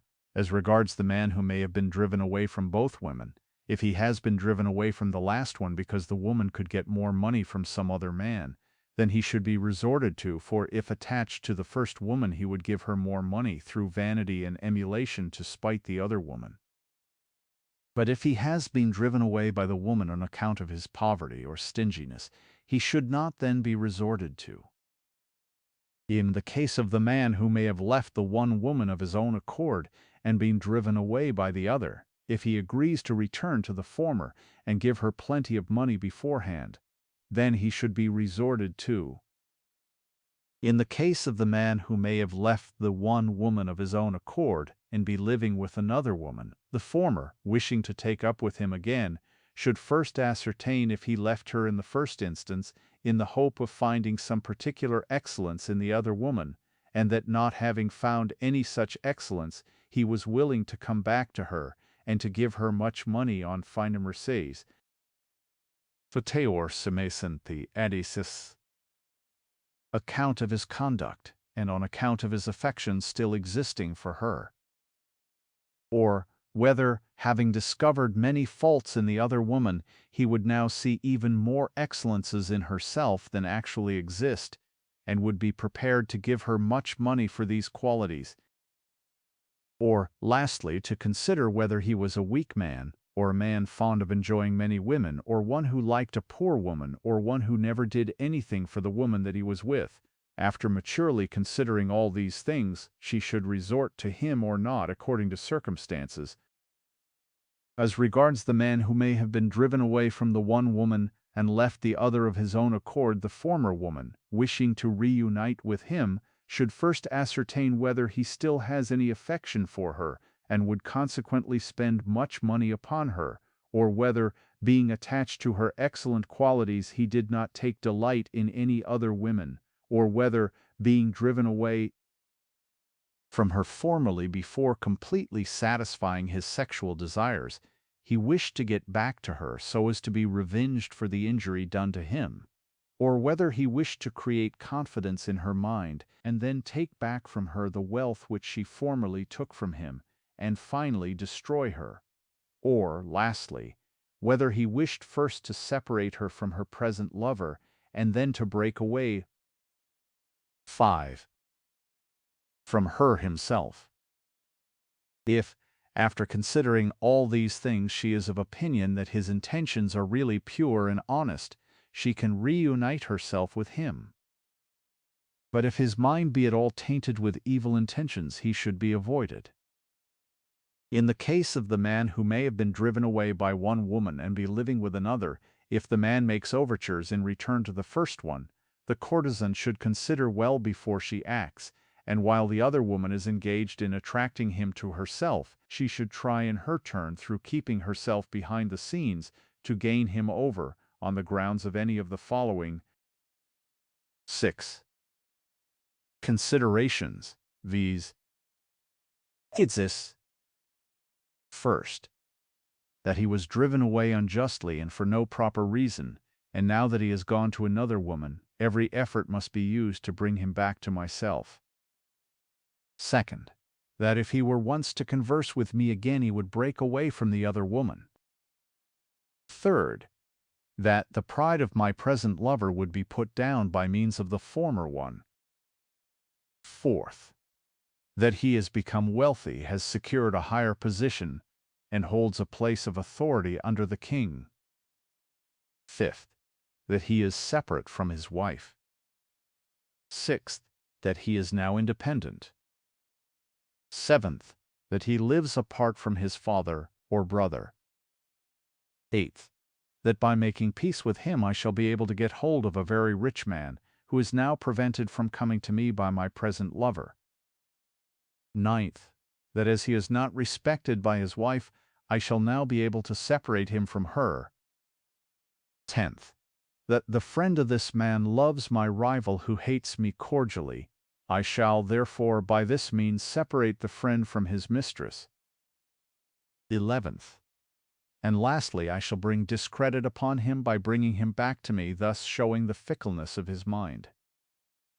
When a courtesan is resolved to take up again with a former lover, her Pithamurta and other servants should tell him that his former expulsion from the woman's house was caused by the wickedness of her mother, that the woman loved him just as much as ever at that time, but could not help the occurrence on account of her deference to her mother's will, that she hated the union of her present lover, and disliked him excessively.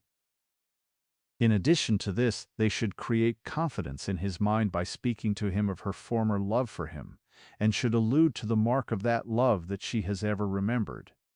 This mark of her love should be connected with some kind of pleasure that may have been practiced by him, such as his way of kissing her, or manner of having connection with her. Thus end the ways of bringing about a reunion with a former lover. When a woman has to choose between two lovers, one of whom was formerly united with her, while the other is a stranger, the Acarius sages are of opinion that the first one is preferable, because his disposition and character being already known by previous careful observation, he can be easily pleased and satisfied, but Vatsyayana thinks that a former lover, having already spent a great deal of his wealth, is not able or willing to give much money again, and is not, therefore, to be relied upon so much as a stranger. Particular cases may, however, arise differing from this general rule on account of the different natures of men. There are also verses on the subject as follows. Reunion with a former lover may be desirable so as to separate some particular woman from some particular man, or some particular man from some particular woman, or to have a certain effect upon the present lover. When a man is excessively attached to a woman, he is afraid of her coming into contact with other men. He does not then regard or notice her faults, and he gives her much wealth through fear of her leaving him. A courtesan should be agreeable to the man who is attached to her, and despise the man who does not care for her. If while she is living with one man a messenger comes to her from some other man, she may either refuse to listen to any negotiations on his part or appoint a fixed time for him to visit her. But she should not leave the man who may be living with her and who may be attached to her. It's done within days. A wise woman should only renew her connection with a former lover if she is satisfied that good fortune, gain, love, and friendship are likely to be the result of such a reunion. Part 6, Chapter 5, of Different Kinds of Gain.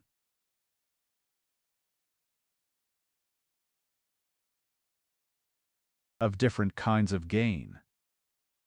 When a courtesan is able to realize much money every day by reason of many customers, she should not confine herself to a single lover.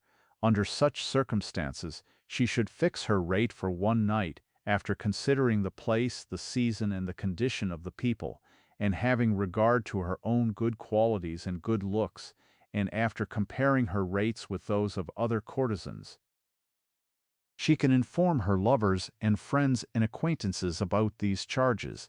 If, however, she can obtain a great gain from a single lover, she may resort to him alone and live with him like a wife. Now, the sages are of opinion that when a courtesan has the chance of an equal gain from two lovers at the same time, a preference should be given to the one who would give her the kind of thing which she wants. But Vatsyayana says that the preference should be given to the one who gives her gold, because it cannot be taken back like some other things. It can be easily received, and is also the means of procuring anything that may be wished for. Of such things as gold, silver, copper, bell metal, iron, pots, furniture, beds, upper garments, undervestments, fragrant substances, vessels made of gourds, ghee, oil, corn, cattle, and other things of a like nature, the first, viz. Gold, is superior to all the others. When the same labor is required to gain any two lovers, or when the same kind of thing is to be got from each of them, the choice should be made by the advice of a friend, or it may be made from their personal qualities, or from the signs of good or bad fortune that may be connected with them.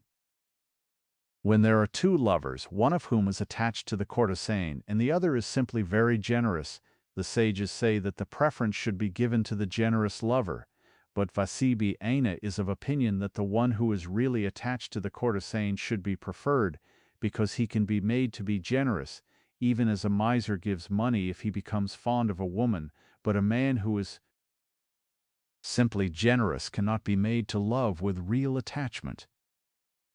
But among those who are attached to her, if there is one who is poor and one who is rich, the preference is of course to be given to the latter. When there are two lovers, one of whom is generous and the other ready to do any service for the courtesan, some sages say that the one who is ready to do the service should be preferred, but Vatsyayana is of opinion that a man who does a service thinks that he has gained his object when he has done something once, but a generous man does not care for what he has given before. Even here, the choice should be guided by the likelihood of the future good to be derived from her union with either of them. When one of the two lovers is grateful and the other liberal, some sages say that the liberal one should be preferred, but Vatsyayana is of opinion that the former should be chosen, because liberal men are generally haughty, plain-spoken, and wanting in consideration towards others.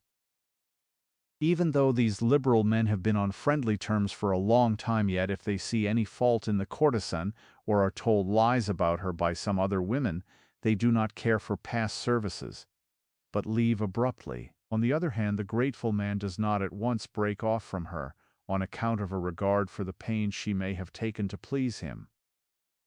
In this case also, the choice is to be guided with respect to what may happen in future. When an occasion for complying with the request of a friend and a chance of getting money come together, the sages say that the chance of getting money should be preferred, but Vatsyayana thinks that the money can be obtained tomorrow as well as today, but if the request of a friend be not at once complied with, he may become disaffected. Even here, in making the choice, regard must be paid to future good fortune. On such an occasion, however, the courtesan might pacify her friend by pretending to have some work to do, and telling him that his request will be complied with next day, and in this way secure the chance of getting the money that has been offered her. When the chance of getting money and the chance of avoiding some disaster come at the same time, the sages are of opinion that the chance of getting money should be preferred, but Vatsyayana says that money has only a limited importance, while a disaster that is once averted may never occur again. Here, however, the choice should be guided by the greatness or smallness of the disaster. The gains of the wealthiest and best kind of courtesans are to be spent as follows: building temples, tanks, and gardens, giving 1,000 cows to different Brahmins, carrying on the worship of the gods and celebrating festivals in their honor, and, lastly, performing such vows as may be within their means. The gains of other courtesans are to be spent as follows: having a white dress to wear every day, getting sufficient food and drink to satisfy hunger and thirst, eating daily a perfumed tambula, i.e., a mixture of betel nut and betel leaves, and wearing ornaments gilt with gold. The sages say that these represent the gains of all the middle and lower classes of courtesans, but Vatsyayana is of opinion that their gains cannot be calculated or fixed in any way, as these depend on the influence of the place, the customs of the people, their own appearance, and many other things. When a courtesan wants to keep some particular man from some other woman, or wants to get him away from some woman to whom he may be attached, or to deprive some woman of the gains realized by her from him, or if she thinks that she would raise her position or enjoy some great good fortune, or become desirable to all men by uniting herself with this man, or if she wishes to get his assistance in averting some misfortune, or is really attached to him and loves him, or wishes to injure somebody through his means, or has regard to some former favor conferred upon her by him, or wishes to be united with him merely from desire, or any of the above reasons, she should agree to take from him only a small sum of money in a friendly way. When a courtesan intends to abandon a particular lover and take up with another one, or when she has reason to believe that her lover will shortly leave her and return to his wives, or that having squandered all his money and became penniless, his guardian or master or father would come and take him away, or that her lover is about to lose his position, or lastly, that he is of a very fickle mind, she should, under any of these circumstances, endeavor to get as much money as she can from him as soon as possible.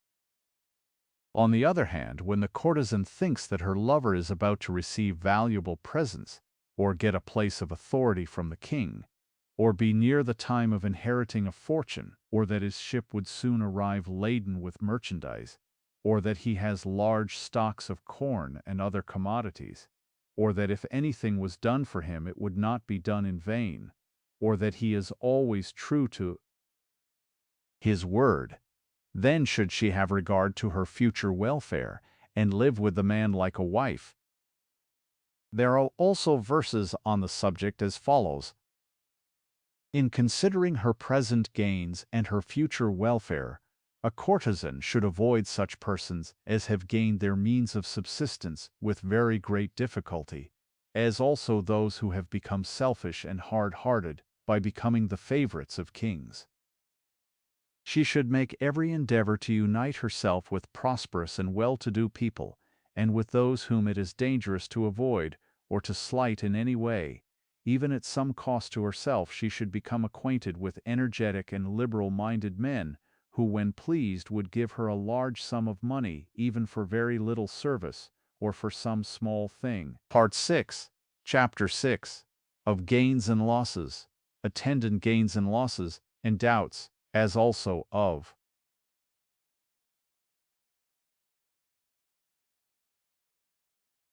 gains and losses, attendant gains and losses, and doubts, as also of the different kinds of courtesans. It sometimes happens that while gains are being sought for or expected to be realized, that losses only are the result of our efforts. The causes of these losses are weakness of intellect, excessive love, excessive pride, excessive self-conceit, excessive simplicity, excessive confidence, excessive anger, carelessness, recklessness, influence of evil genius, accidental circumstances.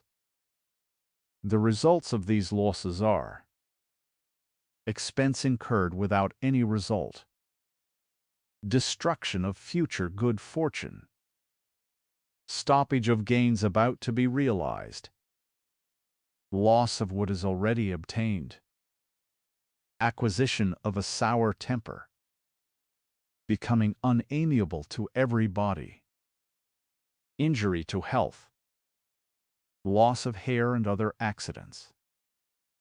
Now gain is of three kinds, viz. Gain of wealth, gain of religious merit, and gain of pleasure. And similarly, loss is of three kinds, viz. Loss of wealth, loss of religious merit, and loss of pleasure. At the time when gains are sought for, if other gains come along with them, these are called attendant gains.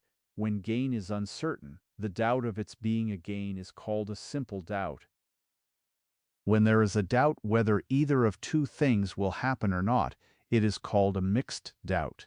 If while one thing is being done two results take place, it is called a combination of two results, and if several results follow from the same action, it is called a combination of results on every side. We shall now give examples of the above. As already stated, gain is of three kinds, and loss, which is opposed to gain, is also of three kinds. A. When by living with a great man, a courtesan acquires present wealth, and in addition to this becomes acquainted with other people, and thus obtains a chance of future fortune, and an accession of wealth, and becomes desirable to all, this is called a gain of wealth attended by other gain.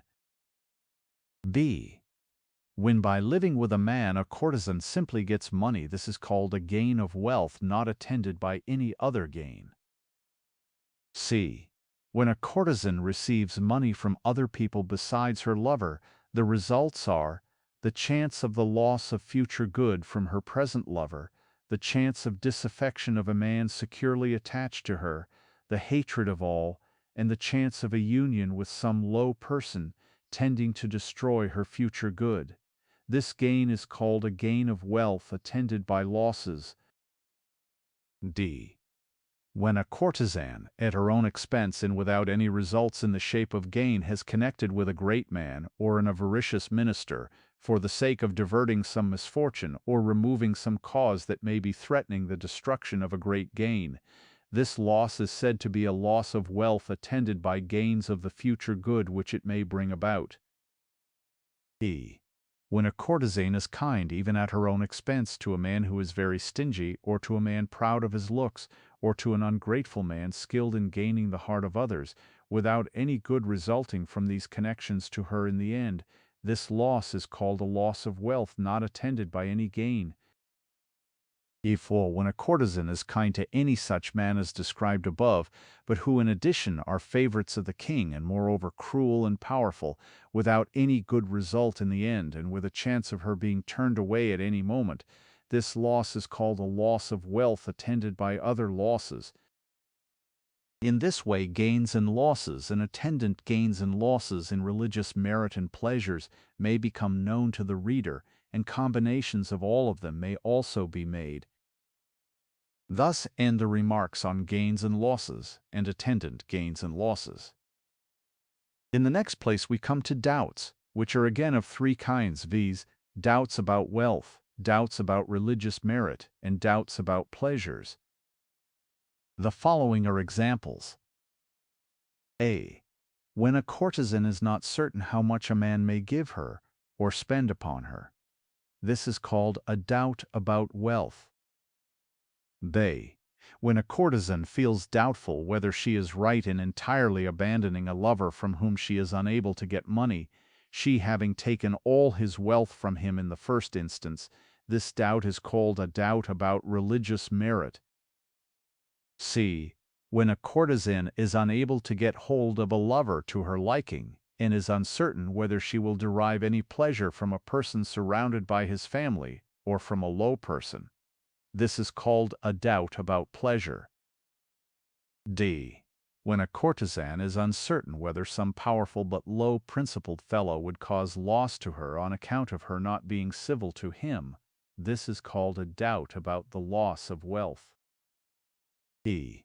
When a courtesan feels doubtful whether she would lose religious merit by abandoning a man who is attached to her without giving him the slightest favor, and thereby causing him unhappiness in this world and the next, this doubt is called a doubt about the loss of a religious merit.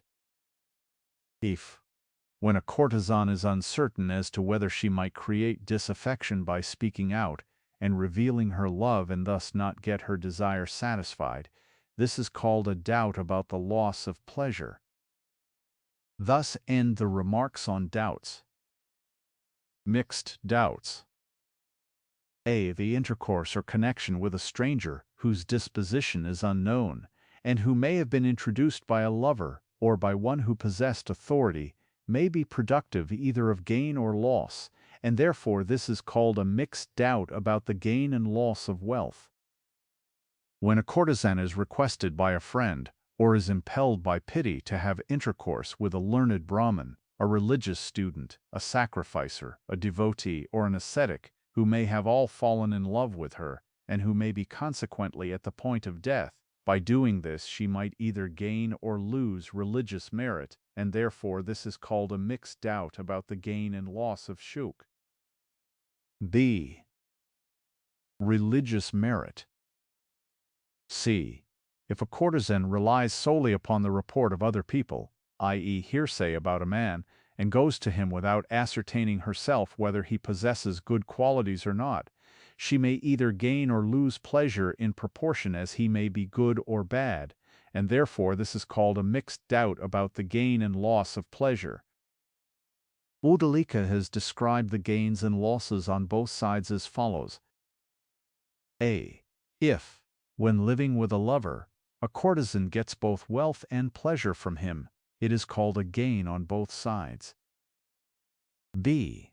When a courtesan lives with a lover at her own expense without getting any profit out of it, and the lover even takes back from her what he may have formerly given her, it is called a loss on both sides.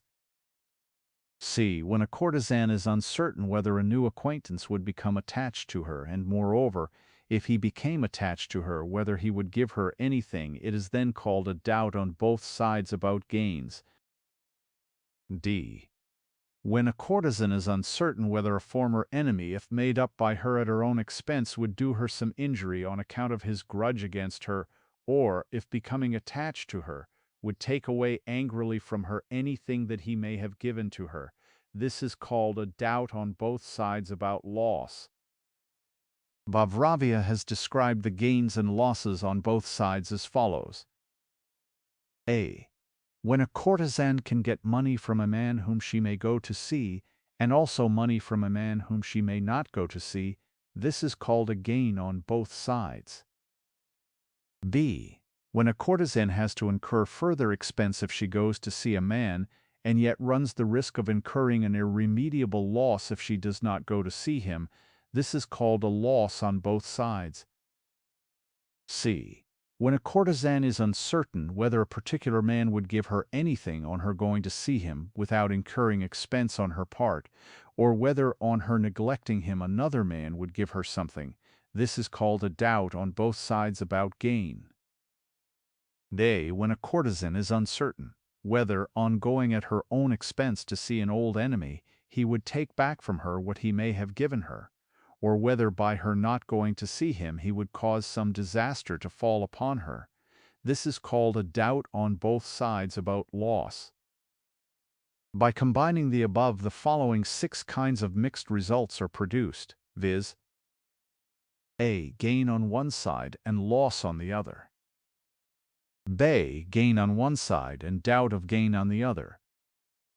C. Gain on one side and doubt of loss on the other. D.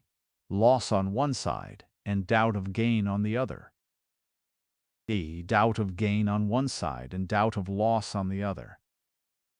F. Doubt of loss on one side and loss on the other.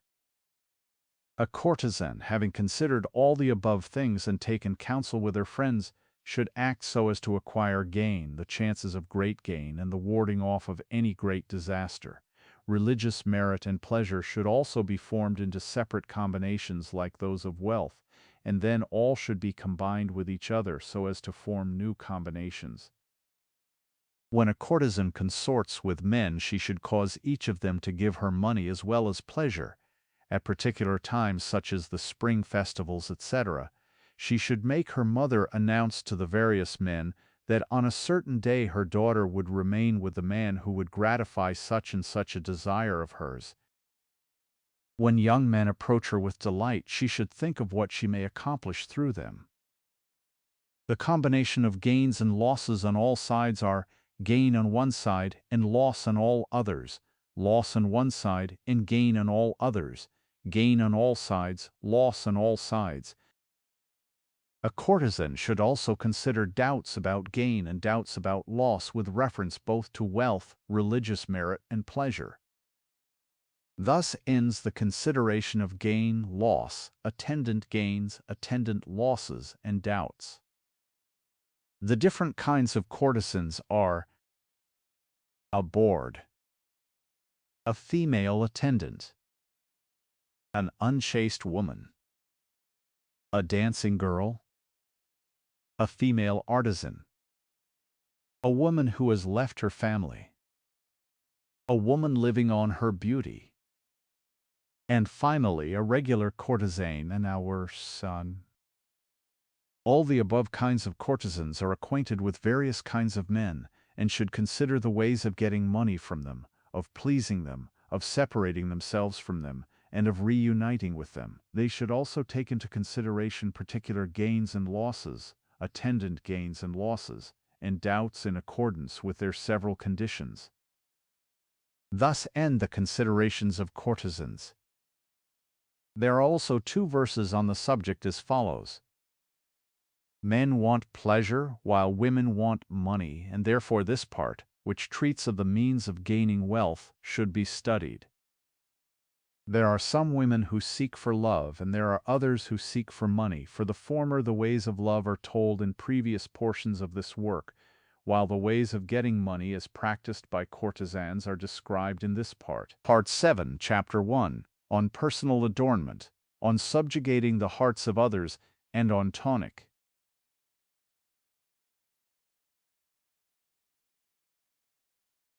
On personal adornment, on subjugating the hearts of others, and on tonic medicines. When a person fails to obtain the object of his desires by any of the ways previously related, he should then have recourse to other ways of attracting others to himself. Now, good looks, good qualities, youth, and liberality are the chief and most natural means of making a person agreeable in the eyes of others, but in the absence of these, a man or a woman must have resort to artificial means, or to art, and the following are some recipes that may be found useful. A. An ointment made of the Tabernamontana coronaria, the Costus speciosus or arabicus, and the Flacourtia cataphracta, can be used as an unguent of adornment. B. If a fine powder is made of the above plants and applied to the wick of a lamp which is made to burn with the oil of blue vitriol, the black pigment or lamp black produced therefrom when applied to the eyelashes has the effect of making a person look lovely. C. The oil of the hogweed, the Echetes putescens, the serena plant, the yellow amaranth, and the leaf of the nymphaea, if applied to the body, has the same effect. D. A black pigment from the same plants produce a similar effect. E. By eating the powder of the Nelumbrium speciosum, the blue lotus, and the Mesna roxburghii with ghee and honey, a man becomes lovely in the eyes of others. The above things, together with the Tabernamontana coronaria and the Xanthochimus pictorius, if used as an ointment, produce the same results. E.Z. If the bone of a peacock or of an hyena be covered with gold, and tied on the right hand, it makes a man lovely in the eyes of other people. In the same way, if a bead made of the seed of the jujube or of the conch shell be enchanted by the incantations mentioned in the Atharvana Veda, or by the incantations of those well skilled in the science of magic, and tied on the hand, it produces the same result as described above. When a female attendant arrives at the age of puberty, her master should keep her secluded, and when men ardently desire her on account of her seclusion, and on account of the difficulty of approaching her, he should then bestow her hand on such a person as may endow her with wealth and happiness. This is a means of increasing the loveliness of a person in the eyes of others. In the same way, when the daughter of a courtesan arrives at the age of puberty, the mother should get together a lot of young men of the same age, disposition, and knowledge as her daughter, and tell them that she would give her in marriage to the person who would give her presents of a particular kind. After this, the daughter should be kept in seclusion as far as possible, and the mother should give her in marriage to the man who may be ready to give her the presents agreed upon. If the mother is unable to get so much out of the man, she should show some of her own things as having been given to the daughter by the bridegroom. Or the mother may allow her daughter to be married to the man privately, as if she was ignorant of the whole affair, and then, pretending that it has come to her knowledge, she may give her consent to the union. The daughter, too, should make herself attractive to the sons of wealthy citizens unknown to her mother, and make them attached to her, and for this purpose should meet them at the time of learning to sing, and in places where music is played, and at the houses of other people, and then request her mother through a female friend or servant to be allowed to unite herself to the man who is most agreeable to her. When the daughter of a courtesan is thus given to a man, the ties of marriage should be observed for 1 year, and after that she may do what she likes. But even after the end of the year, when otherwise engaged, if she should be now and then invited by her first husband to come and see him, she should put aside her present gain and go to him for the night. Such is the mode of temporary marriage among courtesans, and of increasing their loveliness and their value in the eyes of others. What has been said about them should also be understood to apply to the daughters of dancing women, whose mothers should give them only to such persons as are likely to become useful to them in various ways. Thus end the ways of making oneself lovely in the eyes of others. A. If a man, after anointing his lingam with a mixture of the powders of the white thorn apple, the long pepper, and the black pepper, and honey, engages in sexual union with a woman, he makes her subject to his will. B. The application of a mixture of the leaf of the plant Vatsyayana, of the flowers thrown on a human corpse when carried out to be burnt, and the powder of the bones of the peacock, and of the Juanjiva bird produces the same effect. C. The remains of a kite who has died a natural death ground into powder and mixed with caoutchouc and honey has also the same effect. D. Anointing oneself with an ointment made of the plant Imblica mirabolans has the power of subjecting women to one's will. If a man cuts into small pieces the sprouts of the Vajnasunhi plant and dips them into a mixture of red arsenic and sulfur, and then dries them 7 times and applies this powder mixed with honey to his lingam, he can subjugate a woman to his will directly that he has had sexual union with her. Or, if, by burning these very sprouts at night and looking at the smoke, he sees a golden moon behind, he will then be successful with any woman. Or if he throws some of the powder of these same sprouts mixed with the excrement of a monkey upon a maiden, she will not be given in marriage to anybody else. If pieces of the arisa's root are dressed with the oil of the mango and placed for 6 months in a hole made in the trunk of the sisu tree, and are then taken out and made up into an ointment and applied to the lingam, this is said to serve as the means of subjugating women. If the bone of a camel is dipped into the juice of the plant Eclipta prestata and then burnt, and the black pigment produced from its ashes is placed in a box also made of the bone of a camel, and applied together with antimony to the eyelashes with a pencil also made of the bone of a camel, then that pigment is said to be very pure and wholesome for the eyes, and serves as a means of a camel, e.g. subjugating others to the person who uses it. The same effect can be produced by black pigment made of the bones of hawks, vultures, and peacocks. Thus end the ways of subjugating others to one's own will. Now, the means of increasing sexual vigor are as follows. A. A man obtains sexual vigor by drinking milk mixed with sugar, the root of the ashchata plant, the piper chaba, and licorice. B. Drinking milk mixed with sugar, and having the testicle of a ram or a goat boiled in it, is also productive of vigor. C. The drinking of the juice of the Hedisarum gangeticum, the kuyuli, and the shirika plant mixed with milk produces the same effect. D. The seed of the long pepper, along with the seeds of the Sansevieria roxburgiana and the Hedisarum gangeticum plant, all pounded together and mixed with milk, is productive of a similar result. E.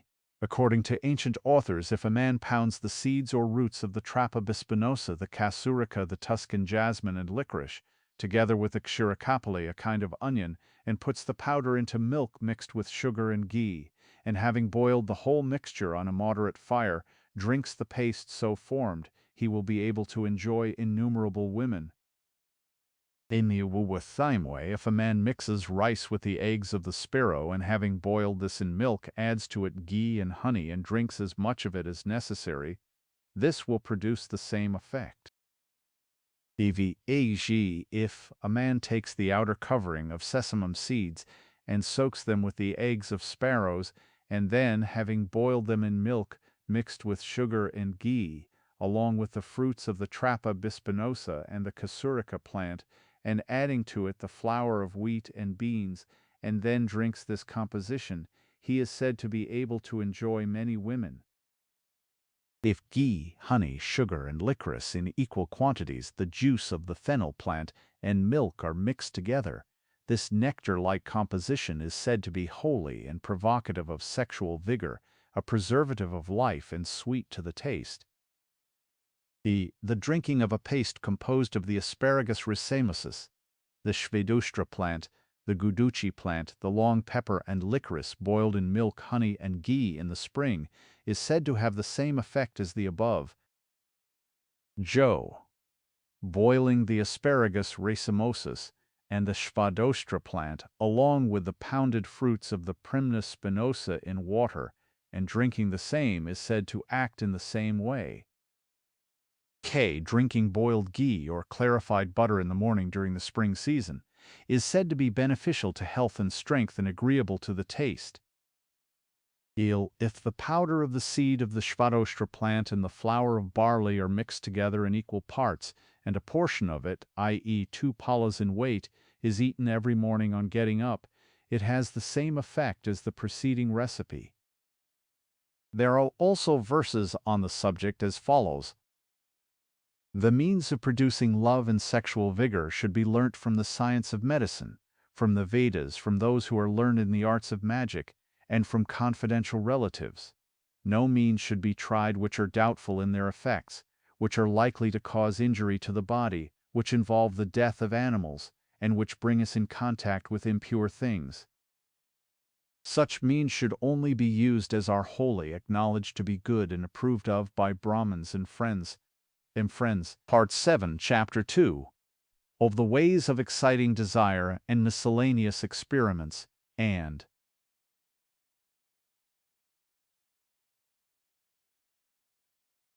of the ways of exciting desire and miscellaneous experiments and recipes. If a man is unable to satisfy a Hastini or elephant woman, he should have recourse to various means to excite her passion. At the commencement he should rub her yoni with his hand or fingers, and not begin to have intercourse with her until she becomes excited or experiences pleasure. This is one way of exciting a woman. Or he may make use of certain apadravyas or things which are put on or around the lingam to supplement its length or its thickness, so as to fit it to the yoni.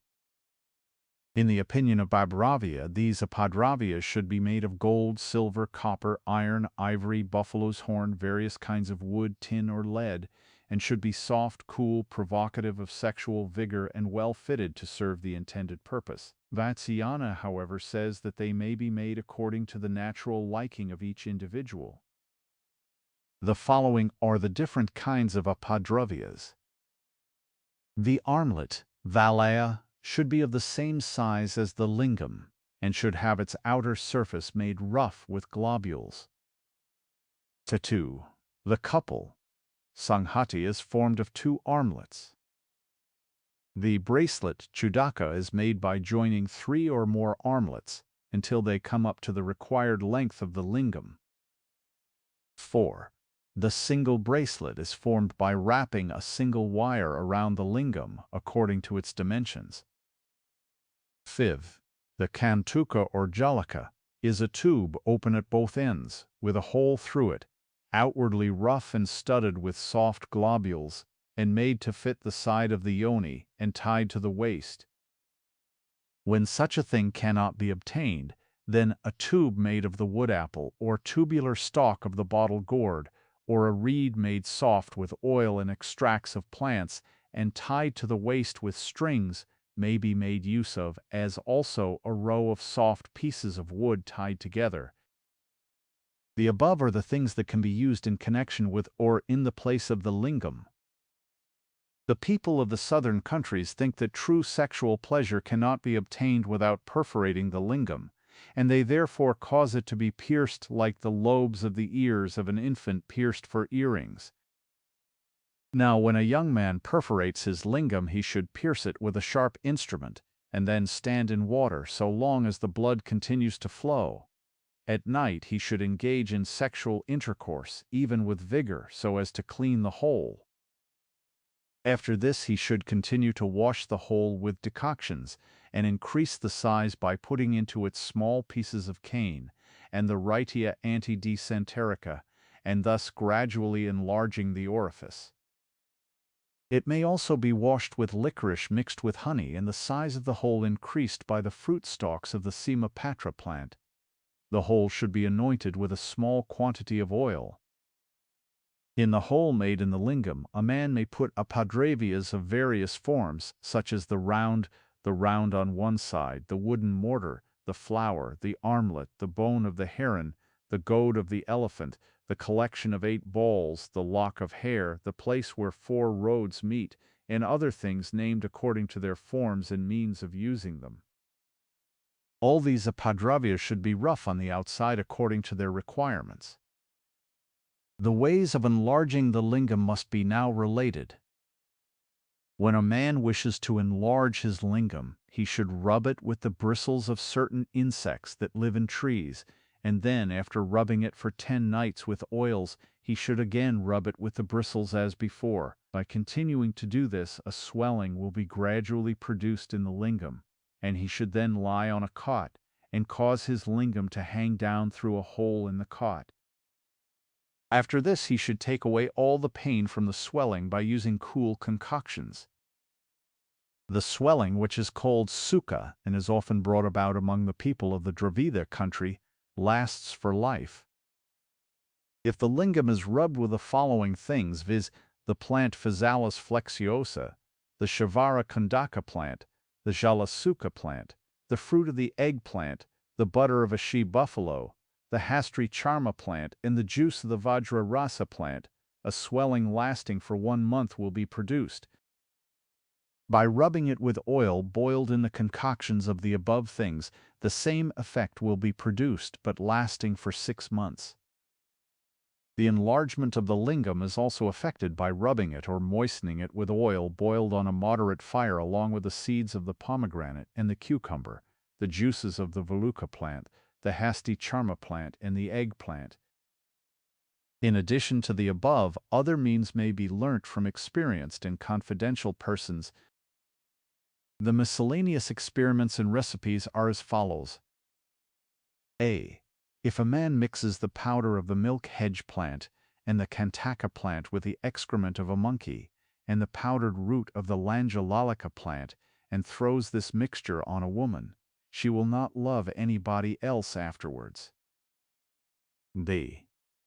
If a man thickens the juice of the fruits of the cassia fistula and the Eugenia jambalana by mixing them with the powder of the soma plant, the Vernonia anthelmintica, the Eclipta prostata, and the Lopa jahurca, and applies this composition to the yoni of a woman, and then has sexual intercourse with her, his love for her will be destroyed.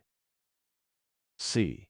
The same effect is produced if a man has connection with a woman who is bathed in the buttermilk of a she-buffalo mixed with the powders of the Kopalika plant, the Banu Padika plant, and the yellow amaranth.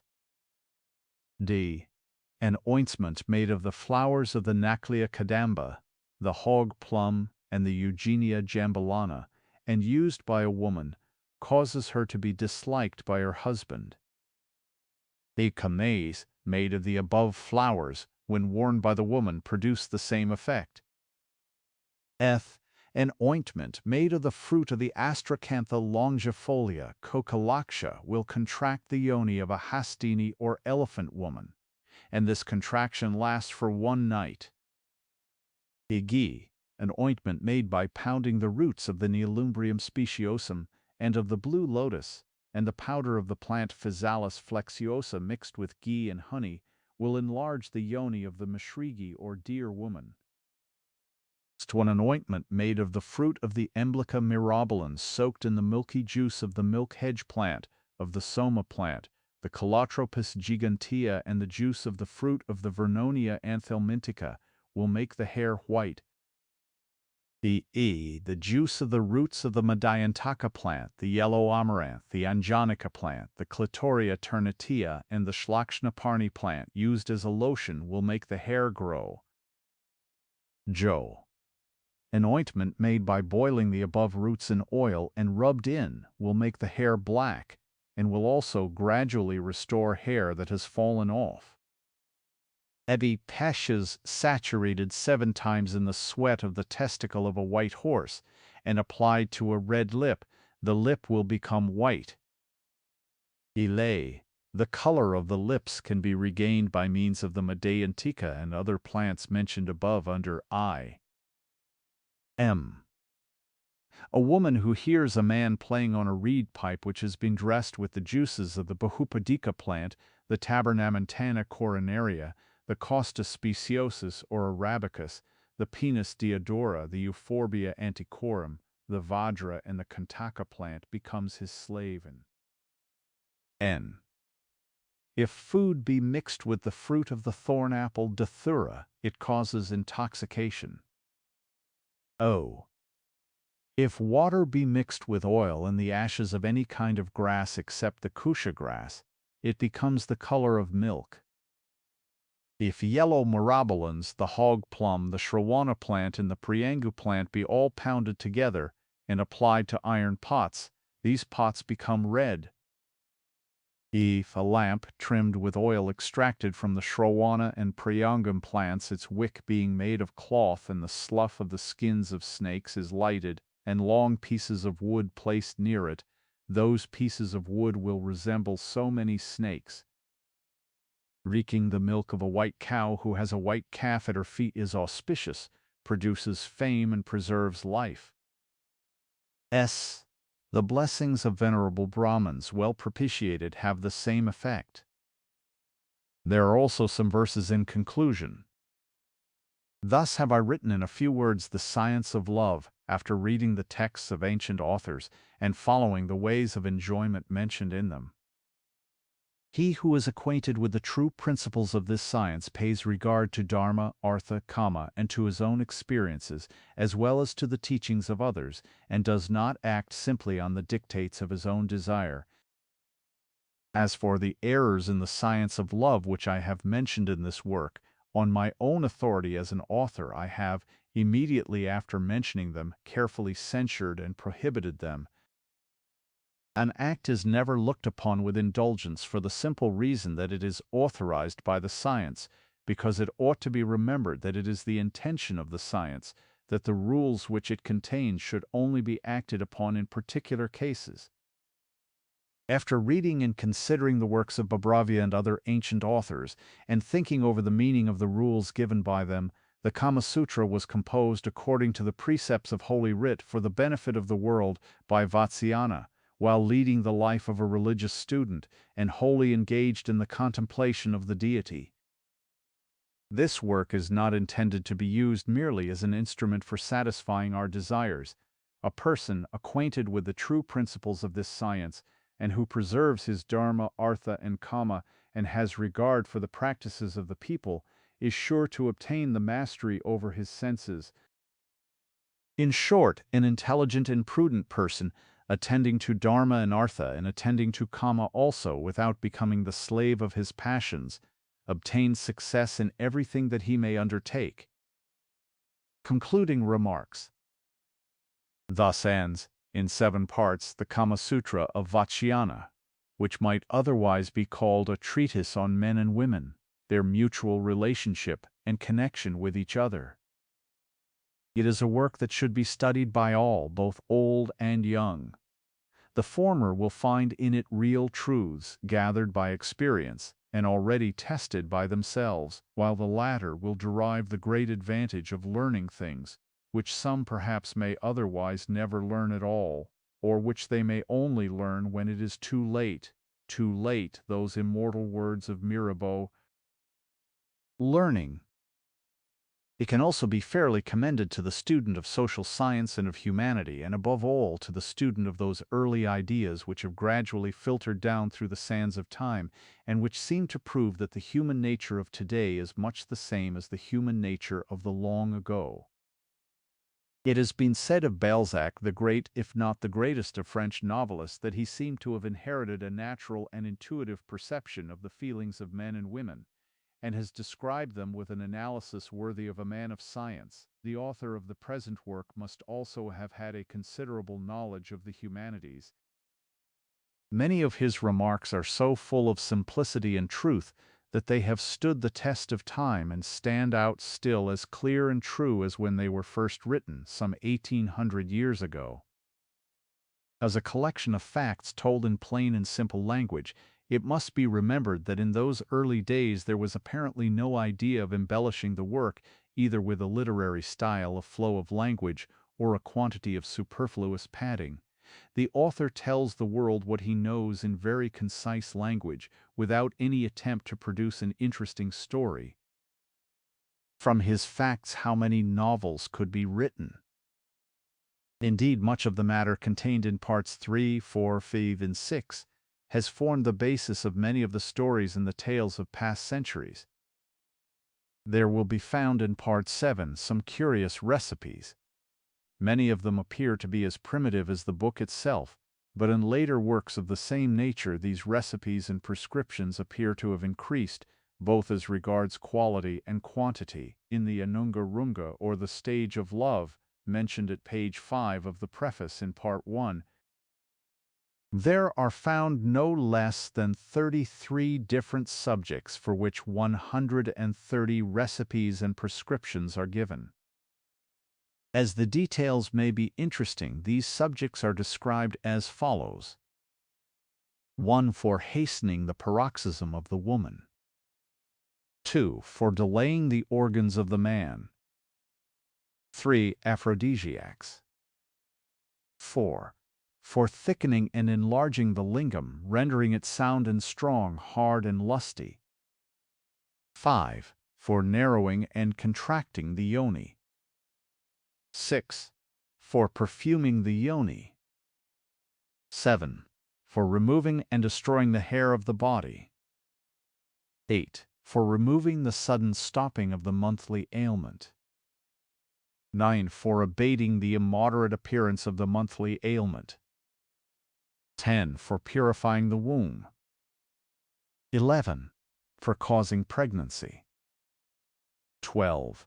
For preventing miscarriage and other accidents. 13. For ensuring easy labor and ready deliverance. 15. For limiting the number of children. 15. For thickening and beautifying the hair. 16. For obtaining a good black color to it. 17. For whitening and bleaching it. 18. For renewing it. 19. For clearing the skin of the face from eruptions that break out and leave black spots upon it. 20. For removing the black color of the epidermis. 21. For enlarging the breasts of women. 22. For raising and hardening pendulous breasts. 23. For giving a fragrance to the skin. 24. For removing the evil savor of perspiration. 25. For anointing the body after bathing. 26. For causing a pleasant smell to the breath. 27. Drugs and charms for the purposes of fascinating, overcoming, and subduing either men or women. 28. Recipes for enabling a woman to attract and preserve her husband's love. 29. Magical collyriums for winning love and friendship. 30. Prescriptions for reducing other persons to submission. 31. Philter pills and other charms. 32. Fascinating incense or fumigation. 33. Magical verses which have the power of fascination. Of the 130 recipes given, many of them are absurd, but not more perhaps than many of the recipes and prescriptions in use in Europe not so very long ago. Love philters, charms, and herbal remedies have been, in early days, as freely used in Europe as in Asia, and doubtless some people believe in them still in many places. And now one word about the author of the work, the good old sage Vatsyayana. It is much to be regretted that nothing can be discovered about his life, his belongings, and his surroundings. At the end of part 7, he states that he wrote the work while leading the life of a religious student, and while wholly engaged in the contemplation of the deity. He must have arrived at a certain age at that time, for throughout he gives us the benefit of his experience and of his opinions, and these bear the stamp of age rather than of youth. Indeed, the work could hardly have been written by a young man. In a beautiful verse of the Vedas of the Christians, it has been said of the peaceful dead that they rest from their labors, and that their works do follow them. Yes, indeed, the works of men of genius do follow them, and remain as a lasting treasure. And though there may be disputes and discussions about the immortality of the body or the soul, nobody can deny the immortality of genius, which ever remains as a bright and guiding star to the struggling humanities of succeeding ages. This work, then, which has stood the test of centuries, has placed Vatsyayana among the immortals, and on this and on him no better elegy or eulogy can be written than the following lines. So long as lips shall kiss and eyes shall see, so long lives this, and this gives life to thee. If you're enjoying this audiobook, please subscribe to the channel. Your support helps bring more adventures and more classic fantasy to life. If you have feedback or thoughts on the story, please leave a comment and let me know. Thanks for listening.